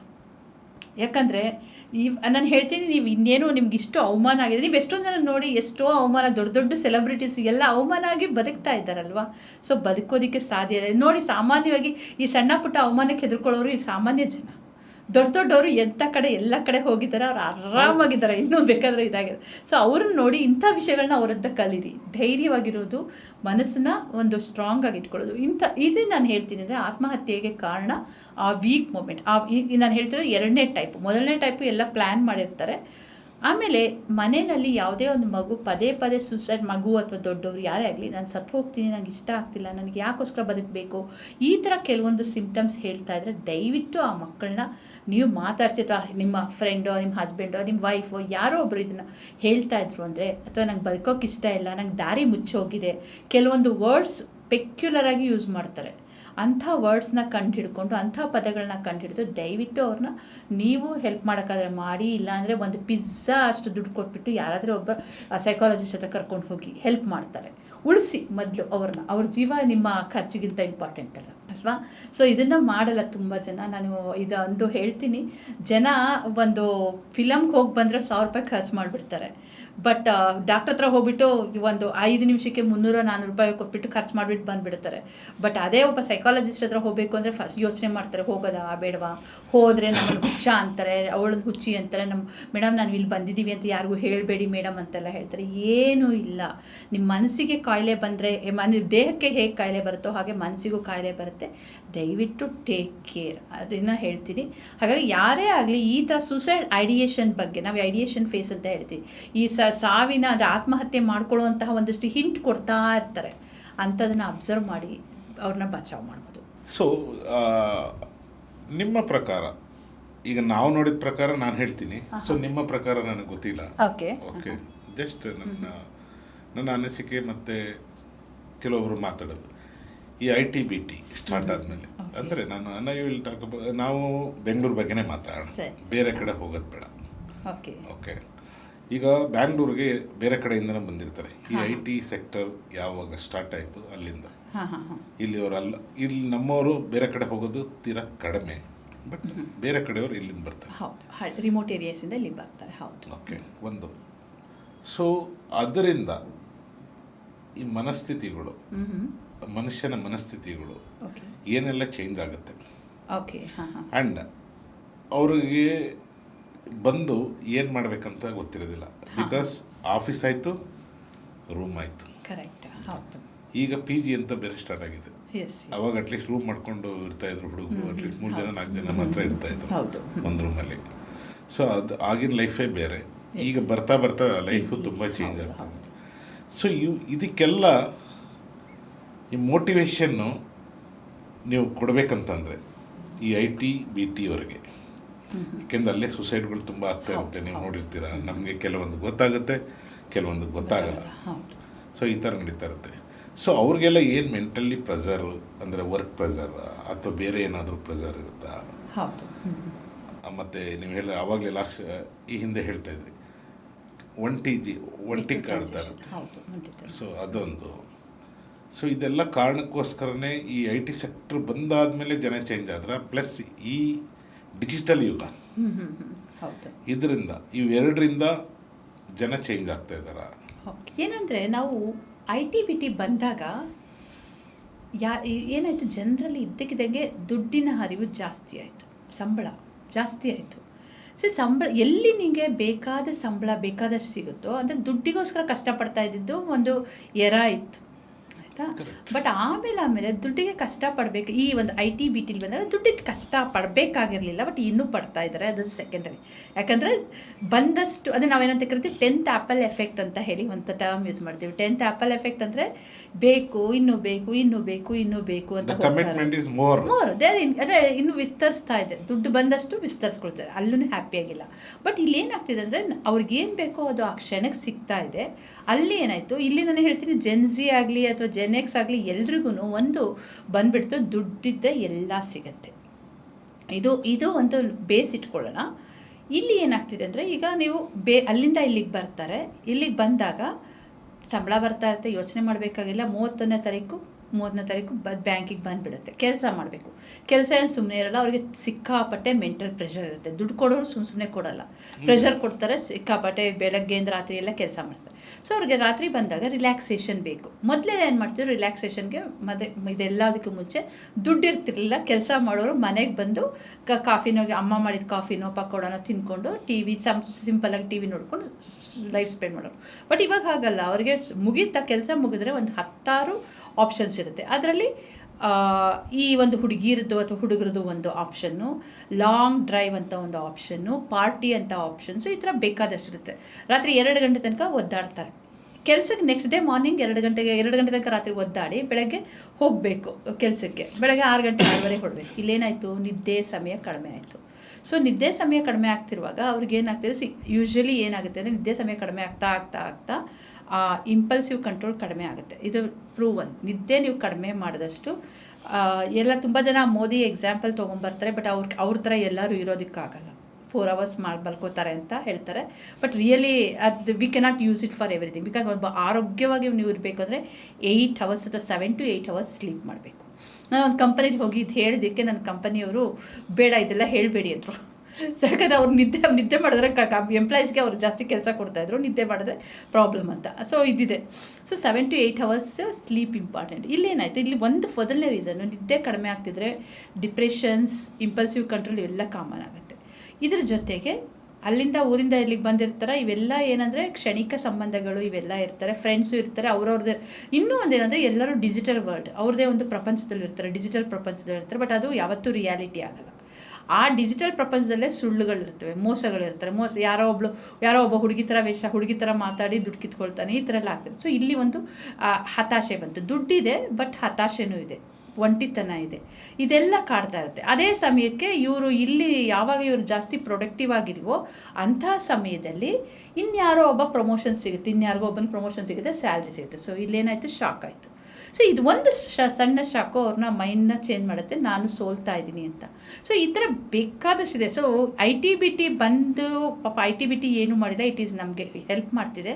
ಇದು ಹೇಗೆ ಅಂದರೆ ಮಂಗನ ಕೈಲಿ ಮಾಣಿಕ್ಯ ಕೊಟ್ಟಾಗೋಗಿದೆ ಕೆಲವರಿಗೆ, ನಾಟ್ ಎವ್ರಿಬಡಿ. ಕೆಲವು ಹುಡುಗರು ತುಂಬ ಚೆನ್ನಾಗಿ ಮೇಂಟೈನ್ ಮಾಡ್ತಾರೆ, ಹುಡುಗಿರು ಎಷ್ಟು ಚೆನ್ನಾಗಿ ಜೀವನ ನಡೆಸ್ತಾ ಇದ್ದಾರೆ ಅಂದರೆ ಖುಷಿ ಆಗುತ್ತೆ. ಬಟ್ ಬೇರೆಯವರು ಮಂಗನ ಕೈಲಿ ಮಾಣಿಕ್ಯ ಬಂದಾಗೆ, ಅಷ್ಟು ದುಡ್ಡು ಬಂದಾಗ ಏನು ಮಾಡೋಕ್ಕೆ ತೋಚ್ತಲ್ಲ. ಆ್ಯಂಡ್ ಇನ್ನೊಂದು, ನಾವೆಲ್ಲ ಪಾರ್ಟ್ ಟೈಮ್ ಕೆಲಸ ಮಾಡಿ ಬಂದವರು, ಬೆಳಗ್ಗೆ ಕೆಲಸಕ್ಕೆ ಹೋಗಿ ಮತ್ತು ಸಾಯಂಕಾಲ ಮಾಡ್ತೀವಿ. ಸೊ ದಟ್ ಮೀನ್ಸ್ ನಮ್ಮ ಮೈಂಡಲ್ಲಿ ಬೇರೆದಕ್ಕೇನು ಟೈಮ್ ಇರ್ತದೆ. ಅವ್ರಿಗೆ ಕೆಲಸ ಮುಗಿಸಿದ್ಮೇಲೆ ಡೆವಿಲ್ ಮೈಂಡ್ ಆಗಿರುತ್ತೆ. ಸೊ ಏನಾದರೂ ಒಂದು ಮಾಡಬೇಕು, ಏನೋ ಮಾಡಬೇಕು, ಇನ್ನೇನೋ ಸಾಲದು, ಇನ್ನೂ ಬೇಕು, ಇವೆಲ್ಲ ಬಂದಾಗ ಮೈಂಡು ಏನು ಬೇಕಾದ್ರೂ ಹೋಗ್ಬೋದು. So suicide is one of the option. ಮಾಡ್ಕೋತಾರೆ ಎಕ್ಸ್ಟ್ರೀಮ್ಗೆ ಹೋದಾಗ. ಅದು ಬಿಟ್ಟು ಇನ್ನೆಲ್ಲ ಸಾಧ್ಯ ಆಗ್ತದೆ. ಬಟ್ ಎಲ್ಲರೂ ಅಲ್ಲ, ಒಂದಷ್ಟು ಜನ. ನಾವೊಂದು 50, ಮೊದಲು ಒಂದು 1% ಇತ್ತು ಅಂದ್ಕೊಳ್ಳಿ, ಇವಾಗ ಒಂದು 10% ಆಗಿದೆ. ಇನ್ನೊಂದು ತುಂಬ ಇಂಪಾರ್ಟೆಂಟ್, ಇವಾಗಿನ ಪೇರೆಂಟ್ಸ್ ಯಾರ್ಯಾರಿದ್ದೀರೋ ಇವಾಗ ಹೇಳ್ತಾ ಇರೋದು, ಇದು ತುಂಬ, ನಿಮ್ಮ ಮಕ್ಕಳಿಗೆ ಕಾದು ಪಡೆಯೋದನ್ನು ಕಲಿಸಿ. ಇದು ನಾನು ಅವತ್ತಿಂದ ಹೇಳ್ತಾ ಇದ್ದೀನಿ. ಕಾದು ಪಡೀರಿ. ಅವ್ರಿಗೆ ಏನೇ ಬೇಕಾ, ನಿಂಗೆ ಸೈಕಲ್ ಬೇಕಾ ತಗೋ, ನಿಂಗೆ TV ಬೇಕಾ, ಮೊಬೈಲ್ ಬೇಕಾ, ಬೇಡ, ವೆಯ್ಟ್ ಮಾಡಿ. 1 ದಿನ 2 ದಿನ 1 ವರ್ಷ 3 ದಿನ ವೆಯ್ಟ್ ಮಾಡಿಸಿ. ಇಮಿಡಿಯೇಟಾಗಿ ಕೊಡಬೇಡಿ. ಅವಾಗ ಪುಷ್ ಮಾಡಿ, ನಾಳೆ ಕೊಡು, ನಾಳೆ ಸಾಯಂಕಾಲ ಕೊಡ್ತೀನಿ, ನಾಡಿದ್ದು. ಬಟ್ ಅದ್ರ ಜೊತೆಗೆ ಒಂದು ಕಂಡೀಷನ್ ಹಾಕಿ, ಇದನ್ನು ಮಾಡಿಬಿಡು, ಅಷ್ಟೊತ್ತಿಗೆ ಇದು ಬಂದುಬಿಡುತ್ತೆ. ಸೊ ಅವಾಗ ಅಸೋಸಿಯೇಷನ್ ಬೇಕು. ಎಸ್, ಕಂಡೀಷನ್ಸ್ ಇಲ್ಲ, ಅಸೋಸಿಯೇಷನ್ ಬೇಕು. ನಾನು ಅಂದರೆ ನಮಗೆಲ್ಲ ನಾವು ಓದಿ ಬೆಳೆದಿದ್ದು ಕೈ ಕೆಸರಾದರೆ ಬಾಯಿ ಮೊಸರು ಅಂತ. ಇಲ್ಲಿ ಫಸ್ಟ್ ಬಾಯಿ ಮೊಸರು, ಕೈ ಕೆಸರು ಅಷ್ಟೇ. ಈ ಥರ ಆದಾಗ ಕಷ್ಟ ಆಗುತ್ತೆ. ಬಟ್ ಈಗಲೂ ಹೇಳ್ತೇನೆ, ರೂರಲ್ ಏರಿಯಾದ ಹುಡುಗರು ಬರ್ತಾ ಇರ್ತಾರೆ, ಎಷ್ಟೊಂದು ಜನ ಬರ್ತಿರ್ತಾರೆ, ಅವ್ರಿಗೆ ಇವೆಲ್ಲ ಗೊತ್ತಿರುತ್ತೆ. ಬಟ್ ಇಲ್ಲಿ ಬಂದ ತಕ್ಷಣ ಒಂದೇ ಸಲ ನನ್ನ ಮಗಳು ಹೇಳ್ತಾಳೆ, ಅವಳು ಕಾಲೇಜಿಗೆ ಬಂದವಳು ಫಸ್ಟ್ ಇಯರ್ಗೆ ಹೋದಾಗ, ಅಮ್ಮ ಅದು ಎಲ್ಲೆಲ್ಲಿಂದ ಬಂದಿದ್ರು ಎಲ್ಲ ಎಷ್ಟು ಏನೋ ಇನ್ನೋಸೆನ್ಸ್ ಇದ್ದಾರೆ ಅಂತ. 6 months ಆಯಿತಾ, ಅವ್ರ ಬಟ್ಟೆಯಿಂದ ಹಿಡಿದು ಜಡೆ ಕೂದಲು, ಇವಳು ಹಾಗೇ ಇದ್ದಾಳೆ, ಅವಳು ಬೆಂಗಳೂರಲ್ಲೇ ಬೆಳೆದವಳು, ಹೆಂಗಿದ್ದಾಳೋ ಹಾಗೇ ಇದ್ದಾಳೆ. ಅವರೆಲ್ಲ ಟೋಟಲಿ ಡ್ರೆಸ್ಸಿಂದ ಹಿಡಿದು ಎಲ್ಲ ಚೇಂಜು, 3 ಜನ ಬಾಯ್ ಫ್ರೆಂಡ್ಸು ಎಲ್ಲ ಶುರುವಾಗಿದೆ. ಸೊ ಅಂದರೆ ಎಲ್ಲರೂ ಅಲ್ಲ, ಅಗೇನ್ ಒಂದಷ್ಟು ಜನ, ಸ್ವಲ್ಪ ಜನ. ಸೊ ನಾವು ಅಲ್ಲೇ ಬರೋದು ಇಂಪಲ್ಸಿವ್ ಕಂಟ್ರೋಲ್. ನಮಗೆ ಏನೇ ಬರಲಿ, ನಿಧಿನೇ ಬರಲಿ, ನಮಗೆ ಅದು ಒಂದು ವಿಷಯ ನಮಗೆ ಇಮ್ಮಿಡಿಯೇಟಾಗಿ ಖುಷಿ ಕೊಡ್ತಾ ಇದೆ ಅಂದರೆ ಅದು ಲಾಂಗ್ ಟರ್ಮಲ್ಲಿ ನೋವು ಕೊಡುತ್ತೆ, ನಾವು ಅರ್ಥ ಮಾಡ್ಕೋಬೇಕಷ್ಟೆ.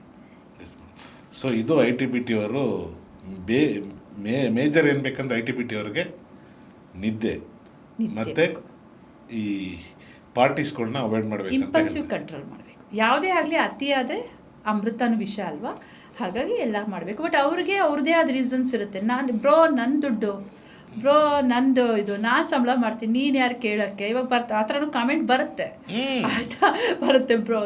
ಏನು ಇದು ಅಂತ ಎಲ್ಲ ಮಾತಾಡ್ತಾರೆ. ಏನಿಲ್ಲ, ITBT ಅವ್ರು ಎಲ್ಲರೂ ಅಲ್ಲ, ಏನು ಹೇಳ್ತೀನಿ, ಒಂದಷ್ಟು ಜನ 10% ಇರ್ತಾರೆ. ಆಮೇಲೆ ಇನ್ನೊಂದು ಹೇಳಲೇಬೇಕು, ಕುಡಿಯೋದು ಚಟ ಆದಾಗ, ಸ್ಮೋಕಿಂಗ್ ಚಟ ಆದಾಗ, ಆಮೇಲೆ ಇದು ಗಾಂಜಾ, ಇದನ್ನು ಹೇಳ್ತಾ ಇದ್ದೀನಿ. ಈ ಡ್ರಗ್ಸ್ ಅನ್ನೋದು ಕಣ್ಣು ಮುಚ್ಕೊಂಡು ಕೂತಿದೆ, ಎಲ್ಲರೂ ಹೇಳ್ತೀನಿ, ಪೊಲೀಸ್ ವ್ಯವಸ್ಥೆಯಿಂದ ಹೇಳಿದ್ರೆ ಎಲ್ಲರೂ ಕಣ್ಣು ಮುಚ್ಚಿ ಕೂತಿದ್ದಾರೆ. ಕಾಲೇಜಲ್ಲಿ ಬೇಡ, PGಗಳಲ್ಲಿ ಎಲ್ಲ ಕಡೆ ಸೇಲ್ ಆಗ್ತಿದೆ. ಬಟ್ ಯಾರು ಬಾಯ್ ಬಿಟ್ಟರು ಗೊತ್ತಿದ್ರೂ ಯಾರು ತಲೆ ಕೆಡಿಸ್ಕೊತಾ ಇಲ್ಲ, ಆರಾಮಾಗಿದ್ದಾರೆ. ಒಂದ್ಸಲ ನಾವೇ ಕರ್ಕೊಂಡು ಹೋಗಿ ಕೊಟ್ಟಿದ್ದೀವಿ, ಅವ್ರನ್ನ ನೆಕ್ಸ್ಟ್ 2 days ವಾಪಸ್ ಕಳಿಸಿದ್ದಾರೆ, ಆಯಿತಾ. ಸೊ ದಿಸ್ ಈಸ್ ಸಮಥಿಂಗ್ ಅದೇ ಎಸ್ಪೆಷಲಿ ಡ್ರಿಂಕ್ಸ್ ಬಗ್ಗೆ ಹೇಳ್ತಿಲ್ಲ ನಾನು, ಈ ಡ್ರಗ್ಸ್ ಬಗ್ಗೆ ಜನರನ್ನ ಹಾಳು ಮಾಡ್ತಿರೋದು. ಈ ಇಂಪಲ್ಸಿವ್ ಕಂಟ್ರೋಲ್ ಯಾಕೆ ಹಿಂಗೆ ಆಗ್ತಾ ಇದ್ದಾರೆ ಅಂದರೆ, 3,000 4,000 ಕೊಟ್ಟರೆ ಅದು ಎಷ್ಟೋ 1 ಗ್ರಾಮ ಏನೋ ಬರುತ್ತಂತೆ, 1 ಗ್ರಾಮ ಅರ್ಧ ಗ್ರಾಮ ಏನೋ ಬರುತ್ತಂತೆ, ಅದನ್ನು ತೊಗೊಳ್ತಾರೆ. ಅದು ಎಷ್ಟು ಬೇಕಾದ್ರೂ ತೊಗೊಳ್ಬೋದು, ಅದು ಸಿಗ್ತಾ ಇದೆ. ಅದು ಎಲ್ಲಿ ಸಿಗ್ತಿದೆ, ಕಣ್ಣಿಗೆ ಕಾಣೋ ಹಾಗೆ ಸಿಗ್ತಾ ಇದೆ. ಇವನ್ನೆಲ್ಲ ತಡೆಯಲ್ಲ, ಯಾರು ತಡೆಯೋದಿಲ್ಲ. ಯಾಕಂದರೆ ಅವರೆಲ್ಲ ದುಡ್ಡು ಕೊಡೋಕೆ ರೆಡಿ ಇರ್ತಾರೆ. ನಾವು ಒಂದು ಸಲ ಹಿಡಿದ್ರೆ ಅವ್ರ ಖುಷಿ, ಯಾರು ನಮ್ಮ ಲೀಗಲ್ ವ್ಯವಸ್ಥೆಯಲ್ಲಿ ಯಾರು ಇರ್ತಾರೋ ಅವ್ರ ಖುಷಿ, ಇಂಥ ಕೇಸ್ ಸಿಕ್ಕರೆ ಖುಷಿ, ಯಾಕಂದರೆ ಅವ್ರು ದುಡ್ಡು ಕೊಡ್ತಾರೆ. ನಾವು ಇದನ್ನೆಲ್ಲ ನೋಡಿ, ನಮ್ಮದು ಒಂದು ಲೇಔಟ್ ಇದೆ, ಆಯಿತಾ. ಆ ಲೇಔಟಲ್ಲಿ ಎಲ್ಲ ಫುಲ್ PGs ಇದೆ, ಅಲ್ಲಿ ನಡೀತಾನೇ ಇರ್ತವೆ ಈ ಥರ ಘಟನೆಗಳು. ನಾವು ಏನು ಮಾಡಲಿಕ್ಕಾಗಲ್ಲ. Everything has to be changed. ನಾವು ಹೇಳಿದ್ವಲ್ಲ, ITBT ಹುಡುಗರು ಮಾತ್ರ ಅಲ್ಲ, ವ್ಯವಸ್ಥೆನೂ ಬದಲಾಗಿದೆ. ಯಾಕಂದರೆ ವ್ಯವಸ್ಥೆಗೂ 100-200ರಿಂದ 10,000 20,000ಕ್ಕೆ ಹೋಗ್ಬಿಟ್ಟಿದೆ ಚಾರ್ಜಸ್. ಏನು ಮಾಡೋಕ್ಕಾಗಲ್ಲ, ನಾನು ಓಪನ್ನಾಗಿ ಹೇಳ್ತಾ ಇದ್ದೀನಿ, ದಟ್ಸ್ ಅ ಥಿಂಗ್ ಅಷ್ಟೇ. ಇದು ನಡೀತಾ ಇದೆ. ಇದು ಸೊ ಆಕ್ಟರ್ ದರ್ಶನ್ ಬಗ್ಗೆ, ಓ ಮೈ ಗಾಡ್, ಓಕೆ, ಐ ಥಿಂಕ್ ನೀವು psychologist. So as A psychologist ನೀವು ಈಗ ದರ್ಶನ್ ಅವ್ರ ಬಗ್ಗೆ ಹೇಳಬೇಕಂದ್ರೆ, ಸೊ ಏನೆಲ್ಲ ಘಟನೆ ಆಯಿತು ನೀವು ನೋಡಿದ್ದೀರ, ಇದ್ರ ಬಗ್ಗೆ ಒಬ್ಬ ಸೈಕಾಲಜಿಸ್ಟ್ ಆಗಿ ತಾವು ಏನು ಹೇಳ್ತೀರೋ? ಓಕೆ, ಸೊ ಈ ಟಾಪಿಕ್ನ ಸ್ವಲ್ಪ ನಾನು ಹೋಲ್ಡ್ ಮಾಡ್ತೀನಿ. ಯಾಕಂದರೆ ಈಗ ಅವರಿರೋ ಸಿಚುಯೇಷನ್ನಲ್ಲಿ ನಾನು ಇದ್ರ ಬಗ್ಗೆ ಮಾತಾಡೋಕ್ಕಲ್ಲ. ಬಟ್ ಆ ಒಂದು ಸ್ವಭಾವ ಇರೋರು, ಆ ಥರದವ್ರನ್ನ ನೋಡಿದ್ದೀನಿ. ದರ್ಶನ್ ಅವ್ರ ಬಗ್ಗೆ ನಾನು ಮಾತಾಡ್ತಾ ಇಲ್ಲ. ಆ ರೀತಿ ಸ್ವಭಾವ ಇರೋರಿಗೆ ಆ್ಯಕ್ಚುಲಿ ಅವರಿಗೆ ಒಬ್ಬ ಗೈಡ್ ಬೇಕಿತ್ತು. ಅವರು ಏರ್ಯಾನೋ ಬೌನ್ಸರ್ಸ್ನೆಲ್ಲ, ಆ ಥರದವರು ಬೌನ್ಸರು ಇವ್ರು ಇಟ್ಕೊಳ್ಳೋ ಜೊತೆ ಒಬ್ಬ ಕೋಚ್ ಇಟ್ಕೊಳ್ಬೇಕಿತ್ತು. ಮೆಂಟಲ್ ಕೋಚ್ ಅಂತಲೇ ಕರೀತಾರೆ, ಅವ್ರನ್ನ ಇಟ್ಕೊಳ್ಬೇಕಿತ್ತು. ಸೊ ಅಂಥವ್ರು ಇದ್ದಾಗ ಆಗುತ್ತೆ. ಅವರಿಗೆ ಹಿ ಮೇ ಹ್ಯಾವ್ ದಿಸ್ ಇದು ಇನ್ಸ್ಟ್ಯಾಂಟೇನಿಯಸ್ ಇಂಪಲ್ಸಿವ್ ಕಂಟ್ರೋಲಿಂಗ್ ಆಗ್ದಲ್ಲಿರುವಂಥ ಒಂದು ಸ್ಟೇಜಲ್ಲಿ ಇರ್ತಾರೆ. And I have come to know, ಈ ಥರ ಸ್ವಭಾವ ಇರೋರು ಸಾಮಾನ್ಯವಾಗಿ ಡ್ರಿಂಕ್ಸ್ ಅಥವಾ ಇದಕ್ಕೆ ಆ ಚಟಗಳಿಗೆ ಬಿದ್ದಾಗ ಆ ಮೈಂಡ್ ಮೇಲೆ ಕಂಟ್ರೋಲ್ ಇರೋದಿಲ್ಲ. ಇಂಥ ಒಂದು ಯಾವುದೋ ಒಂದು ಗಳಿಗೆಯಲ್ಲಿ ಪ್ರಾಬಬ್ಲಿ ಅವರು ಒಳ್ಳೆಯವರೇ ಆಗಿರ್ಬೋದು, ಆದರೆ ಅವ್ರನ್ನ ನೀವು ಅವರ ಒಂದಷ್ಟು ಡೈಲಾಗ್ ನೋಡ್ಕೊಂಬಂದರೆ ಮೊದಲಿಂದನೂ ಅವ್ರ ನಾಲಿಗೆ ಮೇಲೆ ಮನಸ್ಸಿಗೆ ಕಂಟ್ರೋಲ್ ಇಲ್ಲ. ಆ್ಯಂಡ್ ಹಾಗೆಯೇ ಅವ್ರು ಮಾಡೋ ಕೆಲಸದ ಬಗ್ಗೆನೂ ಕಂಟ್ರೋಲ್ ಇಲ್ಲ. ಇದನ್ನೇ ನಾವು ನೋಡ್ಕೊಂಡ್ಬಂದಿದ್ದೀವಿ. ಈ ಥರ ಜನಗಳಿರ್ತಾರೆ. ಇಂಥವ್ರಿಗೆಲ್ಲ ಸಾಮಾನ್ಯವಾಗಿ ಇಂಪಲ್ಸಿವ್ ಕಂಟ್ರೋಲ್ ಇಶ್ಯೂ ಇರುತ್ತೆ. ಸಾಮಾನ್ಯವಾಗಿ ಇಂಪಲ್ಸಿವ್ ಕಂಟ್ರೋಲ್ ಇಶ್ಯೂ ಇರೋರು ಒಂದಲ್ಲ ಒಂದು ಚಟನ ಓವರ್ ಮಾಡ್ಕೊಂಡ್ಬಿಟ್ಟಿರ್ತಾರೆ. ಇಲ್ಲಿಗೆ ಬಂದಾಗ ಇದು ಪಾರ್ನ್ ಅಡಿಕ್ಷನ್ ಸಹ ಆ ಥರ ಆಗುತ್ತೆ.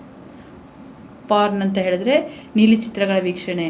ಮೊನ್ನೆ ಯಾವುದೋ ಒಂದು ಮೂವಿನಲ್ಲಿ ಕಾರ್ದು ತೋರಿಸಿದ್ರಲ್ಲ, ಕಾರಲ್ಲಿ ನಡೆಯೋದು, ಅದನ್ನು ಹೇಳಿದ್ರೆ ಮತ್ತೆ ಆ ಫ್ಯಾನ್ಸ್ ಬರ್ತಾರೆ, ಆಯಿತಾ. ಸೊ ಹಾಗಾಗಿ ಅಂಥ ದೃಶ್ಯಗಳು ಅವೆಲ್ಲ ಏನಾಗುತ್ತೆ, ಮನುಷ್ಯನ ಮೈಂಡ್ನ ಶ್ರಿಂಕ್ ಮಾಡ್ತಾ ಕಂಟ್ರೋಲ್ ಹೋಗ್ತಾ ಇರುತ್ತೆ. ಯಾವುದೋ ಅಡಿಕ್ಷನ್ ಯಾವುದೇ ಆಗಲಿ ನಮಗೆ ಪ್ರಾಬ್ಲಮ್ ಆಗದಲ್ಲಿರೋ ತನಕ, ನಮಗೆ ಆಗಲಿ ನಮ್ಗೆ ಆಪೋಸಿಟ್ ಆಗದೆ ಇರೋರಿಗೆ ಪ್ರಾಬ್ಲಮ್ ಆಗದಿರೋ ತನಕ ಎಲ್ಲವೂ ಒಳ್ಳೆಯದು.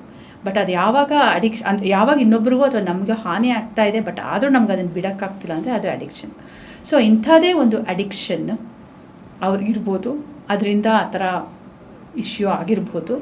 ಆ್ಯಂಡ್ ಅವರನ್ನು ಫಾಲೋ ಮಾಡ್ತಾರೆ. ಇವಾಗ ನಿಮ್ಮ ಪ್ರಕಾರ ಅವ್ರಿಗೆ ಒಂದು ಕೌನ್ಸಿಲ್ ಬೇಕೇ ಬೇಕು, ಅವರೊಬ್ಬರಿಗೆ ಅಲ್ಲ, ಈ ಥರ ಸುಮಾರು ಜನ ಇರ್ತಾರೆ, ತುಂಬ ಜನ ಇದ್ದಾರೆ. ಹೌದು, ತುಂಬ ಜನ ಇರ್ತಾರೆ. ಕೆಲವೊಬ್ಬರು ರಿಯಾಕ್ಟ್ ಮಾಡ್ತಾರೆ ಇಮ್ಮಿಡಿಯೇಟ್ ಆಗಿ, ಕೆಲವೊಬ್ಬರು ಒಳ್ಳೊಳಗೆ ಸೈಲೆಂಟಾಗಿ ಅವ್ರಿಗೆ ಏನು ಬೇಕಾದ್ ಮಾಡಿಕೊಂಡು ವಿಚಾರ ಸ್ವಲ್ಪ ಜಾಸ್ತಿ ಗೊತ್ತಿರೋರು ಏನು ಮಾಡ್ತಾರೆ, ಸೈಲೆಂಟಾಗಿ ಏನು ಬೇಕಾದ್ ಮಾಡಿಕೊಂಡು ಸೈಲೆಂಟಾಗಿರ್ತಾರೆ.